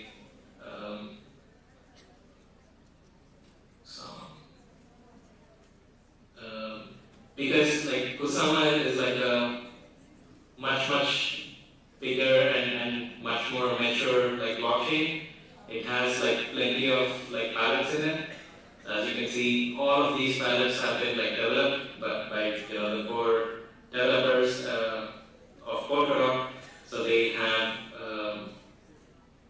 so I want to show you, for instance, like there's a fellowship collective, and then there's like a technical committee or technical membership. So these two are implementing the same palette, but different instances of the same palette. So actually, you could think of a palette as like a template, and then you can create multiple instances with its own like parameters and its own like occupation. So whatever you develop, as a palette, it's available on the blockchain like this for you to like interact with. And finally, I mentioned I'm going to add Nix as my palette name, and then this palette underscore Nix. Okay, command S. Perfect. That's it. So basically, I included a palette into my blockchain runtime. I'm going to stop the blockchain and compile it, and hopefully before we finish like the question and answer session, it sort of compiles and I show you like a live demo of setting and things. So give me like 2 minutes for that, and then we can get started with like the questions. So the final thing that I have to do is let me just build. So I saved everything. And so let it do its work, and let's go back to the presentation. So once this is successfully compiled, I should be able to see this Nix palette setting the name. I'm setting the nickname of that account to like Web3 Foundation. I submit the transaction, it gets included in a block, and the account name on chain, it changes to like Web3 Foundation.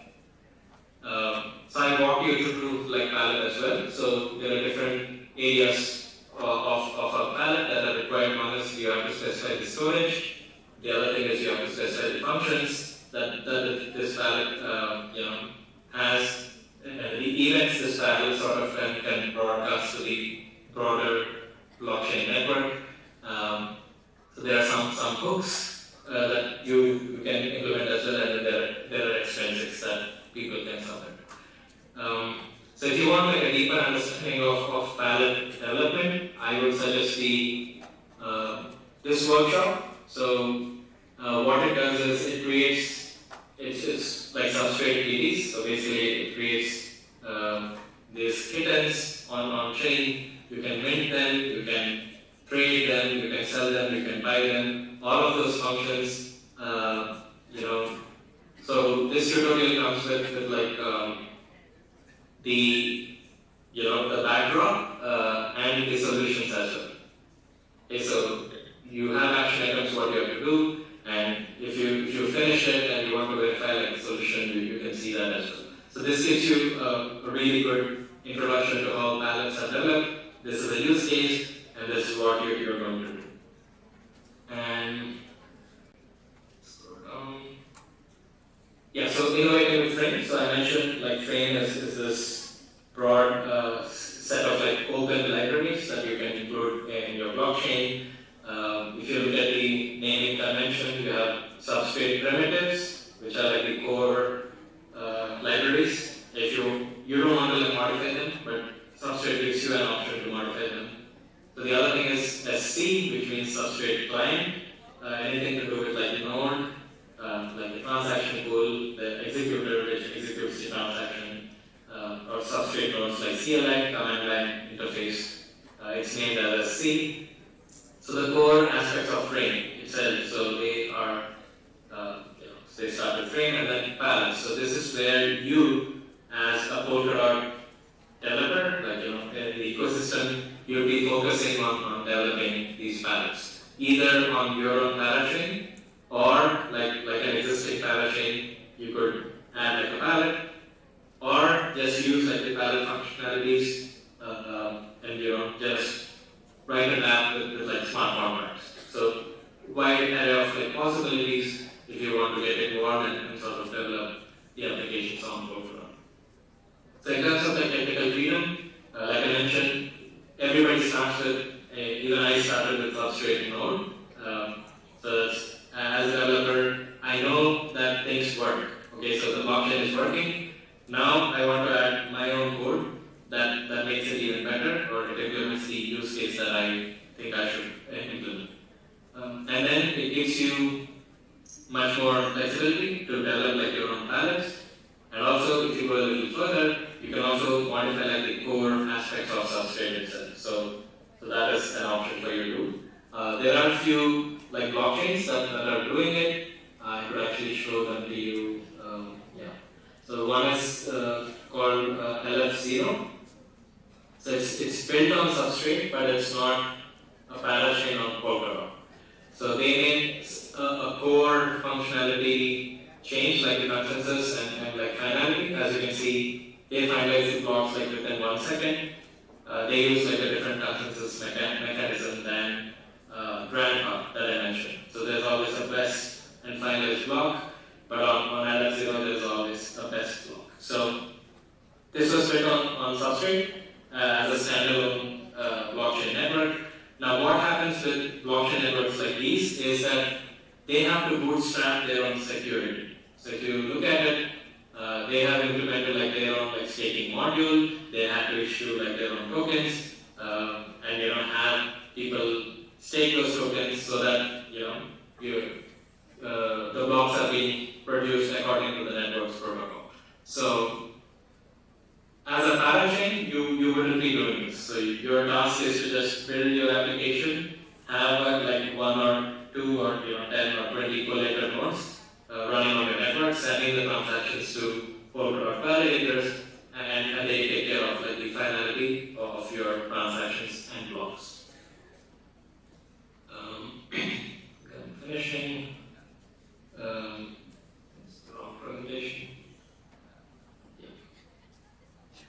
Finally, what I want to say is that Polkadot code, it's actually kind of a subset of substrate, because substrate is this broader blockchain building framework that is also being used.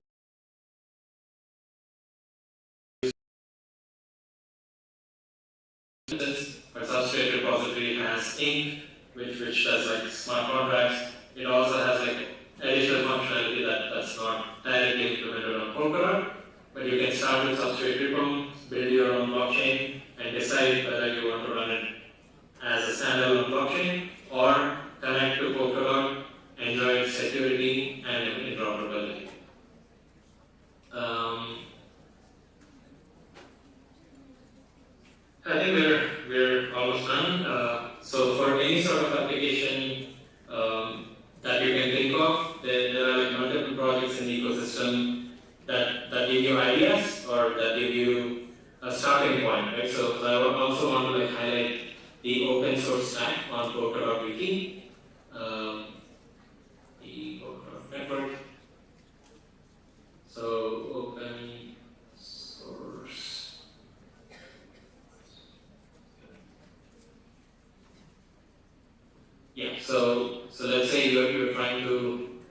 build like a wallet, you have all these GitHub repositories. Okay, so as a starting point, let's say you were doing something with oracles previously, right? So let's say you want to build like an oracle, then you have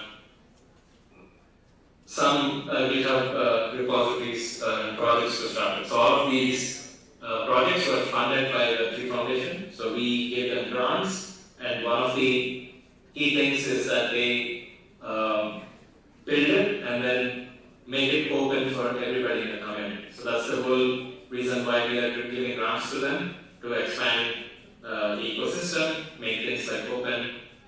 So all of these can be used as a starting point if you're trying to build an application. And yeah. So with that, I end the presentation. Let's go to, I don't think this sort of compile. It requires some debugging, which we don't have time for. I'm open for questions, so let's get some questions going.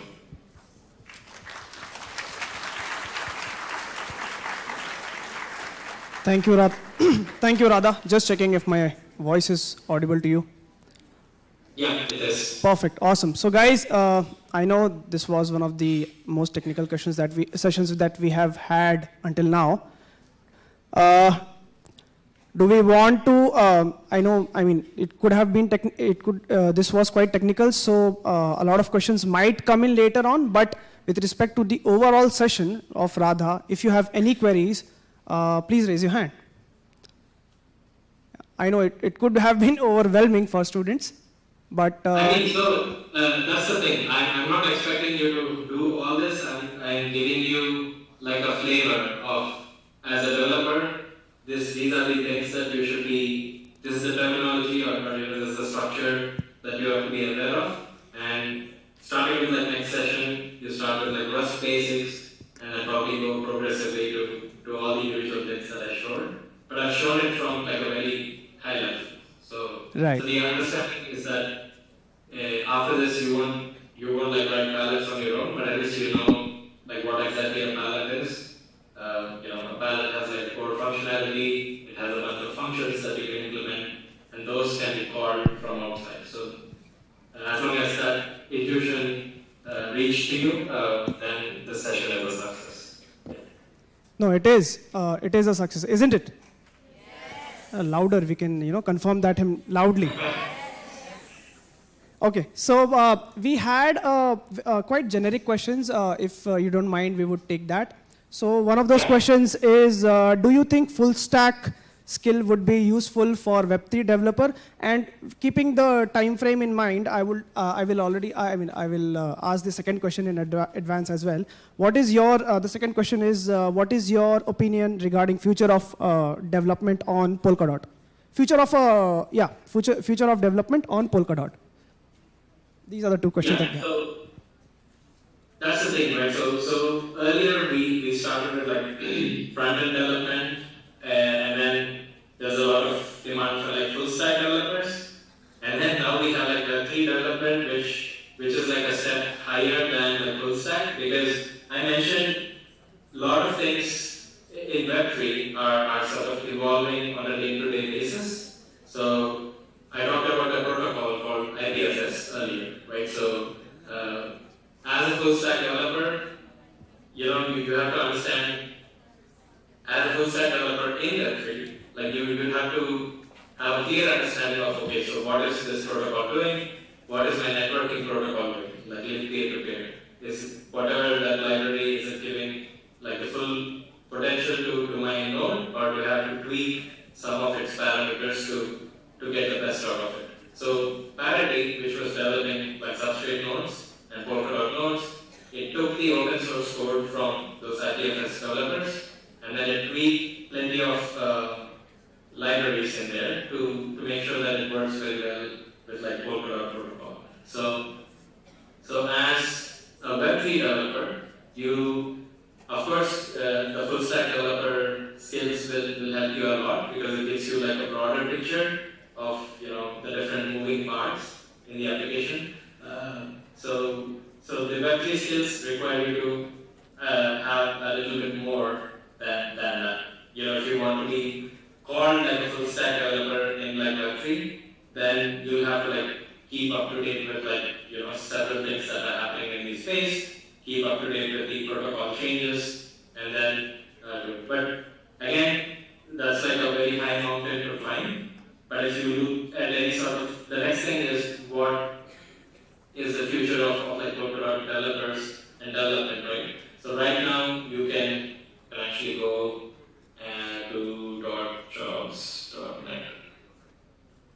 So if everything was, so earlier like we had, what was that one? A discussion about like market and like speculation or like price or whatever. So that's one aspect of it, right? So there's a lot of development going on as well. We're still looking for like applications that work.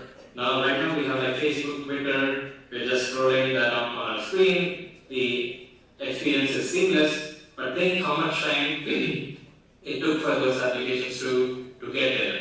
Right, so all of those have started early 2000. Then they're like perfecting their product over and over, and then you have the user experience right now. And there's a lot of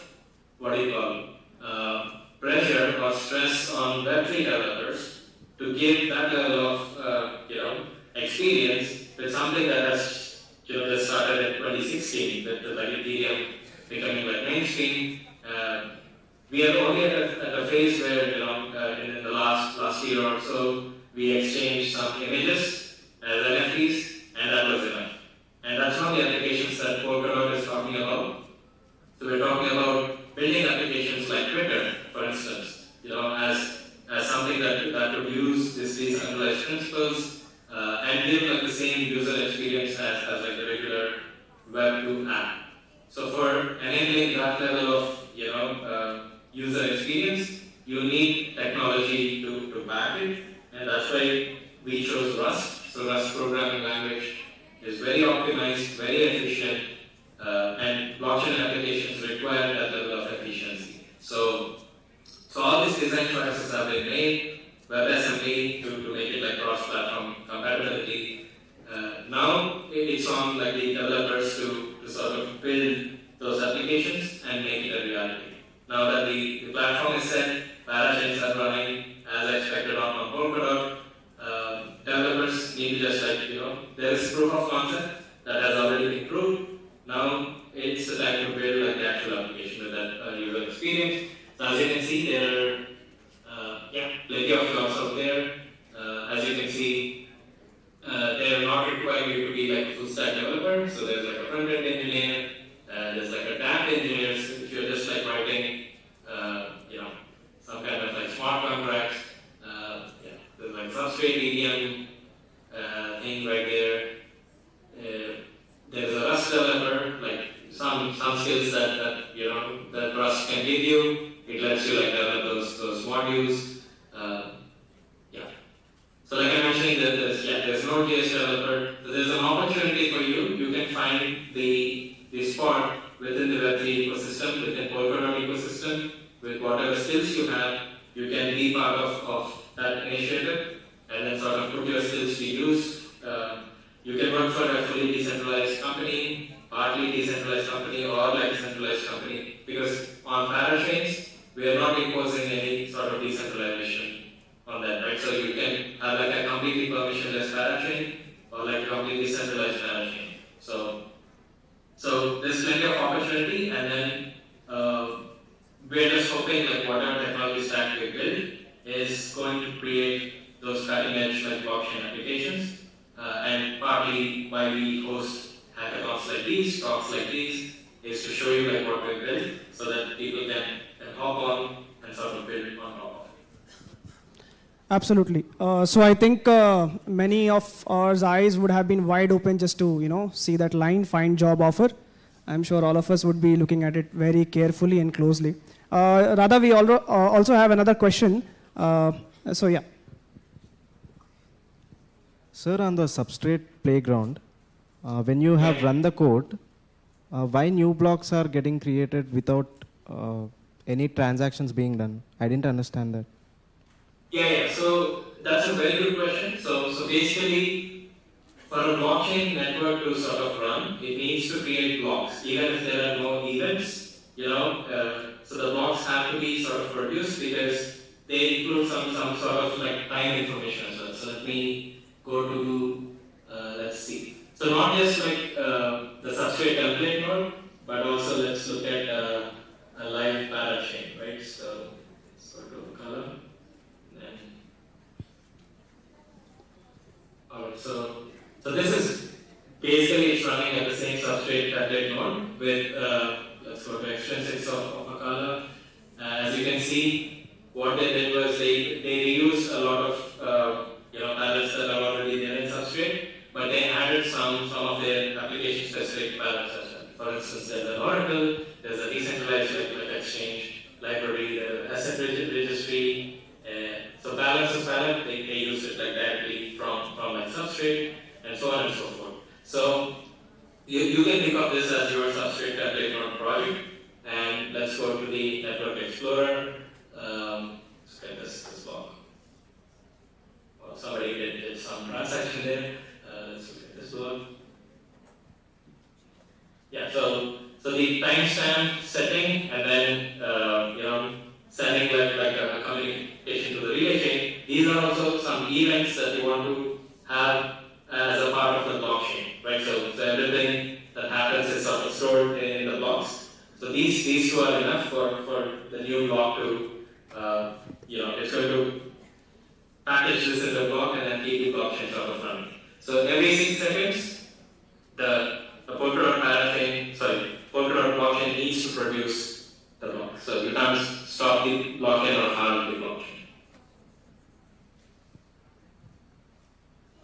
And you brought up like a very interesting thing for me to like talk about. So earlier, like I was on this slide, right? So in the previous session, so now let's say you want to have a blockchain that includes logs on demand, like just the way we use Netflix on demand. I don't need to produce these empty logs all the time, and I want to produce log only when there are a lot of transactions in it. So what Polkadot is doing is adding this functionality. It's called parathreads. So parachains need to like produce blocks like right now every 12 seconds they produce a new block. But parathreads, it's totally up to you. So you can hold off till you collect a lot of transactions and then sort of produce a block on your blockchain and then ask Polkadot validators to validate the transactions and make it final.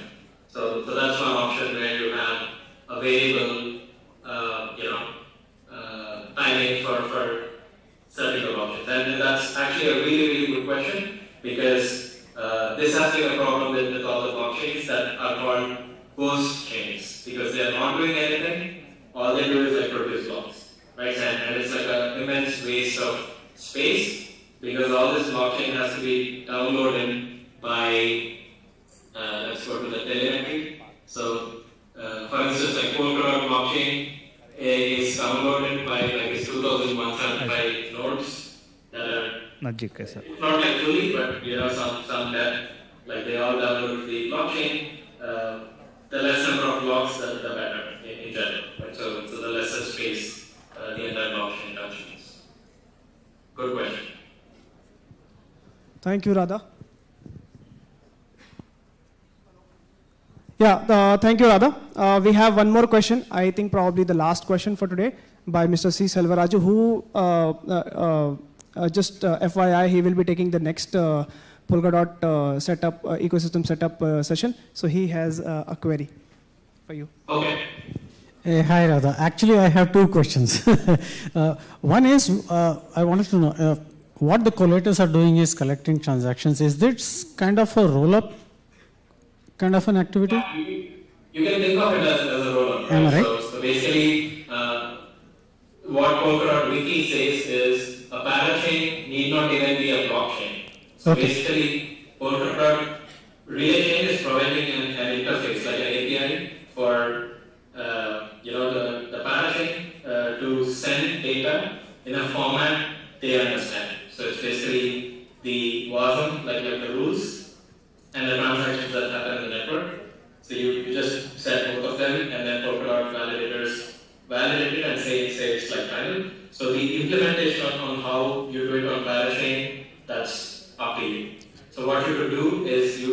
can add like layer 2 scaling solutions, implement like, really fast applications like gaming applications or high frequency trading. So you can always do that within the parachain and use like Polkadot as the finality, So yeah, basically you get the idea. So Right. it's kind of a roll-up if you think of it that way. Okay. It's up to you on how you send those transactions. And the other question I had was regarding the previous question, which dealt with the empty blocks being generated every 6 seconds or 12 seconds, right? Does it actually work like kind of a heartbeat signal to let the relay chain know that a specific parachain is alive? Yeah, so every 12 seconds, like the relay chain validators expect the parachains to like send a block to them. I think, let's go to the Polkadot.js interface. So basically, by winning a parachain slot on Polkadot, you got this throughput, like whatever, so this is the only cost that the parachain incurs. Okay. It's like, it sort of has to win the slot by bonding some dot. Right. It gets that slot, and once it wins that slot, for 2 years, it has the ability to keep sending blocks to Polkadot. There have been instances when some parachains have halted, they weren't sending like new blocks, which is totally fine. Okay. So which means that you will not look into parachains being alive or not till their lease period is over, am I right? Yeah, so till the lease period is over, and they can We don't bother, yes. Polkadot validators sort of like validated for them. So let's say for some reason like one of the parachains grinded too hard. Right. So it looks like Polkadot is giving that parachain the validators to validate those blocks, but they're not sending anything. Okay. So that's basically like based off like that throughput right there. Yeah, thank you. Thanks a lot. Oh, awesome. Thanks a lot, Radha. And this was a fantastic session by you. And thank you for taking up the Q&A, and thank you for taking out the time for helping these students here and making our event more lively. Really appreciate it. Thank you so much. We'll see you soon. Yeah, I wish I was there in Hyderabad, but yeah, so. We would have loved to have that. that. Yeah, hopefully someday soon. Thank you so much. Thank you. Bye-bye. Bye.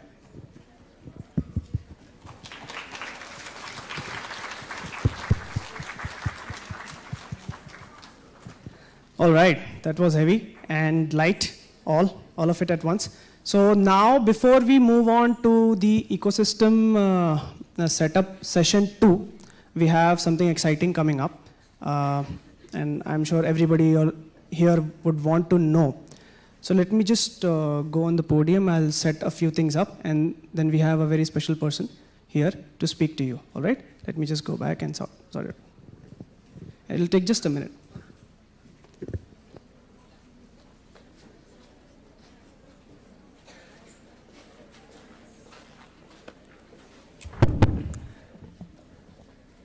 Guys, requesting the tech team to put on the presentation screen. Awesome. So like I had already told you about the presence of a very special person among us, it's time to hear from him. What happened?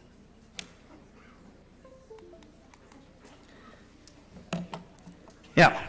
So the man we are speaking about here resonates with innovation, ambition, and my personal favorite, the maverick mindset. He is one of the first innovators in the blockchain space in India and one of the early movers in blockchain industry globally.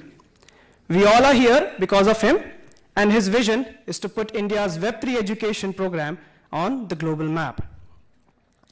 And his driving force to make that happen is you, dear students.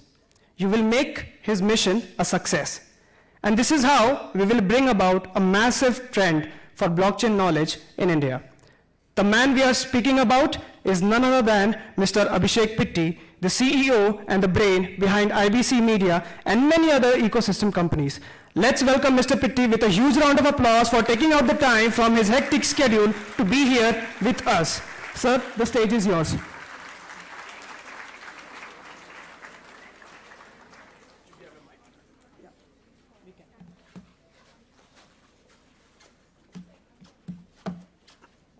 Testing. Good afternoon, everyone. So I think we are, first off, it's a privilege to be here among all of you because a few years ago, I was in your shoes, in your seat. And just to give you a little bit of background of my journey so you know where I'm coming from. I was an undergraduate student at Institute of Aeronautical Engineering from JNTU.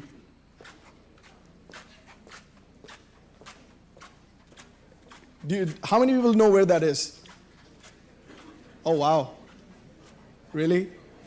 You know, fantastic.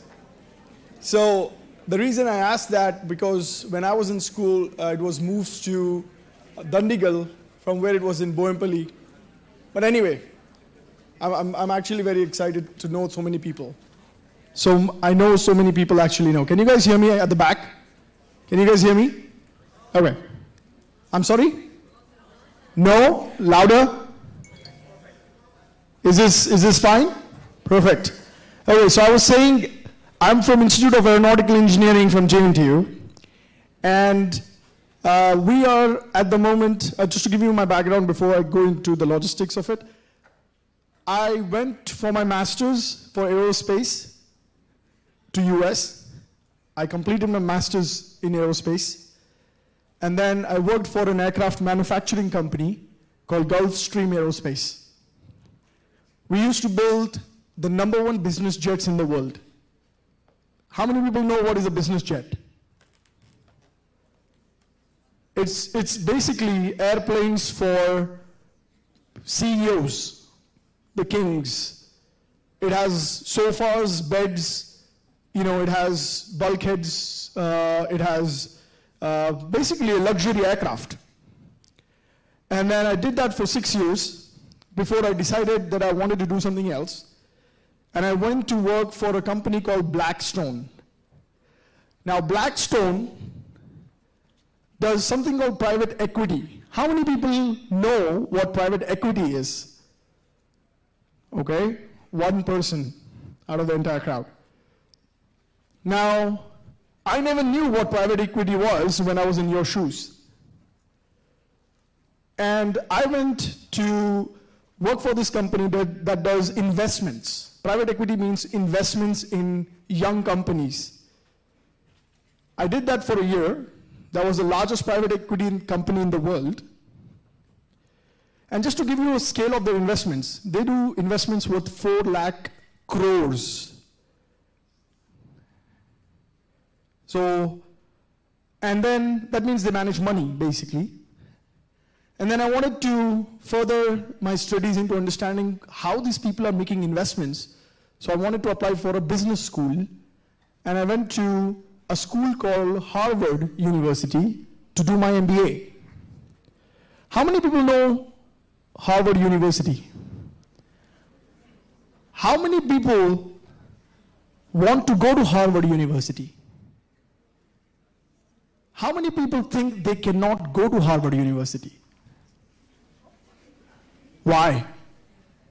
My question is why, because here's why, I'll tell you. I was in your shoes. I never even heard of Harvard University.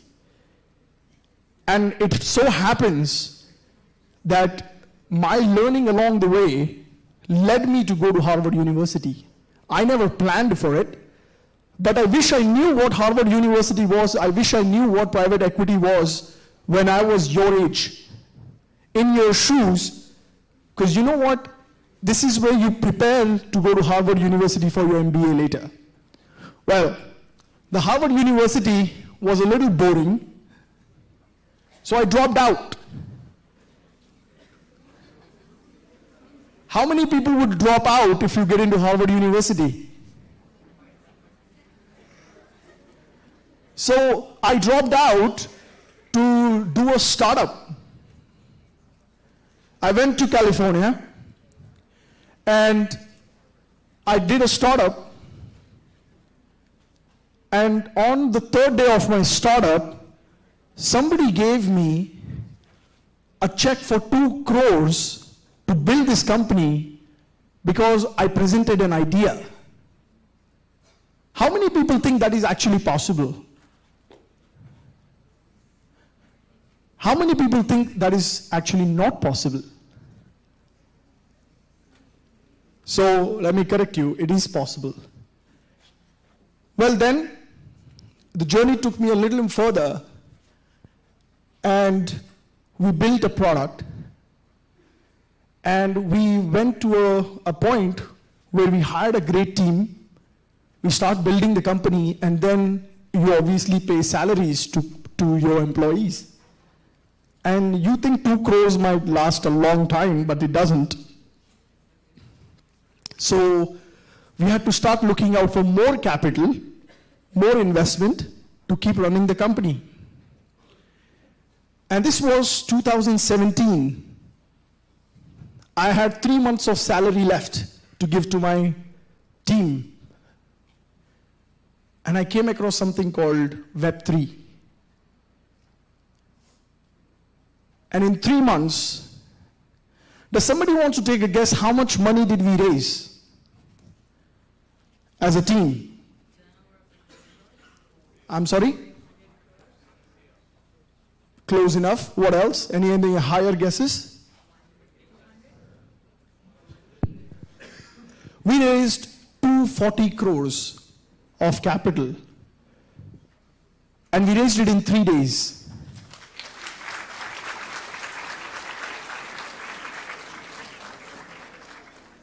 My point to you is, if I just reeled a few years back, I was in your seat. How many students here think that you will raise 240 crores for your company sitting where you are? 1, 2. Now I want all of you to raise your hands.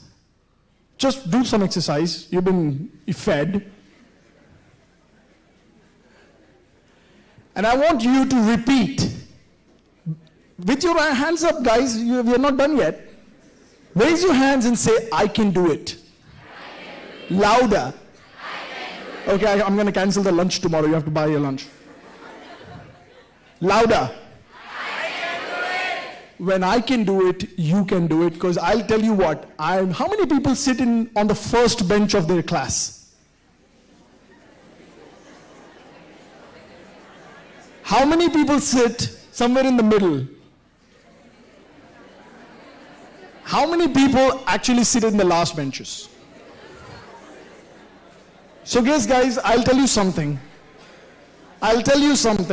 Wait guys, I'm not done yet. We're still at 240 crores. You don't want to know what happened next?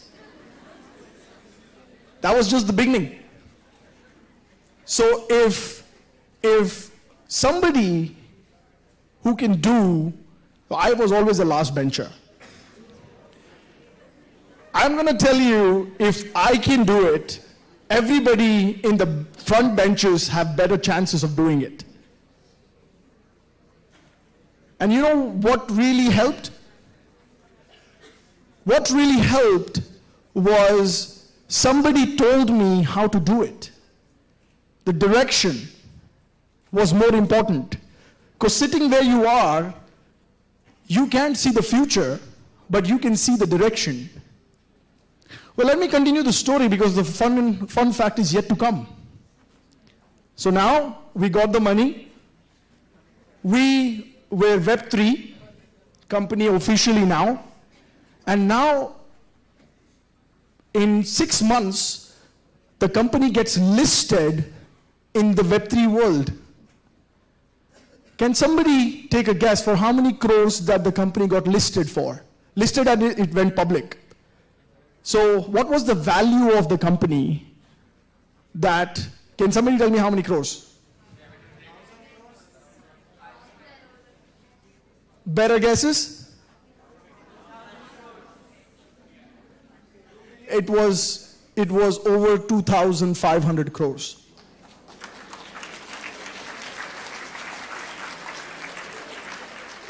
Now, again, who was I originally? I was a backbencher in IAE. I don't think you can go beyond the backbench. Out of the room. So how many people actually go to the classes on everyday basis to make up the attendance? Okay, here's the fun fact I'm about to tell you. Here's the fun fact I'm about to tell you. I was about to get kicked out because I didn't have attendance. So now, how many people think they can do it? How many people they can do it? I think I can go all day telling you about how bad I am so that you feel good about yourself. I want to raise all your hands again one more time. All of them, maybe 2 of them, and higher, and say, I can do it. Thank you. So let's take the hands down. Now, that was just the beginning, and we raised this capital, and now the goal is to make more people like me from the colleges like IARE from Hyderabad and just across the India, and we want to make more people like us. But we want to do it, we want to give you direction, but I can't do this alone. I have to get you guys to show the same energy levels. If you put the energy and you know the direction, you will get there slowly or with some speed, but you will get there. Now, there are two more things we will do before we actually go into talking about what gifts, prizes we have for you. How many people are actually enjoying missing the college?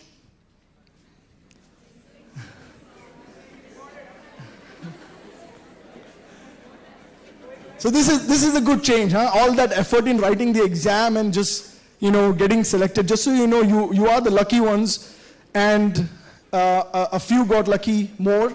But we had 20,000 registrations, and we selected a few who are here. So give a round of claps for yourself.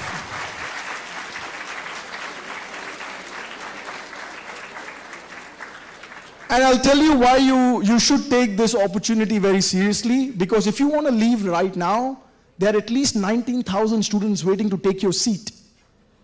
So if you want to leave, I heard there were 20 students who left from yesterday, didn't come back. You know what? We will not call them back. We will not take them back. They don't know what they missed.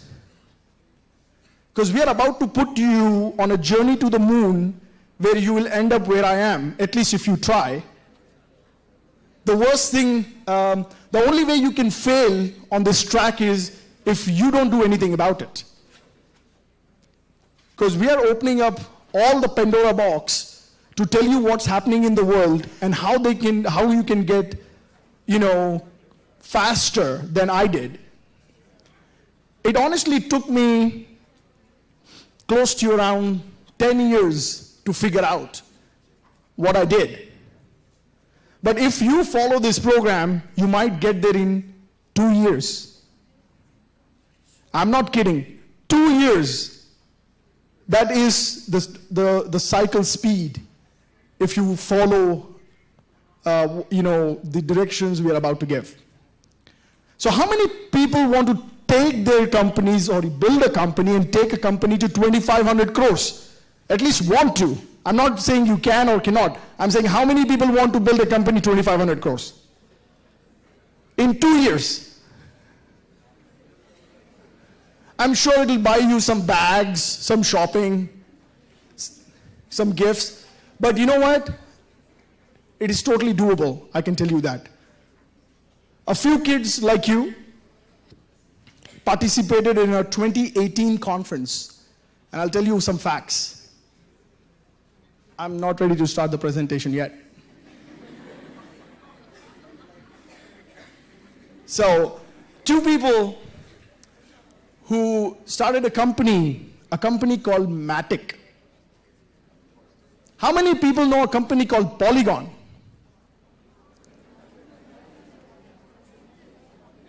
You know where that company came from?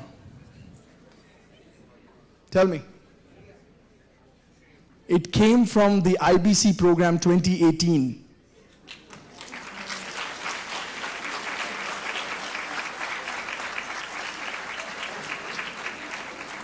You know, when we questioned them, do you know that you will be a $1 billion company? And they said no. They didn't raise their hands. We made them raise their hands and say, yes, you can. It became not just $1 billion company, it became a $20 billion company.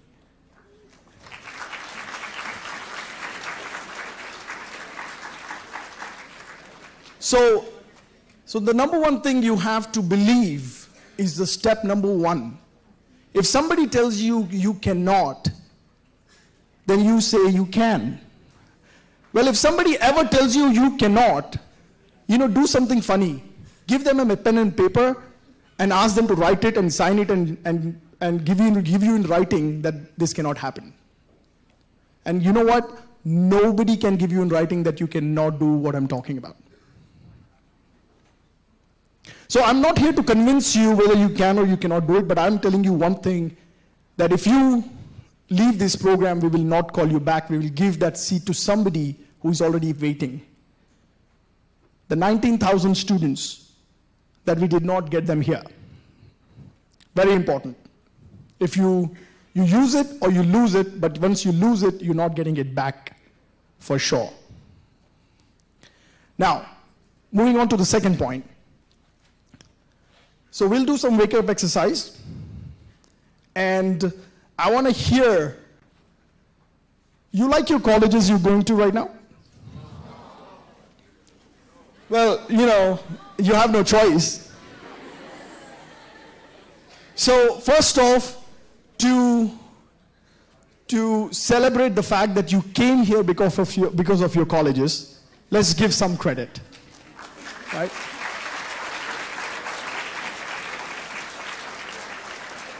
I can tell you I was a little surprised when I talked to the principals of your school, that your principals were like so enthusiastic about the future, and they're open-minded to even let you go and tell us, make sure you take the attendance and make sure these kids are not, going on movies and bunking colleges. And so I respect that. But here's what I want to know is, I want to hear it from you. You heard so much talk about from some of the speakers. By the way, some of the speakers you're listening to, the reason they're not here is because somebody is in Berlin, trying to talk to you. Like the last guy, Radha. How many people thought he was here, maybe in Delhi or Bombay, or how many people think he was in Berlin?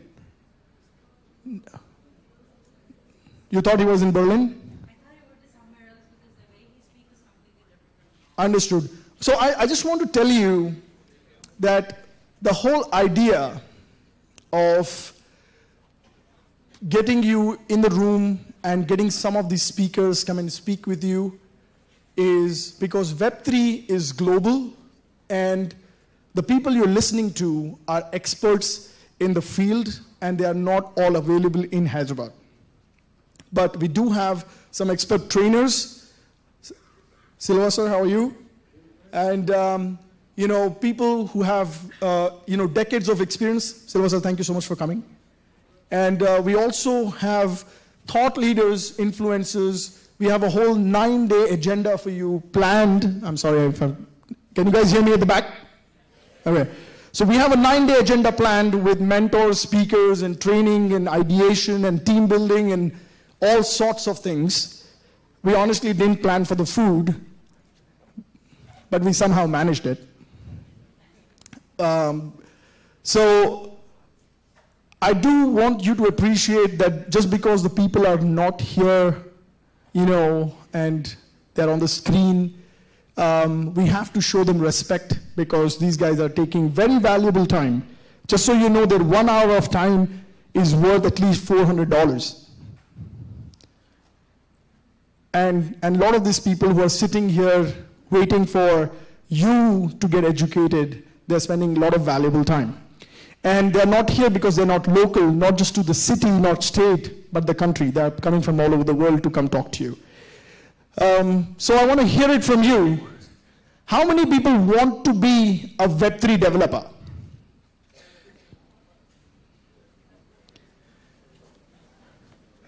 Okay, I want to know how many people know why they should be Web3 developer. Okay, here, let's hear it.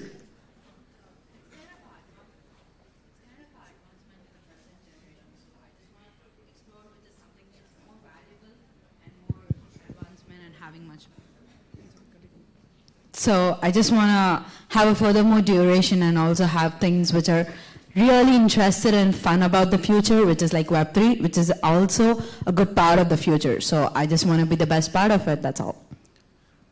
Wonderful. So I'll tell you why you should be a Web3 developer. Who wants a 5,000 rupees job per month, not day? Okay, who wants a 10,000 rupees job per month? Oh, maybe I should increase the scale a little bit, right? Like, you don't even get like, you cannot even go on a date for 5,000 rupees. Okay, how about who wants 1 lakh rupees per month a job? All right, everybody, put your hands down. Put your hands down. You know why? Because you can do so much better. All right, I'm going to give you one more choice. How many people want 2 lakh rupees a month a job? Very tempting, huh? Very tempting. Be careful what you ask for, you'll get it. All right, put your hands down now. All right, how about 5 lakh rupees a job per month? So 5 lakhs is good, huh? 5 lakhs is good, huh?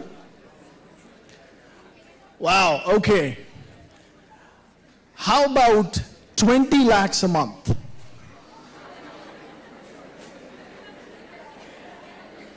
So here's the thing, right? Here's the deal. If you raise a hand, you will get that level of a job. What if I keep going on and increasing that number and you agreed for a 5,000 to 10,000 to 20,000 or 20 lakh rupees job? So just be careful where you get stuck. How many people want a 25 lakh rupees job? Holy shit, you fall for the FOMO. Okay, so here's why. $100,000 worth of job is today 82 lakh rupees. A Web3 developers with 2 to 3 years experience, mostly in such hackathons that you're about to participate in, can get up to $300,000 to $500,000 without stock options. That may be up to $1 million in jobs, which is 8 crores a year. Sorry, who wanted 25 lakh rupees job?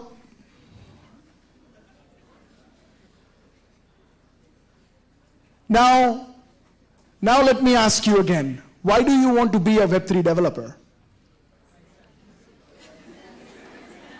Okay, how many people know why they want to be a Web3 developer?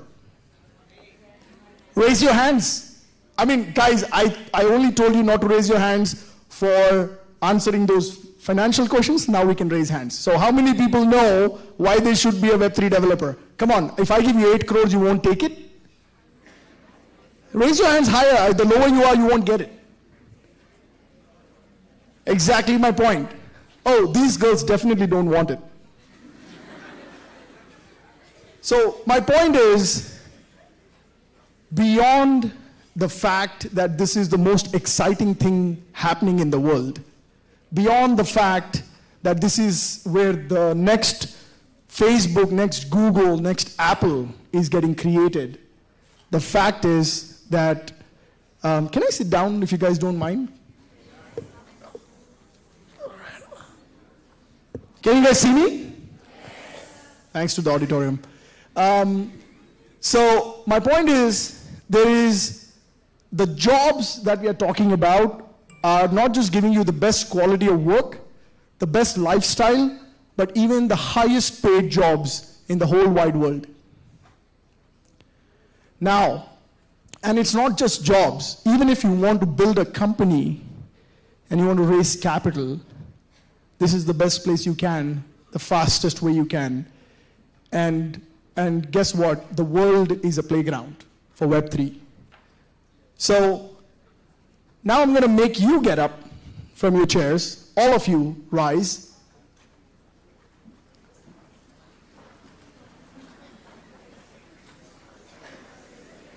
All right, I hope nobody has bad throats. You can scream. Just imagine you're in the bathroom singing for yourself. And I want you to scream. If I don't hear it, you will do it over and over again. You know I don't give up. So we are going to scream 4 things. Louder. Ready? Yes.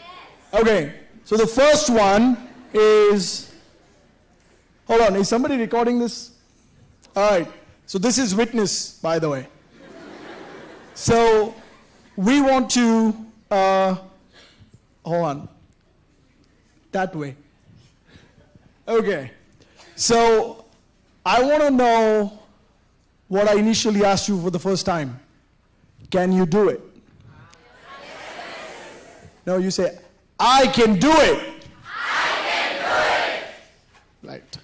I asked the second question, but do you want to be a Web3 developer? Yes. Oh, no. You say, I want to be a Web3 developer. I want to be a Web3 developer. Great. Now, so we have some great companies supporting you. You saw Polkadot. And here's what I want you to tell me too. Do you want to be a Polkadot developer? Well, this is like a confused state of mind. I think you just don't know who. I want to be a Polkadot developer. I want to be a Polkadot developer. One more time. I want to be a Polkadot developer. One more time. I want to be a Polkadot developer. All right, guys. Thank you so much. Sit down, please. So, now that you got some physical exercise and some vocal exercise, now we'll talk about a few things that would actually make you excited about, and I think a lot of people are waiting to understand, yeah, but 8 crores are in the future, what do I get today? Right? Like, everybody wants to live for the moment. And we'll talk a little bit about what you're getting here. But everything you get here, by the way, you have to earn it. There is no free giveaways, except for the lunch. So I'm going to, Deepak, can you help me with the presentation, please? So we're going to talk about what you should expect. How many people have never done programming before? Be honest. You don't have to be a programmer to get 8 crores, I promise. All right. How many people? Good. By the way, you know what? You will be very much in demand if you have never done programming, because all these programmers will want you on their team. So, how many people have done any programming so far? Silva sir, you may want to see this. How many people have done some programming before? All right, okay. And how many people want to learn programming very much? Okay, so here's my thought process on if you are here, you're definitely out of the motivated bunch. You're here because we wanted people who have the zeal, people who want to learn and go into the future. And if you are, first of all, to learning Web3 programming, there is no base requirement. Yes, I mean, if you want to become a, I don't want to give you a random example because this might be recorded. But I'm saying, if you want to be a hunter, knowing how to cook with the knife is important, right? It helps. But if you are not a developer, if you've never done programming before, it's a start. And honestly speaking, I have met lawyers, artists, I have met designers, I have met people from chemical engineering who are doing wonderfully well in Web3. So you're not like losing out. The fact that you have this unique ability that JNTU gives you, guess what that is? Study one day before the exam and pass.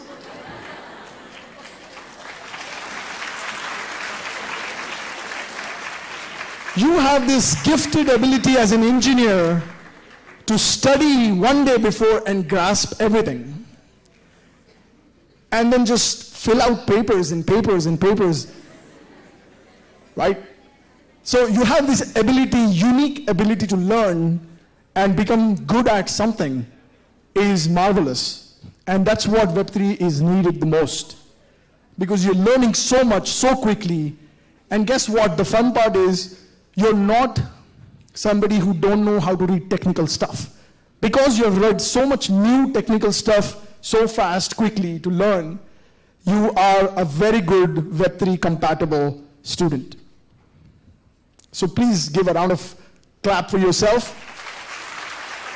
To making it here, to being yourself, to becoming a proud student of JNTU and schools and colleges in Hyderabad, and the fact that you have come here, you have come from a void of misinformation, less information, no information, to getting a direction to build your own future.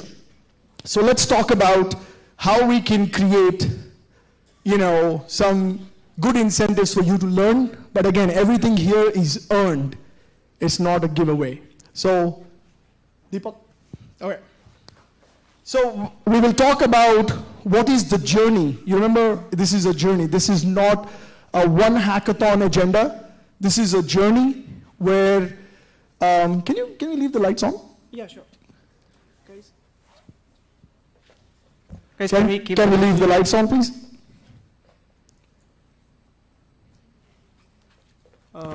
Guys, can we keep the lights on, please? Thank you. Can you guys see the presentation? No? Okay. Yeah. Switch off the lights, please. Yeah, maybe this is fine. This is fine. This is fine? Is this okay? No. No, just one light. Just the last line. Yeah. Okay, this is fine. Is this fine? Okay, this is fine. So, we will talk about the journey quickly. Our goal is, our journey is that you will start here with knowing minimum or nothing to ending up with the highest paid job in the IT industry or in the technology industry out there. That is the journey. It doesn't matter if you're first year, second year, third year, fourth year. Now, who wants the highest paying job again? Great. And this is the journey where you start and you journey up in acquiring skills, becoming familiar what's happening, becoming aware what's happening. And you go down this journey with looking at all aspects that you learn. And along the path, the more you learn, you get more goodies, more prizes, more grants, more job offers, for sure. So let's talk about what the journey looks like and what IBC has created for you.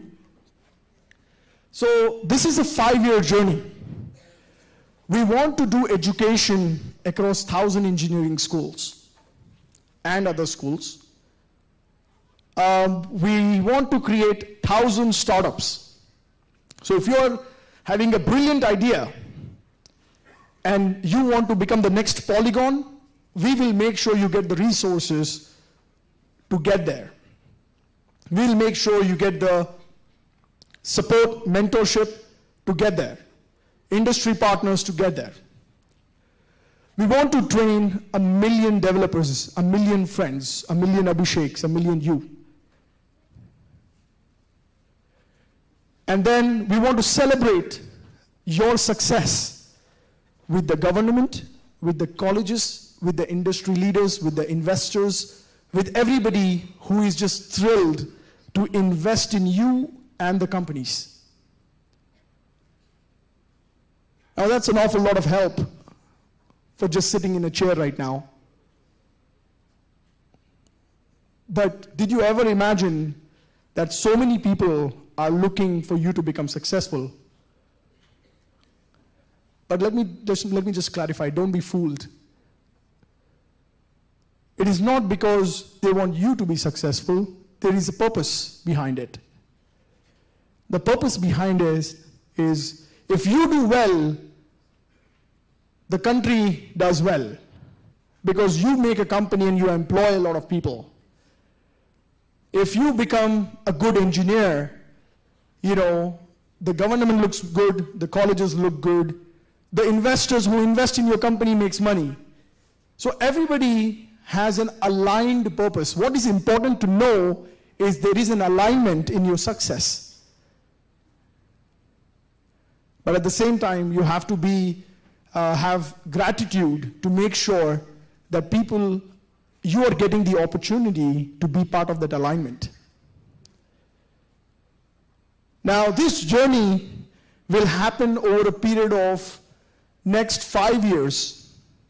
And it doesn't matter where in the journey you are, when you join it.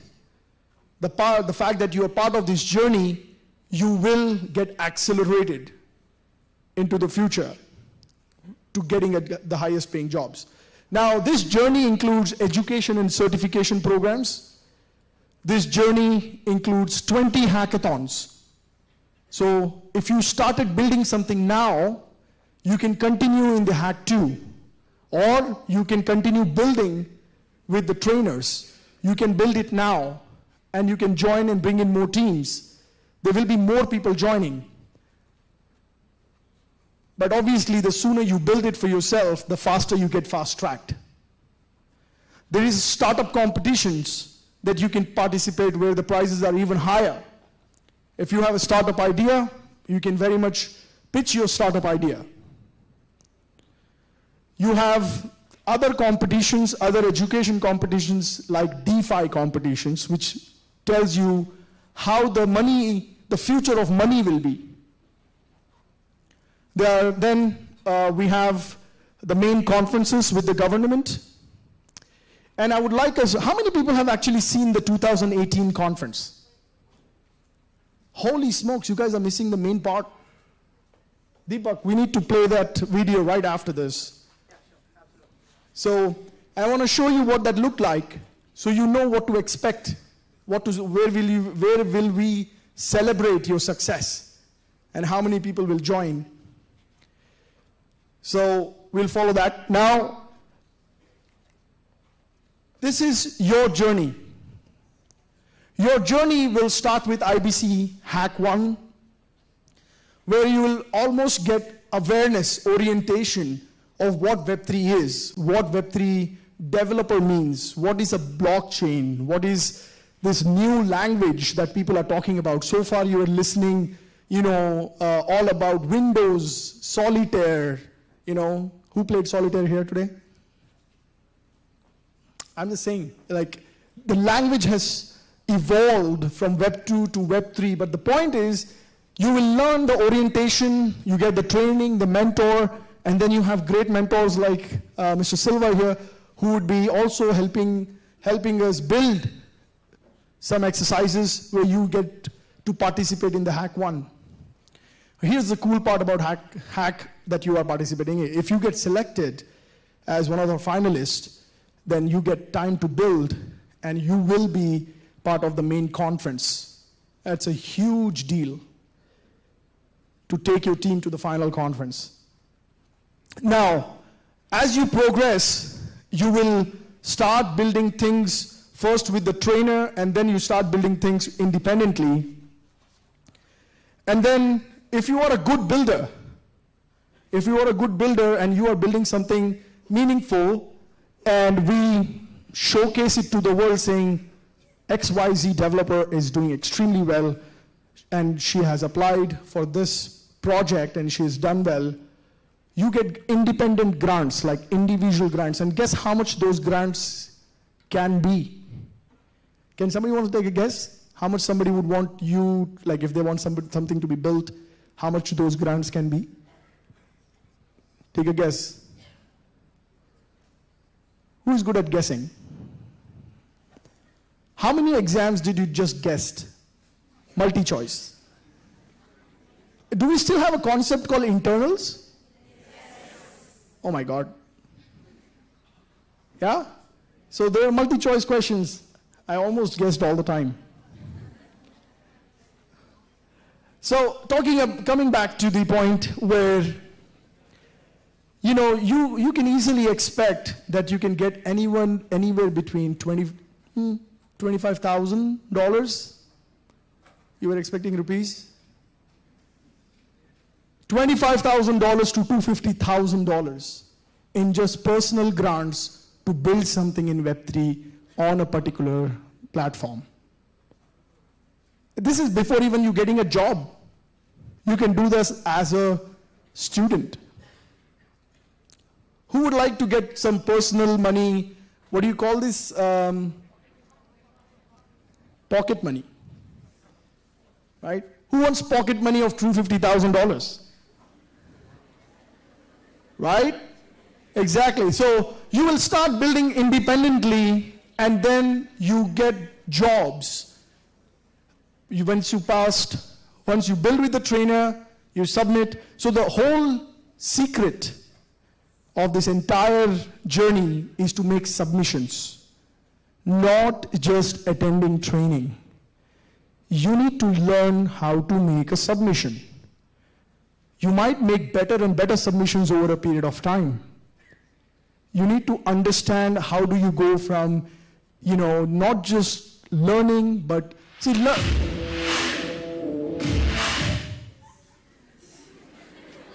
I said something right? Right? I said something right? My point is, you need to learn how to make a submission. Now, for the people who have never done development, I can tell you one thing. You don't have to be a developer to earn that money. You can partner with a developer because it involves a lot of other, you know, activities. Program management, marketing, designing the deck. You know, all that is part of submission. And if a developer thinks that they can do it themselves, they can. But the problem is it's very hard to move an elephant alone.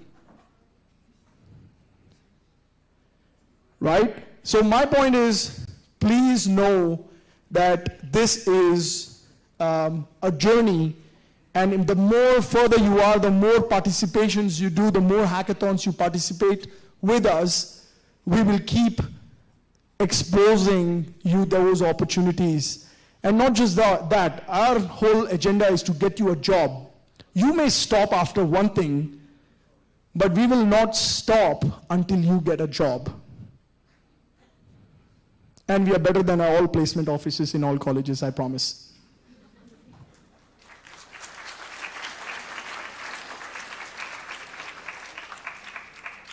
So our goal is to get you to the finish line, but I'll request you one thing.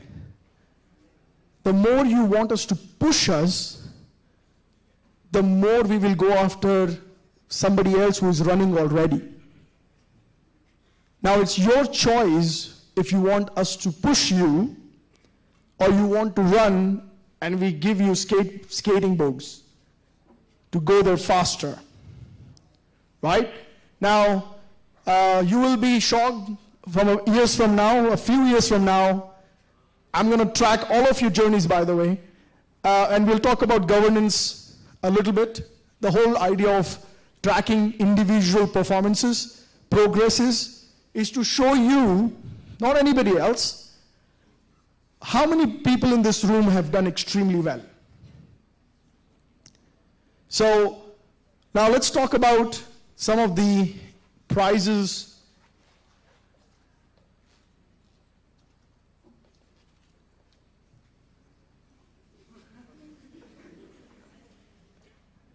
Curious what comes on the next slide. Should I hold it a few more minutes?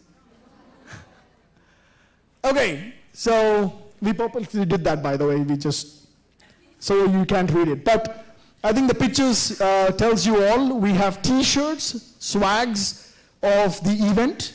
You cannot find it anywhere. It's all trademark. You cannot print it on by yourself either.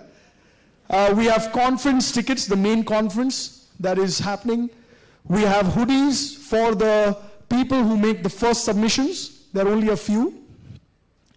We have obviously participation certificates. We have the certifications for your education that you have done, internship certificate.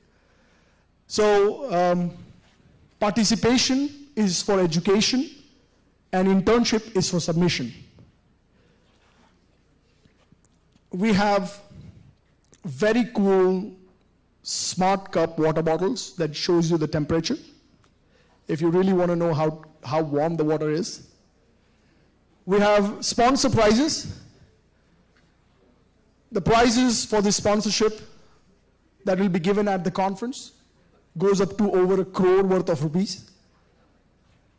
We have grants. Like I said, if you are an extremely brilliant developer and you jump the gun and you say, I want to build this for some platform, you can apply for grants even today. And then you have jobs. There are investments that will follow, and this is not the end of it. We are creating a lot more value for you for the future, which involves making sure you get a job, making sure you're in touch with the industry leaders, the mentors, all of those benefits. But these are right here, right now for you to grab. And again, none of this is free giveaway. You have to earn it. You want to get to the part how you can earn it? All right, the t-shirts, the IBC t-shirts. Basically, the requirement here is, there are only 25 of them per hackathon track. Let me just clarify what hackathon track means. So we have 7 or 8 tracks that you can participate on. The first 25 people who are participating, and this is online and offline, so you have a tough competition, by the way. So you have to go online and submit for a particular track to win the t-shirts, and the first 25 of them per track, will be given the t-shirts. Second, eligibility. So on the distribution, if you're here, you can take it, or if you're online, we will basically give it to the RMs of the schools, the SPOCs of the schools to give them. But the t-shirts are for registration for the track. Remember, not registration for the program, it's registration for the track on which you will build, right? Second, the government-led main conference. I think at this point, can we show the video of the conference? Why don't we see what this conference looked like so you know whether to work hard for it? Yes, sir. So, Deepak, requesting you to please play the 2018 video.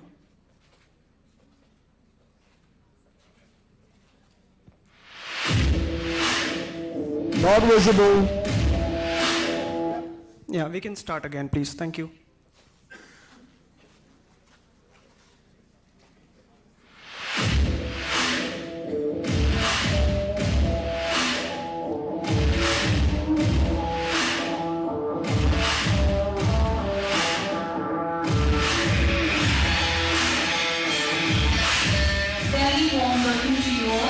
the inaugural ceremony of the first ever Industry Government Conference, the International Blockchain Congress 2018.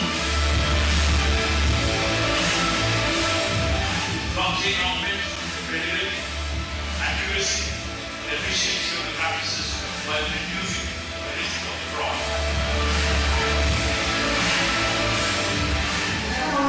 Is not merely a protocol.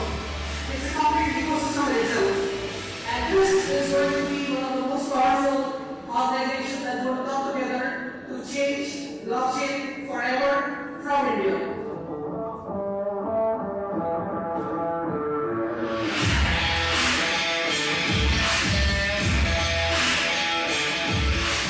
This vision, if you think about it, is a combination of IoT, blockchain, and machine learning. And this vision is essentially trying to bring the technology to the masses, blockchain application being service to over 100 plus million customers.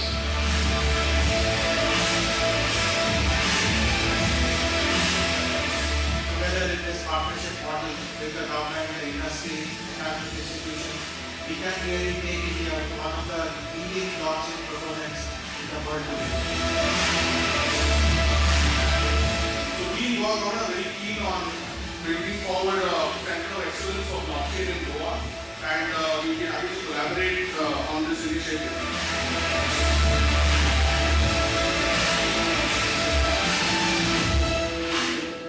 We are now building an operating system. It is now redefining the way the IT will be conducted, and more importantly, the way business processes will get conducted. We will be signing an MOU to launch a Telangana blockchain district.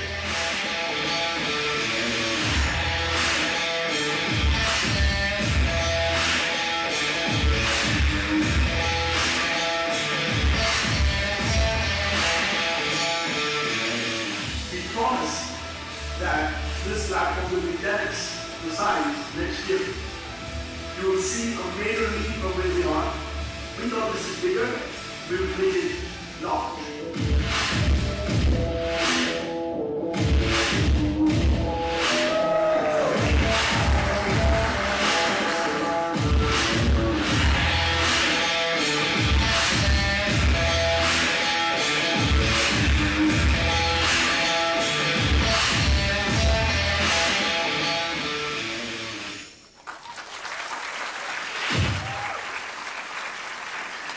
So how many people really want to go to that conference again? Right? So those tickets are important. Right? And those tickets cost $1,000 each. So the only way to go through is do something here. Right? So again, the eligibility is 10 best ideas for the solution per track. Out of the 20.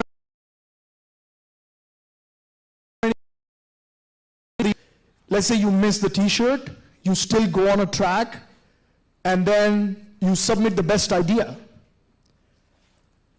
How much, let me ask you, how many people dream of, buying a house? Okay? How many people dream of buying a car? Like a sports car. All right. How many people dream of building a company? Well, that hand was up all the time. Okay. How many people dream of building a rocket? Right?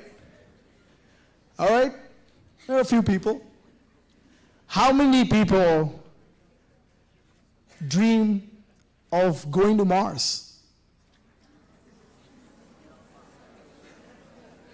And my fundamental question to somebody who's not raising hands is, there is no cost of dreaming, so if you're dreaming, why are you not dreaming big? Is there a problem? I think it's a problem. Like, people think dreaming is expensive. So guys, one thing I want to tell you, if anything you take away from this session of mine, you should think, I'm sorry? Sorry, I thought somebody was trying to add something. I'm saying, if anything you should take away from here, from this entire session, is if you are dreaming, may as well dream big. There is no cost to it. Because that's a start. So now, I'm going to ask you again, how many people will dream tonight of building a rocket? Oh, come on, like there can be more exciting stuff than rocket. Okay, tell me what is the biggest dream you can dream, not the dream that you can afford. I'm saying biggest dream. I think all can afford every dream, but dreams are cheap. But tell me few examples. I want 5. I want to know the biggest dream somebody can dream. Well, let's take Mike. Let's find, raise hands please. Raise hands, people.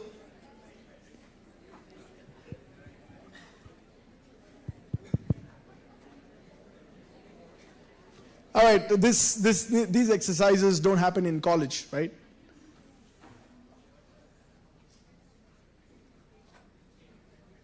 Is this working? Guys, can we have a mic? Okay, so why don't somebody stand and scream if you have a dream, because if it's good, I will invest in it. All right, go ahead. I want to mine the planets. Mine the planets, copycat. Well, that's a good one though. I like it because a lot of the future right now, it's on I'll tell you how many people are going after it. Is Jeff Bezos. Who knows who is Jeff Bezos? The founder of Amazon. Elon Musk. Who knows Elon Musk? Like, come on. Yeah. I would send this clip to Elon Musk if nobody raises hands. Thank you, man. Sit down. Who else? Yes, ma'am. I would like to rule the whole industry related to the tech. Tech. Like what? You want to give one industry? There are like 100 industries. I want to connect all the tech within one. Okay. So she wants to rule the industries on tech. Who else? World tour? Fine. Have you thought of which countries you want to go to? All of them. Okay. So travel. Now, here's my point. The whole idea here is, guys, dreaming is important. And make sure you dream and you dream big, especially when it comes to your careers. You can always think of hitting the neighbor who's been like troublesome all the time, but I think when it comes to your careers, please dream big. Because your dreams tell you what direction you will take. It's not philosophical thing, I'm serious. So now, the qualification here is 10 best ideas for the track. And you are expected, again, who knows all the answers? Let me see if somebody can answer. Who knows all the answers? Or let's say most or majority of the answers. Who is your best friend in doing anything today as a knowledge base? And who is your best friend here as a Web3 developer? Can somebody answer that question? Oh, IBC for sure. I'm just saying a second friend. Google. Who answered that question? Fantastic. Guys, Google is your best friend in this entire journey of Web3 or as a developer. Now, if you can Google, you can program. I promise you that. If you can Google, you can do development. If you can Google, you can build a solution. How many people can Google? I want to see which are the hands down. Please raise all the hands. How many people can Google? I want to see at least few hands who are sleepy. Good. So the basic qualification for you to be here in this program is, can you Google? And if you can Google, you got this. It's a very high bar. I'm being sarcastic. But honestly, if you can Google, you can be the best developer in town. All right, so next one. The IBC hack smart water bottle. Okay? Now this has very important exercise for, personally I like the most. Here's why. If you want to hear from me, if you want to hear from our team, if you want to know about the new jobs, if you want to know the prize monies are, if you want to know what the next program is, when you can join the conference, everything about IBC, everything about your career, there's only one way to do it. You have to join our Discord community. How many people are already part of the Discord community? Okay. So, Deepak, before we leave, let's have a presentation on how to join Discord. How many people have smartphones? All of us. So, Discord is like Telegram, like WhatsApp. It's another messenger. If you don't have it, just download it, and you can join our community and you get all the communications. That's number one. Who likes to take selfies? Right? I want you to take a selfie with the IBC Media, banner, and go post on your Instagram and connect us to Instagram or post on Discord, and just tell the world that you're enjoying missing the college. I think I was told in the beginning of the session that some people hate the college. I want to see it. I can see it in your smile when you smile in your selfie and make sure it's visible to the world. But more importantly, you are here to build the future. I want that message, and it has to be on Instagram, Twitter, tagging IBC Media. Mention IBC Hack Fest, tag friends. You have friends in school who are probably jealous you're here. You have friends in school that you want to make sure you look good before. You have friends on Instagram who you want to show that you're doing something more. This is the time. And I will take that selfie with you. Ooh. Right? Okay, so, and Discord, and you have to say the following. I love IBC Hackfest. I'm so sorry that our team is sort of like getting in the groove of setting everything up, giving you Wi-Fi. I promise we got all the 300 of you, the Wi-Fi passwords. They're already supposed to be in your email, and you have the Wi-Fi now. Yes. But please don't do Facebook. Please don't do Instagram. When somebody's trying to give you 8 crores, you're trying to Facebook and make 8 crores for Facebook. But I'll tell you this. Here's the problem with this place, though. If you try to do it here, Tech Mahindra is watching. So, keep your secret chats for later. They can wait 7 days, but let's make the best of this opportunity while we are here and make use of the time. Okay, so next one. This is a very important hoodie, by the way. When I went to the Harvard interview for my application, guys, few more minutes and then we are out. I'm out of here, I promise. I want to give it back to the team to take it forward, and I'm sure I'm overstepping my boundaries with the time. But this hoodie is important, and I believe in the hoodie omen. You know what the hoodie omen is? How many people know what omen is? Okay, omen means it's, what is an omen? How would you describe omen? Can somebody describe omen for me? A sign, right? So when I went to the Harvard interview and I gave my interview, I promise you I bombed the interview. I thought I failed it. Because every question the interviewer asked, I said I don't know. I said, holy shit, I got into Harvard application process, I went to the interview, and I bombed it. I'm like, I'm not going to get in. And then I thought maybe I should just buy a hoodie which says Harvard Business School, and I'll just go back with the hoodie and look at it and cry every day. So I bought this hoodie. I went to the library. I took a selfie in the hoodie, and I came back. At that time, I was living in Savannah, Georgia. And then every day I used to wear that hoodie until I heard the results. And I will not be like any more serious about this. I was the first person who was the most shocked on this planet when the letter said, your application, as the first two words. And whenever you have like good message, people start with congratulations, but it wasn't. And I'm like, I knew this will happen, but I thought I should read it before I throw it. So I continue reading it, and it says, your application has been accepted for the class of 2014. So my point is, every time you get a response, please read the whole letter.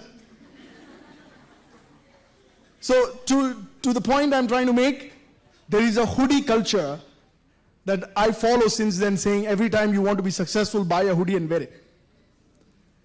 You don't know. It might change the fate, and it does. So the hoodie is for top 7 teams with most promising ideas. Ideas come from dreaming and research. If you research, you will get better ideas, and ideas are only an ambitious goal that you can define. Now first, dream big. 2, do more research, which is Google. Come up with the best ideas, and you're right there in that hoodie. Now, participation. All eligible participants who have completed the course in training. Here is why we are tracking your participation, to give you a certificate of participation. That's the foundation. So next time when you're working with us, and here's why this is important, right? Because we share this with all the employers. And does anybody wants to guess how many employers are there in the world right now in Web3 who are paying these top dollar salaries? Let's take a guess. Internals, practice.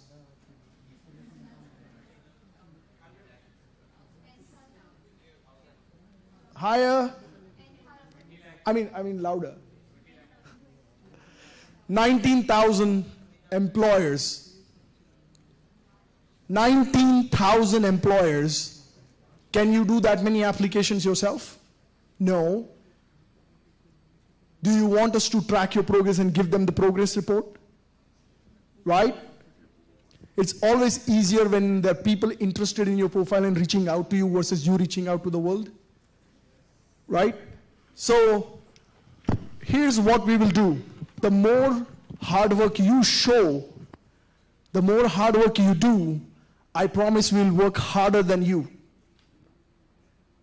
If you don't work hard, I promise there's another you who is waiting to replace you.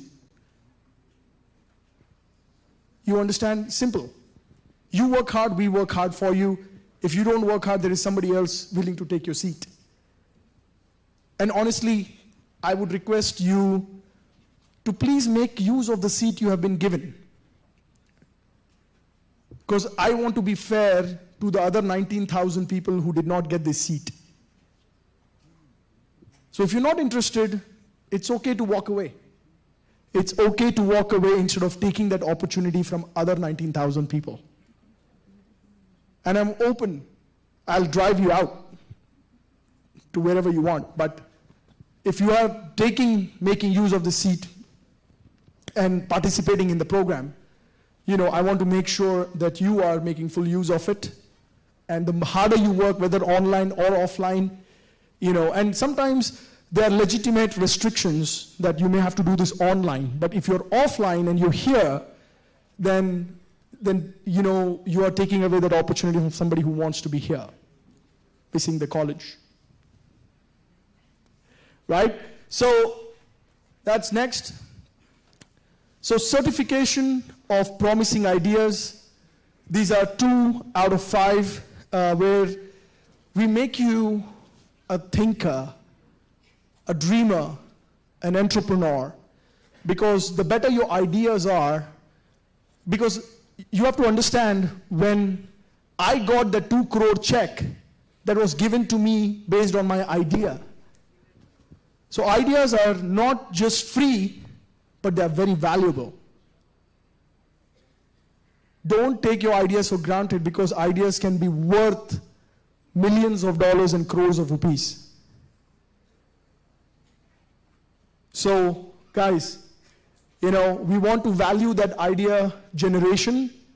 You have a machine that can spit ideas that you're not putting to work. Sometimes if you meet me over a coffee, I'll tell you how I use the brain to do other things at college. I got caught, but it was fun. But I'll tell you, ideas are rewarded at IBC. And more importantly, I want to take you back. You know what is written on this t-shirt? Can you read it? Below that. Think different.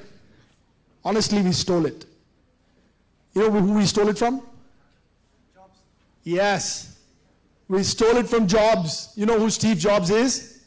Who has an Apple iPhone or a MacBook? Right? Oh, she doesn't want to raise a hand. She doesn't like Steve Jobs. So, my point is, think different. Dream big, think different is a very powerful combination.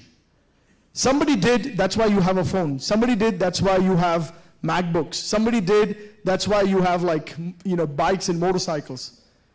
Otherwise, 10,000 years ago, we all were hunting, I don't know, something. Right? So, coming back, certificate promising ideas. This is my favorite. You get money to do something, right? Now, these are not just the final prizes. These are just following steps of the process. The whole idea, that's why it's called micro-incentivization. Everybody's just looking at the bag, nobody's reading. Right? The whole idea is, if you are making progress and you are participating, learning submissions, look, we understand that you're learning. We understand you're new. We understand, but we are rewarding you for making an effort to learn. If I get paid for reading something or learning something, that would be so awesome. But this is what Web3 does, and this is what IBC does for you. You're getting rewarded for learning and participating, making progress. Just doing the steps, Mr. Silva will tell you.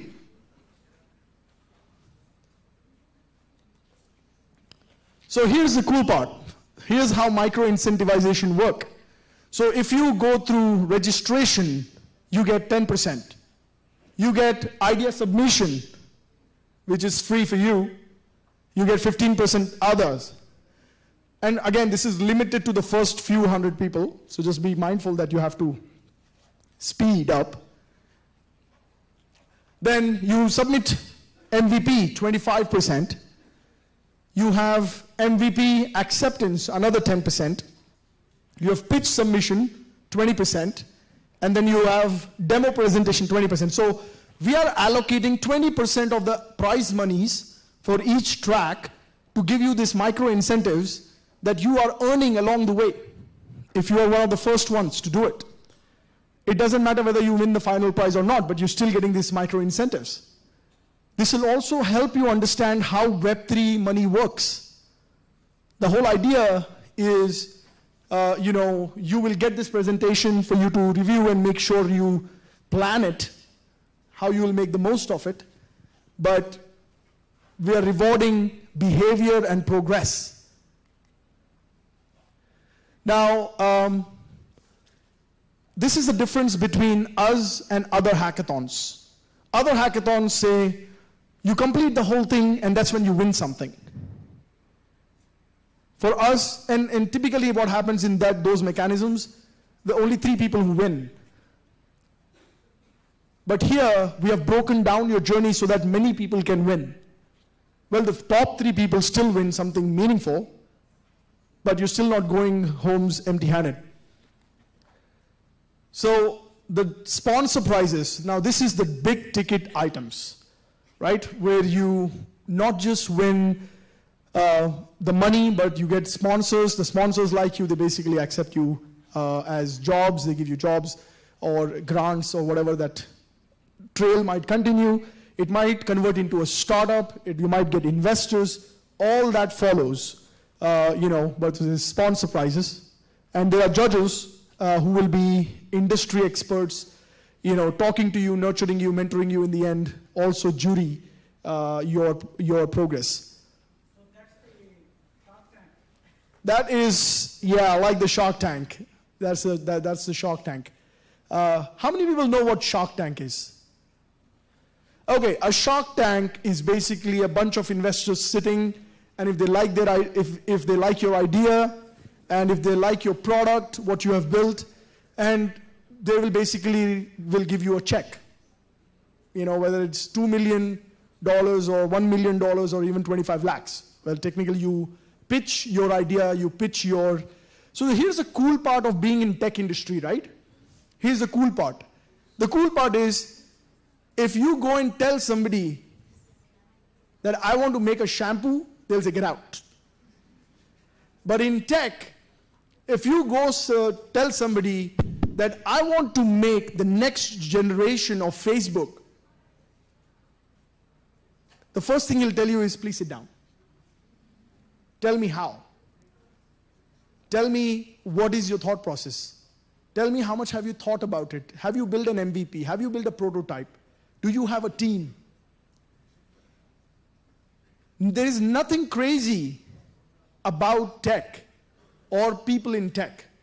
The cool thing about tech, you need to know, is you are rewarded for failures. You know why? Because next time you build something better. So please make sure you go through these journeys of failure, because people love that. If I can tell you 10 stories about my failures, you will love me. But the point is, it doesn't matter where you begun. It doesn't matter what journey you go through. What matters is where you end. If I was so worried about, what I'm going to do in the future, whether I'm not going to get there or not, I would not go through these ups and downs of journey, to get to where I am. There are several stories. I will tell you stories where, I got in trouble. But my point is, this is an important milestone for your careers, because if you are in this, then you become a hot cake in the job market. I'm not, please don't underscore this statement. If you tell in your job interview that you are a hackathon winner, you will get a different treatment. There is no doubt about that. That means you don't have to be a developer in the team. You can be a marketing and a program manager for this entire hackathon team that you're working with. So when we do the team building, we'll talk about that. But guys, this is teamwork. So while you're thinking and sitting among yourself, make sure you're starting to think, okay, who are those 3 people I want to be teaming up with? 2 people. And trust me, it's a teamwork. The better the team, the better all-rounded the team is, you will get better results in the end. Okay, governance. So this is for your schools. I do want to share this with you because I want you to understand that this is not just you, why other people are being monitored for their contribution, to give you permissions, to give you resources, to make sure. So we have the top RMs, top SPOCs, and top colleges reward. What you do will reflect on their incentives. How many people are submitting, how many people are participating, how many people are getting jobs, all defines how these colleges will be ranked, rewarded in the program. So just so you know, all your progress will be reported to the colleges, either way. because we want the system to be transparent. You can choose to sleep through this entire 9 days, and in the end, if you don't end up, doing something, then it's a loss for somebody else. Like, just respect the opportunity, you have, and make the best of it. So yeah, so we have some rewards for all the, and we are measuring their progress as well. How much are they pushing you to be aware, how much information they're sharing with you. We have divided their categories, how many students, how many submissions. Everything is being tracked for your colleges, and then they're getting some great rewards. They're getting college rankings, for best. Can I actually move this screen, because I can't see, I can't show them what the rewards are. Thank you. So if you see, they're getting the college ranking, they're getting the best student parent award for the principal, and I'll tell you why we're calling it student parent. Because unlike before, now the Generation Z, it's almost like you spend, first off, we all spend more time at college than at home. Is that right? And unless and until our principals, our education partners don't start acting like parents, they will not see your success through to the entire journey. They have to behave like parents to see it. They can't just be a teacher. They can't just be an arm's-length relationship. So we are promoting the culture of how professors and principals should start thinking as a student-parent, relationship, to give right advice. And finally, these colleges will be recognized for National Emerging Tech College Awards at the conference. Again, those are all for all top 10 colleges. So I hope you represent your college well. With that said, I think these are just the awards we know of as of now. How many people think these are some good incentives?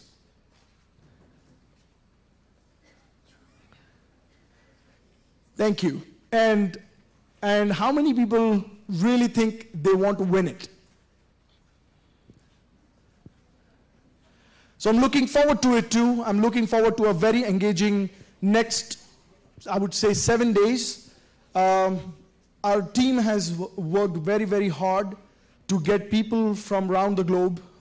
We flew in Silva sir from out of the city to get him to come and spend time with us. And he has years of experience teaching. We're looking forward for your engagement. We will look forward to make sure that there is anything we can do to make this better and can afford to do so. We will do it. But please, be very serious about this engagement. I request you, because you are taking away this opportunity with so many people, from so many people. And I want to make sure you get the most of it. So that said, thank you so much again. I hope you enjoyed.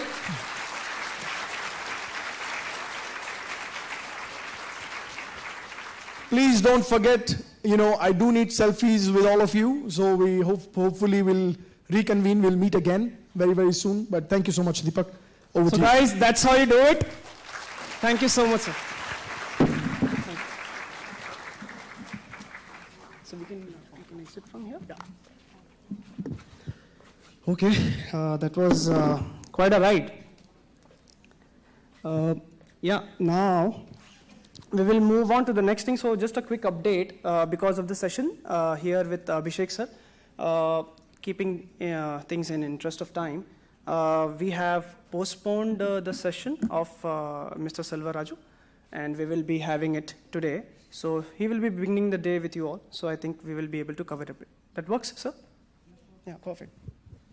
And last thing for today right now, guys, we don't want to move out. Yeah, guys. Yeah, let's not move right away because we have one last thing. So right now, we will move on to the registration process. So basically, Abhishek sir has spoken about the what and the why. Now we have to know the how, right? So now we will move on to the next important step, which is how to register for the hackathons. And that is exactly where all the fun lies. I mean, the fun starts there. For that, I would like to invite another key person with IBC Media, the man who has burned the midnight oil to make sure that all the technical dependencies are sorted out to make this event happen.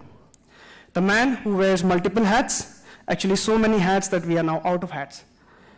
The man who started coding at an age that most of us would generally be running around in nappies maybe. The man, the all-rounder, the CTO of IBC Media, Mr. Avinash Pitti. Sir, please come in.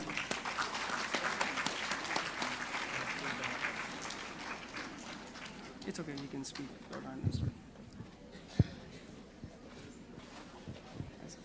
So the thing is that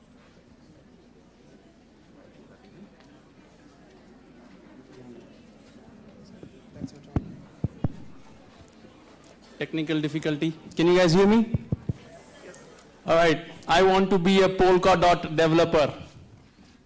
Okay, we're just waiting for the internet to be resolved. I want to show you guys how you can register for the hackathon, the different tracks, and be participant of all the different merchandise, the goodies, the gifts, the giveaways. We're just waiting for the screen to... how many people have actually registered on the website? I have the numbers, by the way, from the database. Okay, and how many people have actually applied for any of those hackathons out of the people who have registered their accounts? Okay, very, very limited. And we will have a small walkthrough session. I will not take more time, not more than 10 minutes. We are running short of time. People are looking at their watches. We have postponed the sessions, so in the interest of time, I'll not take more than 10 minutes. But I want everyone to understand the process. I want to make sure that if there is any technical difficulty in any of those places, I am here around.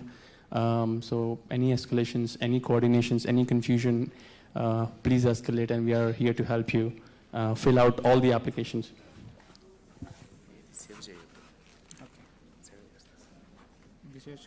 Okay, another thing, I see people moving around, it's fine.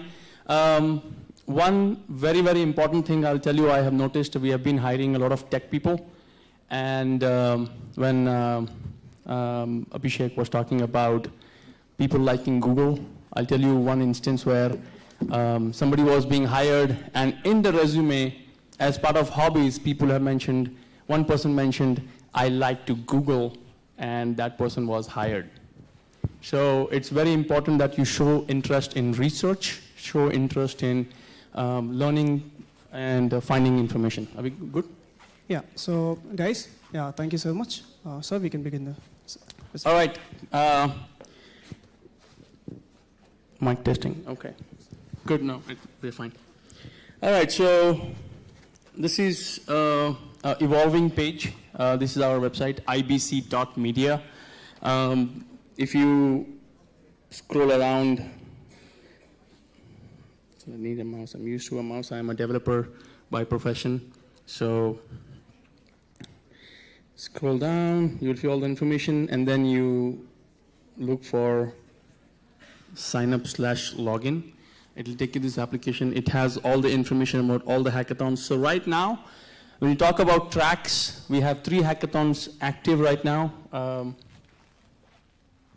We had 3 hackathons active. First hackathon expired and ended. We had successful registrations. We had people participating in the hackathons. The most important thing in the hackathon is obviously your idea submission and the team that you work with. So there is a process. Let me explain you the process about this. I'm going to just go to IBC, Media, Medium. Okay, just the Google stuff, medium.com. This is the link that I think Deepak has shown yesterday. It talks about the process. I'm going to explain the process very, very clearly, and we'll go over the steps. So there are 4 steps: registration and sign up. You apply to participate in a hackathon and choose a track and submit your interest.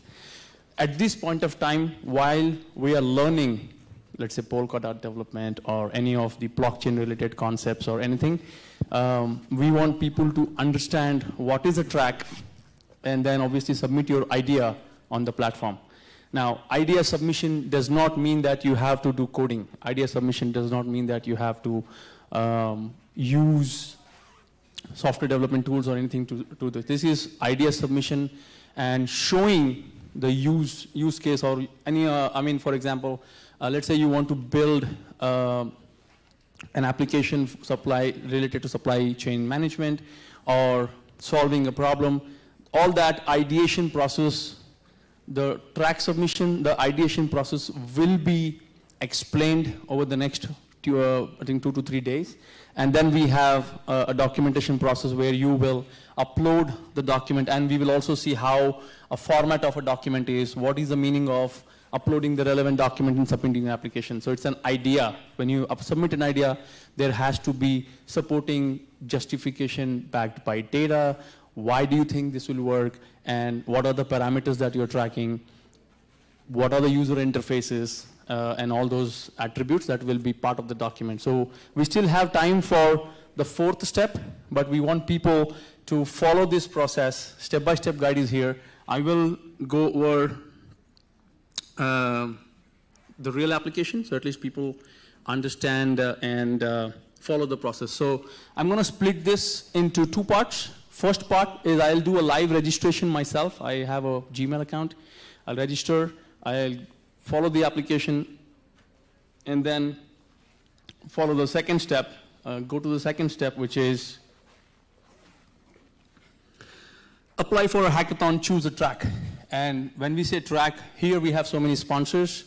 One, I think I would like to also thank Tech Mahindra, Polkadot, Chingari, Robonomics, all of our partners who are helping us to do the event. And we are building applications, submitting hackathon applications for them. So I'll go over the steps one by one, and then we choose a track. So, hold on.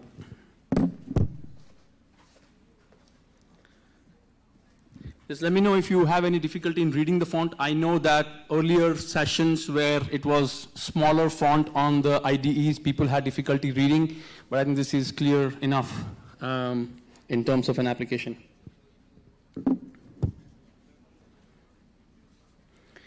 All right, I'm going to sign up. I'm putting my email, avi.dev.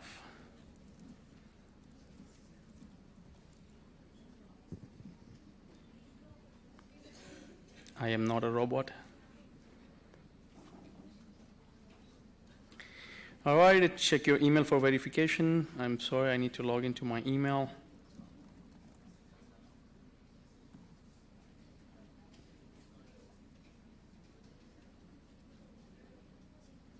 This is not the laptop I'm using, so I don't have it.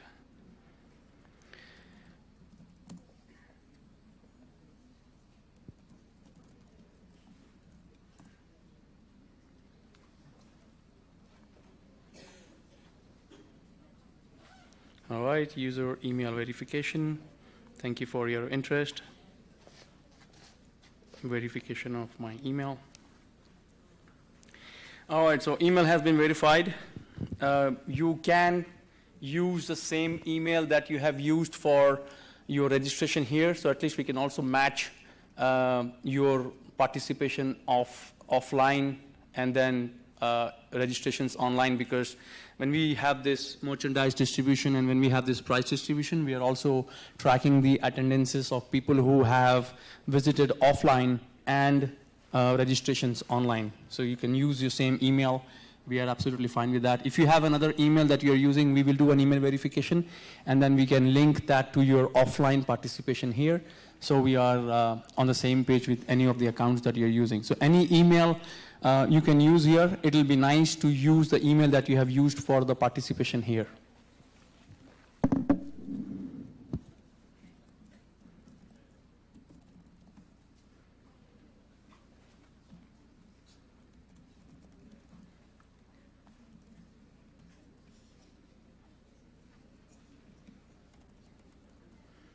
Okay.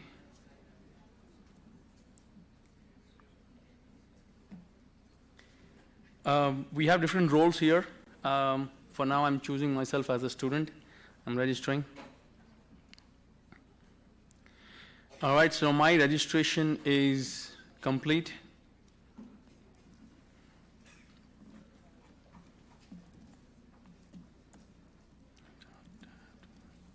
Let me know if you want me to be slow or if you have any difficulty following it. Any questions so far? Okay. I'm sure I think some of them have already done it, but I'm just repeating it in the interest of people who have not done the registration.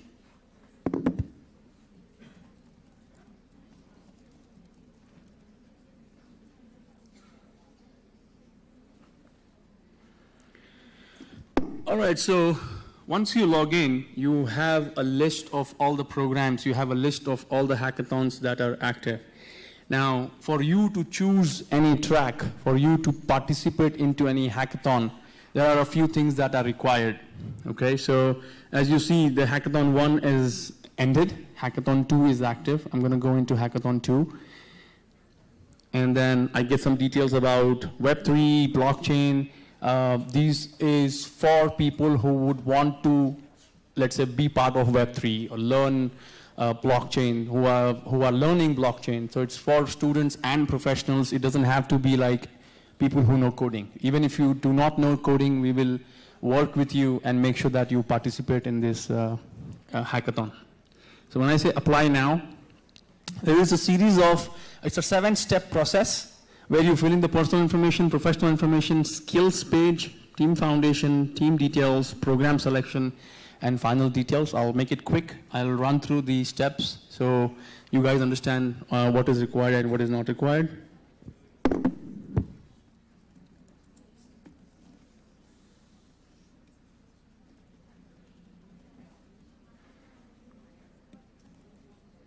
All right, so I'm a student here. Just a quick announcement, Avinash sir, sorry to interrupt. Yeah. So guys, we don't want to use each other's login or passwords, all right? Whatever you have received individually in your email or your WhatsApp, use that only. Do not exchange it, otherwise there will be restriction access. And also, as you already know, Abhishek sir has already pointed out, this is Tech Mahindra's tech backend. Whatever you do, they will know, so don't do unnecessary things like scanning Facebook, social media, or any random stuff. Just strictly stick to what we are doing here. Thank you. So as you see, I'm filling in the professional detail. I am from Srinidhi, by the way.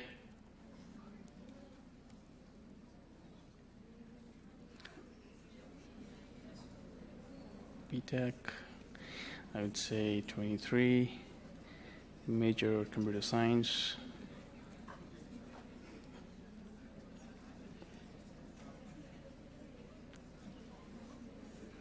All right, skills page. I would want to mention what is my coding level. I can say, well, can code a bit. It's okay to have any of these details filled. What's your skill set? Let's say I am a full stack developer, a mobile developer, anything. So I'm not a mobile developer, by the way. So I can put data science.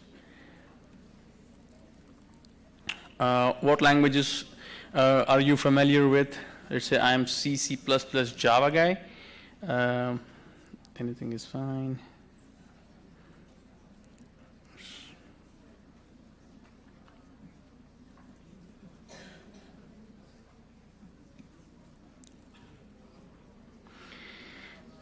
Okay, so let's say I'm a hacker with a team. Now, we will come into how you would want to make a team and how the team process will work.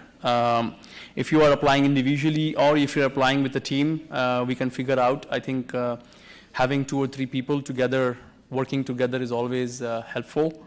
But right now, let's say my team name is All Stars.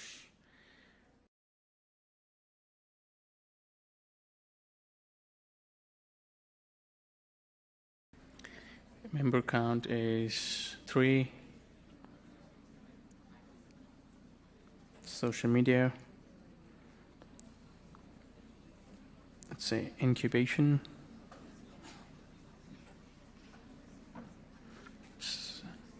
Next. Team details, even if I do not have all the team details, it's fine. If I have it, we put it. Otherwise, now this is the main important section. This is Hackathon 2. Now this is the main section where you choose a track. Now this 6th step, what we saw, that we have, for example, Chingari, Robonomics, Unique, Subsocial, these are all our sponsors who are helping us to gather more and more hackathons. So when you apply for a hackathon, this is the most important section where you define a track and we build towards the track. It's not like you can have one application for each track. You have only one application to apply, and once you apply, you define a track. Now, until you submit the application, you can change the track. But here is where you choose whether you want to build for Chingari or Robonomics. These are all individual companies. All of these ones on the top, are our own IBC Open Innovation Challenge. When I say Open Innovation Challenge, you can build on anything.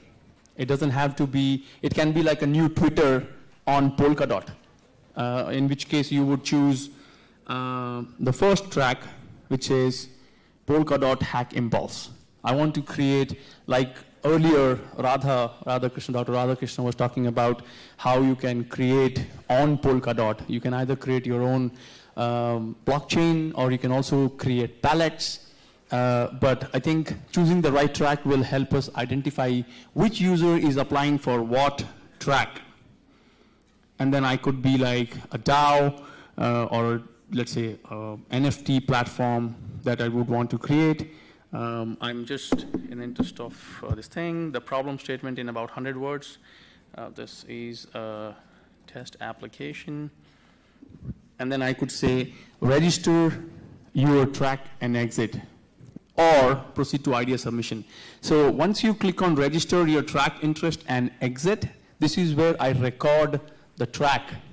Now, next is the final step. I'm going to go to the next step. It says proceed to idea submission. And here you have the idea submission, which is the 3rd step. Now, you can submit your idea,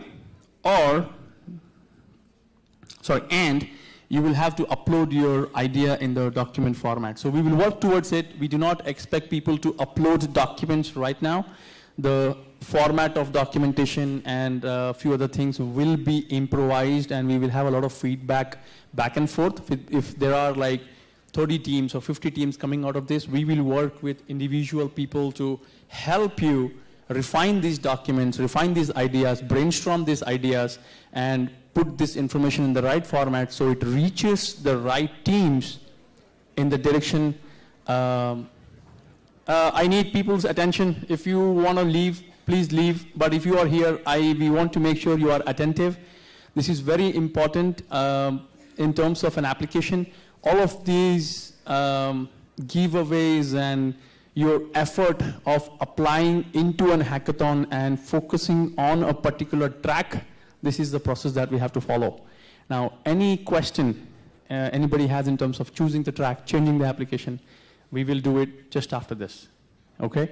So here is what you submit, and then I'll go back again. If you need to change, if you submit this application, you're done. You cannot change it. But if you need to go back, you can always go back to something called as a My Dashboard. Now here, any of these steps, if you look here, I can go back to pending. I'm here. I can again, let's say, go back, and I can change my track. So let me take you to another example. So right now, this Hackathon 2 has these list of tracks, okay? Chingari, Polkadot, Robonomics, Unique, and Subsocial. I'm going to log into another account where I'll show you the tracks for Hackathon 3. Okay, I have another account which is already there. I'll not do the sign in and sign up. I have this Maria. Avi sir, we have a question. Yeah, please. Sir, this registration process, should everyone in the team should do, or just anyone, like the spokesperson or the leader? So if you have a team, you can do one and then you can add the team members. But if you are applying, I think in the interest of the team formation right now, we would advise everyone to apply individually, even if you choose the same track. The reason is I'll tell you, if you think that you would want to build it with your friend for a particular track, and we would want to match teams together and build better teams so you have more options of winning. It's like, let's say you have 25 teams in the hackathon for one track, let's say Chingari, or even Robonomics, for example. We would want to build better teams, and we are in the process of adding more and more mentors and leaders, senior developers also. So if I know that people are interested in one particular track and there are better skilled people who can make the team better, it is always better to work with other developers. It doesn't have to be the same college. It can also be from other college. If you have better teams, we can certainly build and form better teams who can work together and have a better chance of winning. So it's purely a hackathon, it's a competition. It's just that it's not a normal hackathon where you just go 2 days before the hackathon for an application for a conference and then you do it. It's a learning hackathon where you learn the concepts, you learn from industry people, and then you implement those ideas. So for now, to answer that question, individually, each user will have to fill it. Yeah, sir, another question. I think both questions make quite sense, so that's good for everybody to know. Yes. So another question was, I know it's a bit silly, you have given the track and the theme / problem, and again we have to write 100 word. So even if right now we can't come up with a problem statement that's relevant, can we just fill it, register You can first? fill anything and you can go back to change the description. As I said, go to my dashboard and then you can go back to that particular step, go back and then change the description. It's absolutely fine. Until you submit the application, those answers are not finalized. Guys, requesting you to just put on the screen. I think we are seeing, yeah. So, Thank you. I was saying, so now you have seen the tracks for Hackathon 2. We also have a separate set of tracks for Hackathon 3.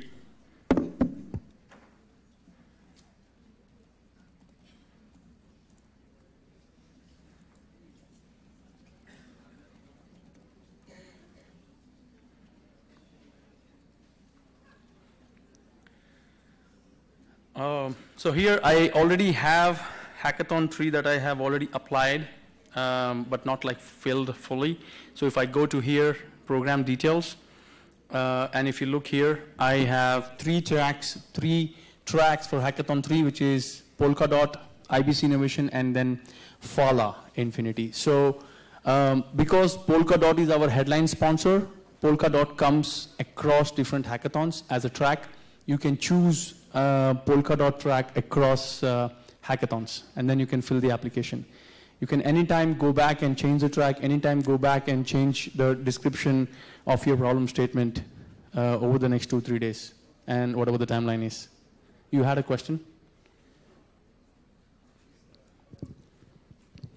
So it's like the team members, whoever we're going to choose, are they supposed to be from the same session itself, or is it fine the one who hasn't registered from the session also? That's a good question. We'll have to come back to it. Right now, we need all those details. I mean, it's always good to have those people registered with us. It's okay to have people across different colleges. But if you have team members who are outside the conference, I think that is fine too. But I can come back to you sometime tomorrow on that one. And sir, is this your friend who was supposed to come and didn't come? Yeah, she came. Okay, she came. Sir, suppose we are in a single one, or 2-3 members. If you want to add up teams from this room itself or someone from over here. Yep. So, how do you guys would want us? Is there any way that you guys would make us contacts or something like that? So I think it is pretty open what we can do to help you with identifying people. We can find people who are part of the same tracks, and then have a separate session where we can say that we can group people. We can categorize people by people who can code, people who has basic understanding of whatever. So we will help you with the team formation and make sure that we have better teams. We don't want to have 1 or 2 teams the best. We want to make sure that everybody learns from everything. Yeah. And so, like, with the ideation, since we are the beginners, like, okay, let me say, most of you are the beginners, like, ideation would be a great deal, right? Like, it would be the great part of the upcoming things. How would you suggest us to actually come up with the ideas which can actually be the best? So there are separate dedicated sessions for ideation over the next 2 days, next 2 to 3 days before the hackathon starts. I think there is a session for ideation where you identify the problem, you learn from industry.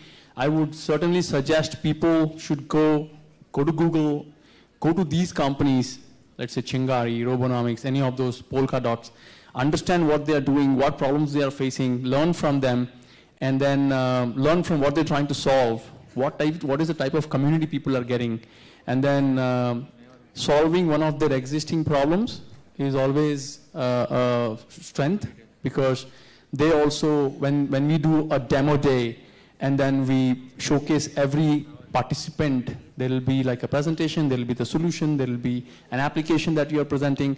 It will help you, it will give you positive marks if you are trying to solve an existing problem.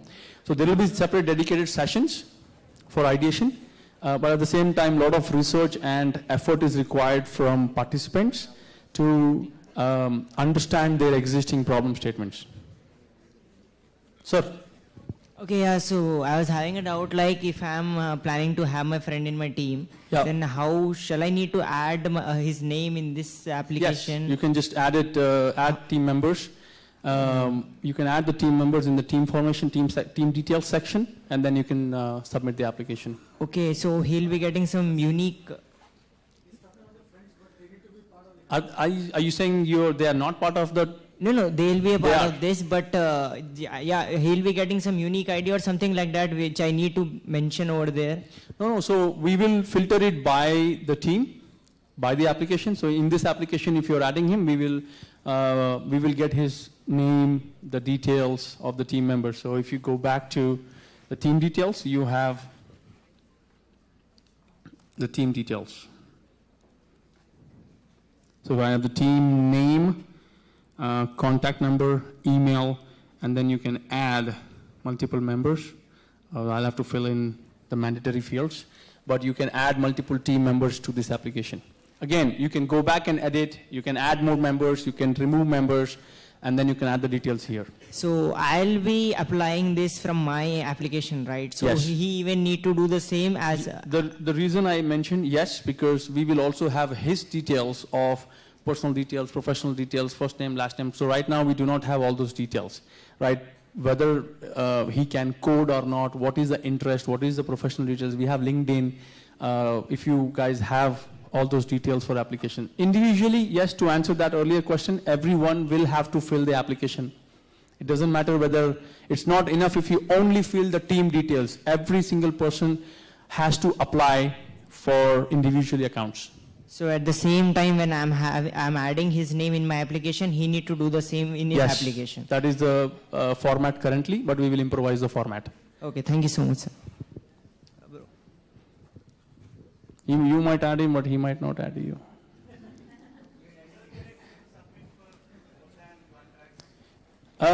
So you can currently apply for per hackathon, per track, per application.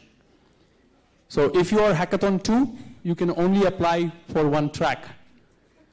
If you have, so for example, Polkadot is across different tracks. Polkadot is a track across different hackathons. So if you want to apply for Robonomics or Chingari or anything, you can, and you want to apply for Polkadot, you can apply for Polkadot across different hackathons. And because it's our headline sponsor, it is across hackathons. So, and if there is Fala Infinity and there is Open Innovation Challenge, you can choose whatever is available. But one hackathon, one track, one application.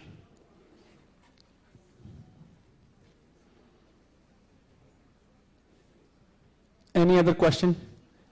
we are here offline anytime during the next few days. Any question anybody has, please reach out to me.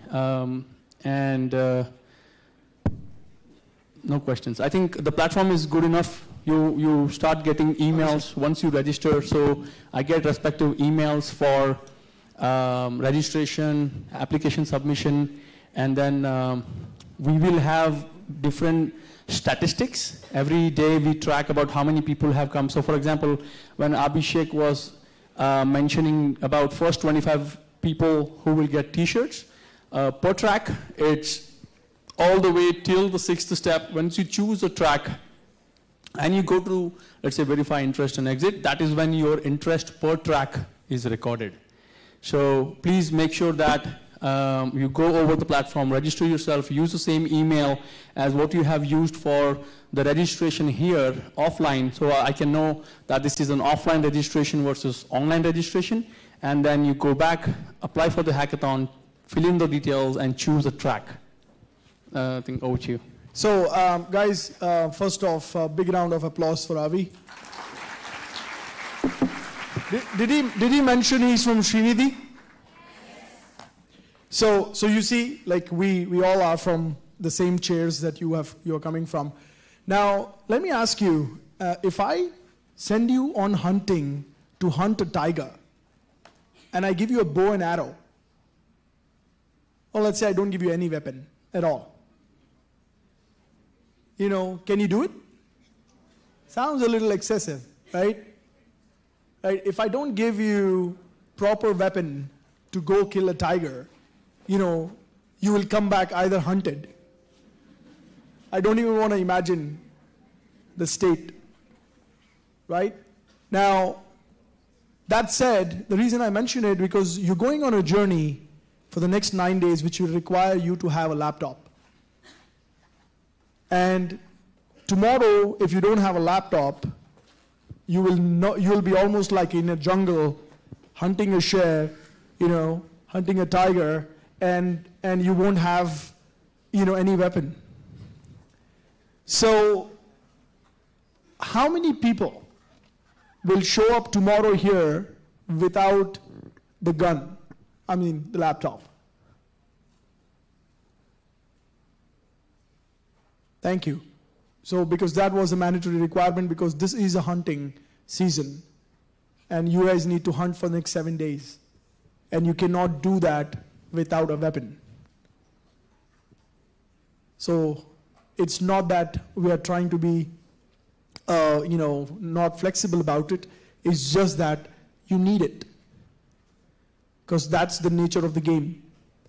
So please don't forget, I don't want to see people here without computers, laptops tomorrow, because I don't want you to be just watching other people do it.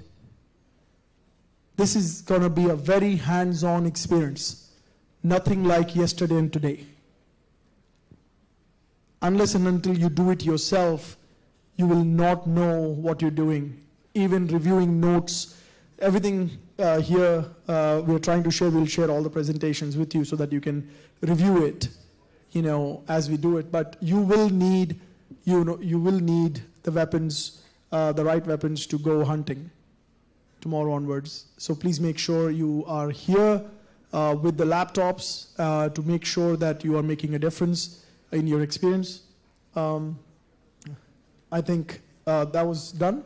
Deepak? Yeah. So over to you. Thank you, Deepak. I just wanted to make sure that reminder is there. Yeah. And there was no better way to put it up. So talking about hunting season, I think before Abhishek sir runs away, you guys can hunt him for a selfie. So feel free to jump on in. And the last note was which was the most important note, was the fact that you all have to bring the laptop. And I'm sure you don't have any more doubts about it. And I would just ask Selva sir if he has anything that he would want to convey. So in the preparation for tomorrow, Selva sir, is there anything the students need to do? Good evening, ladies and gentlemen. Please wake up. I know that this is probably the first time ever in your life that you have been sitting in a chair since morning 9 o'clock to almost, past 6 o'clock, right? We lock the doors. Okay, so first off, okay, bring your laptops. Everyone is required to bring a laptop. One important thing, have you received the email with the credentials for the Wi-Fi access? Did you check that? Okay. One very important thing, you see, you are going to be connected to a corporate network. You got to be very, very responsible how you use it, because everything is monitored, okay, and everything is tracked, which means that you do anything unscrupulous here, okay, that IP might get banned, okay, and probably they might ban everybody's access. So your action will decide whether you have internet access for the rest of the program or not. That's very important. Another thing, you will only use that credentials only on your laptop, not on your mobile, because I think two devices with the same credentials are not allowed. Okay? Right? So if you want to use any social networking website, please keep it out of the, this program hours. We can manage it. There's not going to be any, sort of emergency. Oh, you know what, Silver Sir, maybe we should just take pictures of everything tracked and just post all the messages here. Share with everyone. I'm just kidding. Yeah. So till today, there's been all the talk. From tomorrow onwards, you will start burning your fingers. So it is all going to be doing. Okay? So I think from tomorrow onwards, you will see how to build stuff. If possible, just install VirtualBox on your laptop so that we can work with a virtual machine. Okay? You should know, how many of you have actually used VirtualBox? Very few. Okay. Just go to virtualbox.org, download and install. That's it. Or, see, the thing is, tomorrow the lab environment setup or dev environment setup that you're going to do is going to need a lot of, downloading stuff. Okay. So it will be kind of slow because all of you are going to get connected to the same network. Okay. So that's going to be a problem. So what I want you to do, okay, anyway, I will show you how to do that, and then you can go back home and do it tomorrow evening, okay? However, here, to work with that, couple of tools that we need to do, we need to install, they still need internet connectivity, and you need to download and all the stuff, okay? So keep VirtualBox at least installed, and I will also give you pointers as to how to download Ubuntu, and then you can put that up inside your VirtualBox, and you can play around, okay? Okay, guys, with that I close, so I'll see you guys tomorrow morning. Thank you for staying so long. Okay. Yeah. Hello.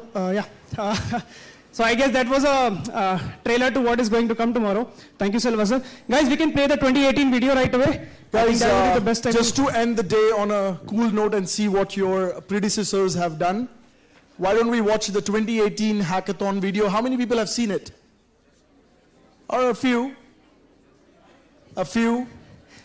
Why don't we play it for everyone and then end the day on that note of the 2018 hackathon video, please? So we played once during the during your session. Not this. 2018 hackathon video. It's on YouTube. Yeah, you just go on YouTube and Google IBC hackathon. IBC hackathon. Just go on YouTube.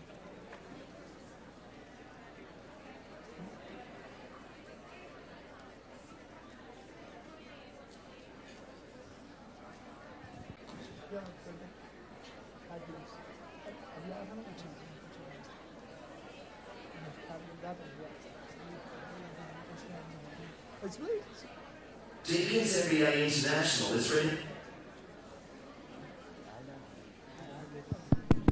All right, almost done.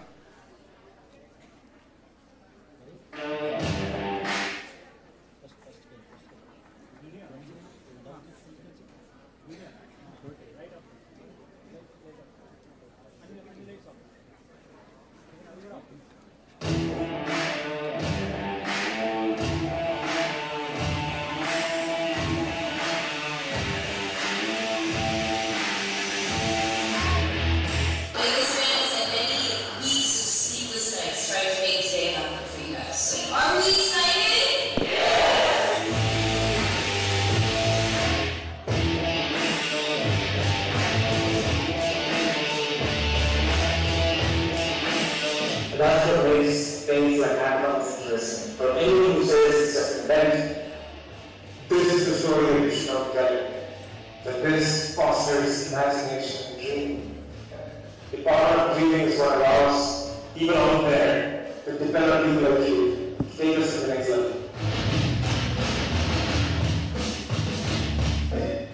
What blockchain is about to do in India is going to be such a revolution and such a big impact globally, that you guys show. But showing out and sitting here for days and really coding and doing things, it can transform your life. Some of you guys, I see 5 years, 6 years, 10 years from now, 2 years from now, you'll come up to me and say, remember I said you were? That's my company, you're 100 million. That's my company, you're 500 million. That's my company that doing some great things in India.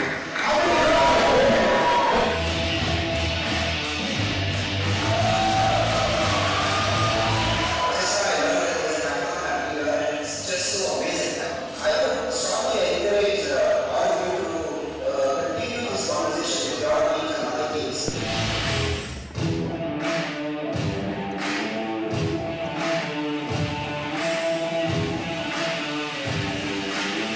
It's not about the 2 days that they are going to hack, but ensure that the pilot continues for weeks and months. It needs to be utilized, it needs to be people that ideas that bring it together, and there is no reason why we can't counter blockchain from here.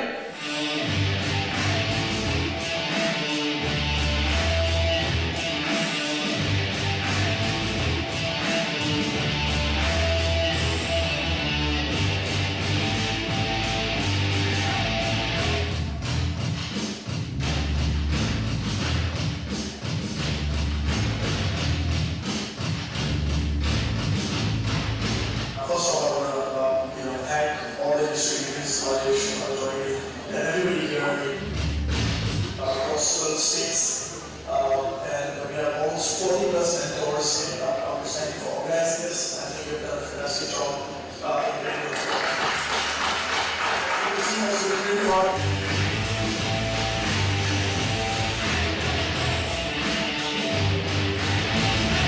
Given this, the public perception on that is decreasing. After using the whole actual project on the blockchain, they get very transparent. So the current day market in India is about 30 lakh crores, which is 200 million. Current innovation day practices require a lot of duplicate paperwork. Like multiple copies are required to enter authenticity. So, would you like the idea of having an escrow account that you create for the payments? Can the customs department take a result? They do the customs clearance in advance using this. We want to unlock India's potential to be frustrated or some financial system mistakes. Ladies and gentlemen, we are Team Satyam and Jayate, IBC 49, and we are from BBIT. Also, statistics say that 70% of cases in our country right now are unsolved, and among which 26% of cases are just because of evidence tampering. So I've been here at the IBC hackathon and I love IBC hack. The IBC hack, the ideas that we saw are very interesting and we will see the interface of academia and industry will start to do wonders in the future. I could see passion, enthusiasm.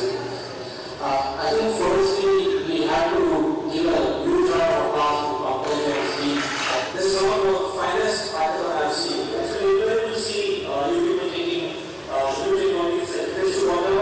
That's really useful to us. Everything is amazing. A lot of confidence for all of you. I can say that it was really difficult on to come down to things like this.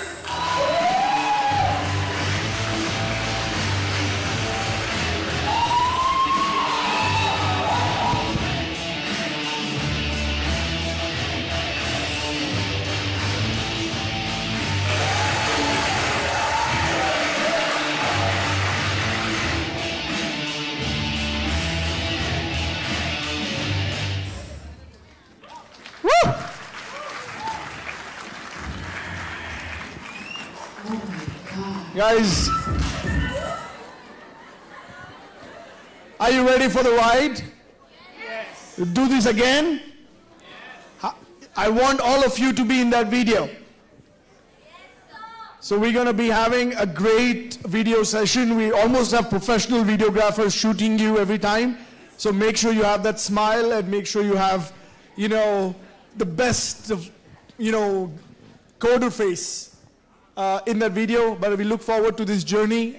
We've been excited waiting for almost a few months. This entire thing has been prepared over this entire year. So we're excited to have you. Welcome again and thank you so much. With that, I would also like to thank, your host. A lot of people here have worked extremely hard. Deepak 1, Deepak 2. We have two exciting gentlemen who will continue to support you. Dhruv, who are managing all the back-end team. You will have support from the trainers like Mr. Silva, our entire support team, the volunteers at the back, people who are assisting you. Please, let's give a round of applause to everyone who is supporting the event. And thank you so much for being here. We love you guys. We love you so much that we want to take care of you through the entire time. But more importantly, we want to make sure this galaxy of stars truly become the stars of the future. And we want our best effort is to make as many glowing stars as possible out of this. We cannot do this without you, so we need your help. Thank you so much again. We'll see you tomorrow. Abhishek sir, before you leave, we already have a lot of students coming in, so before we take individual selfies, I would request you to please join us on the center stage over here. Yes. What we will do is we'll make that Bahubali Kavach, just come close and take a selfie, and then maybe individually we can take it later, post that. Come on guys, let's close on in. It would be great to show this photo later on, no? When you guys do amazing. If somebody has to leave urgently, they can. Yeah, absolutely. In case anybody wants to leave urgently, you can leave after 30 seconds. Yeah. Okay. Sorry. All right, I would request the IBC team to just come forward right now. The IBC team, sir, you stay over there. IBC team, please come forward. With the mobile phones, I would suggest, especially the good phones. Yeah, that's quite nice. Yeah, the Kavach. Yeah, awesome. This looks quite good. I don't know what Kavach is, but guys, bring it on. Come on in. Yeah, let's make sure that Abhishek sir is visible. Yeah, I'm here.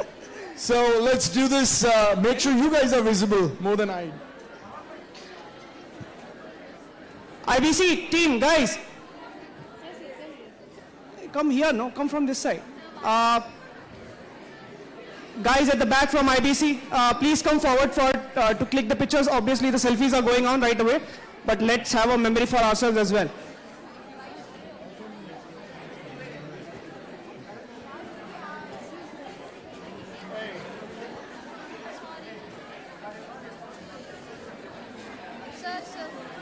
Only if you're posting it.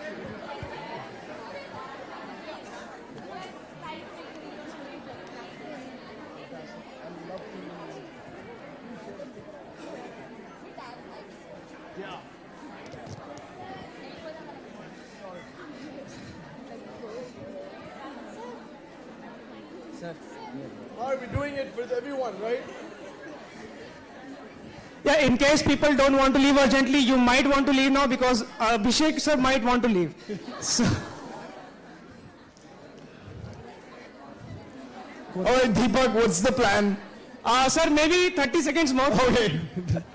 Apparently nobody wants to leave. No, let's do this. Sir, you'll have to do a bit more after this. Individually, I think a lot of them are waiting.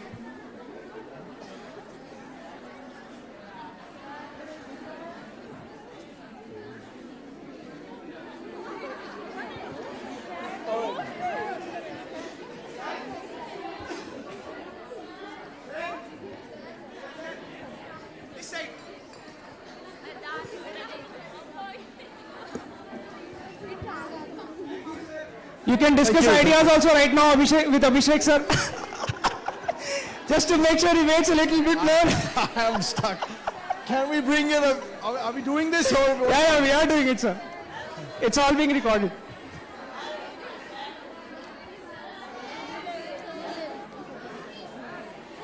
You can discuss your, the ideas that might win the competition. You can discuss it with him right now.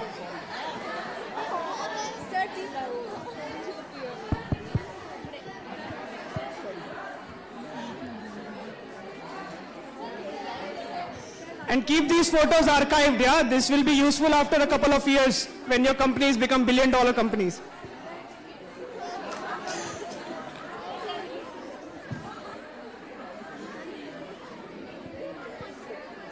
Thank you. Thank you.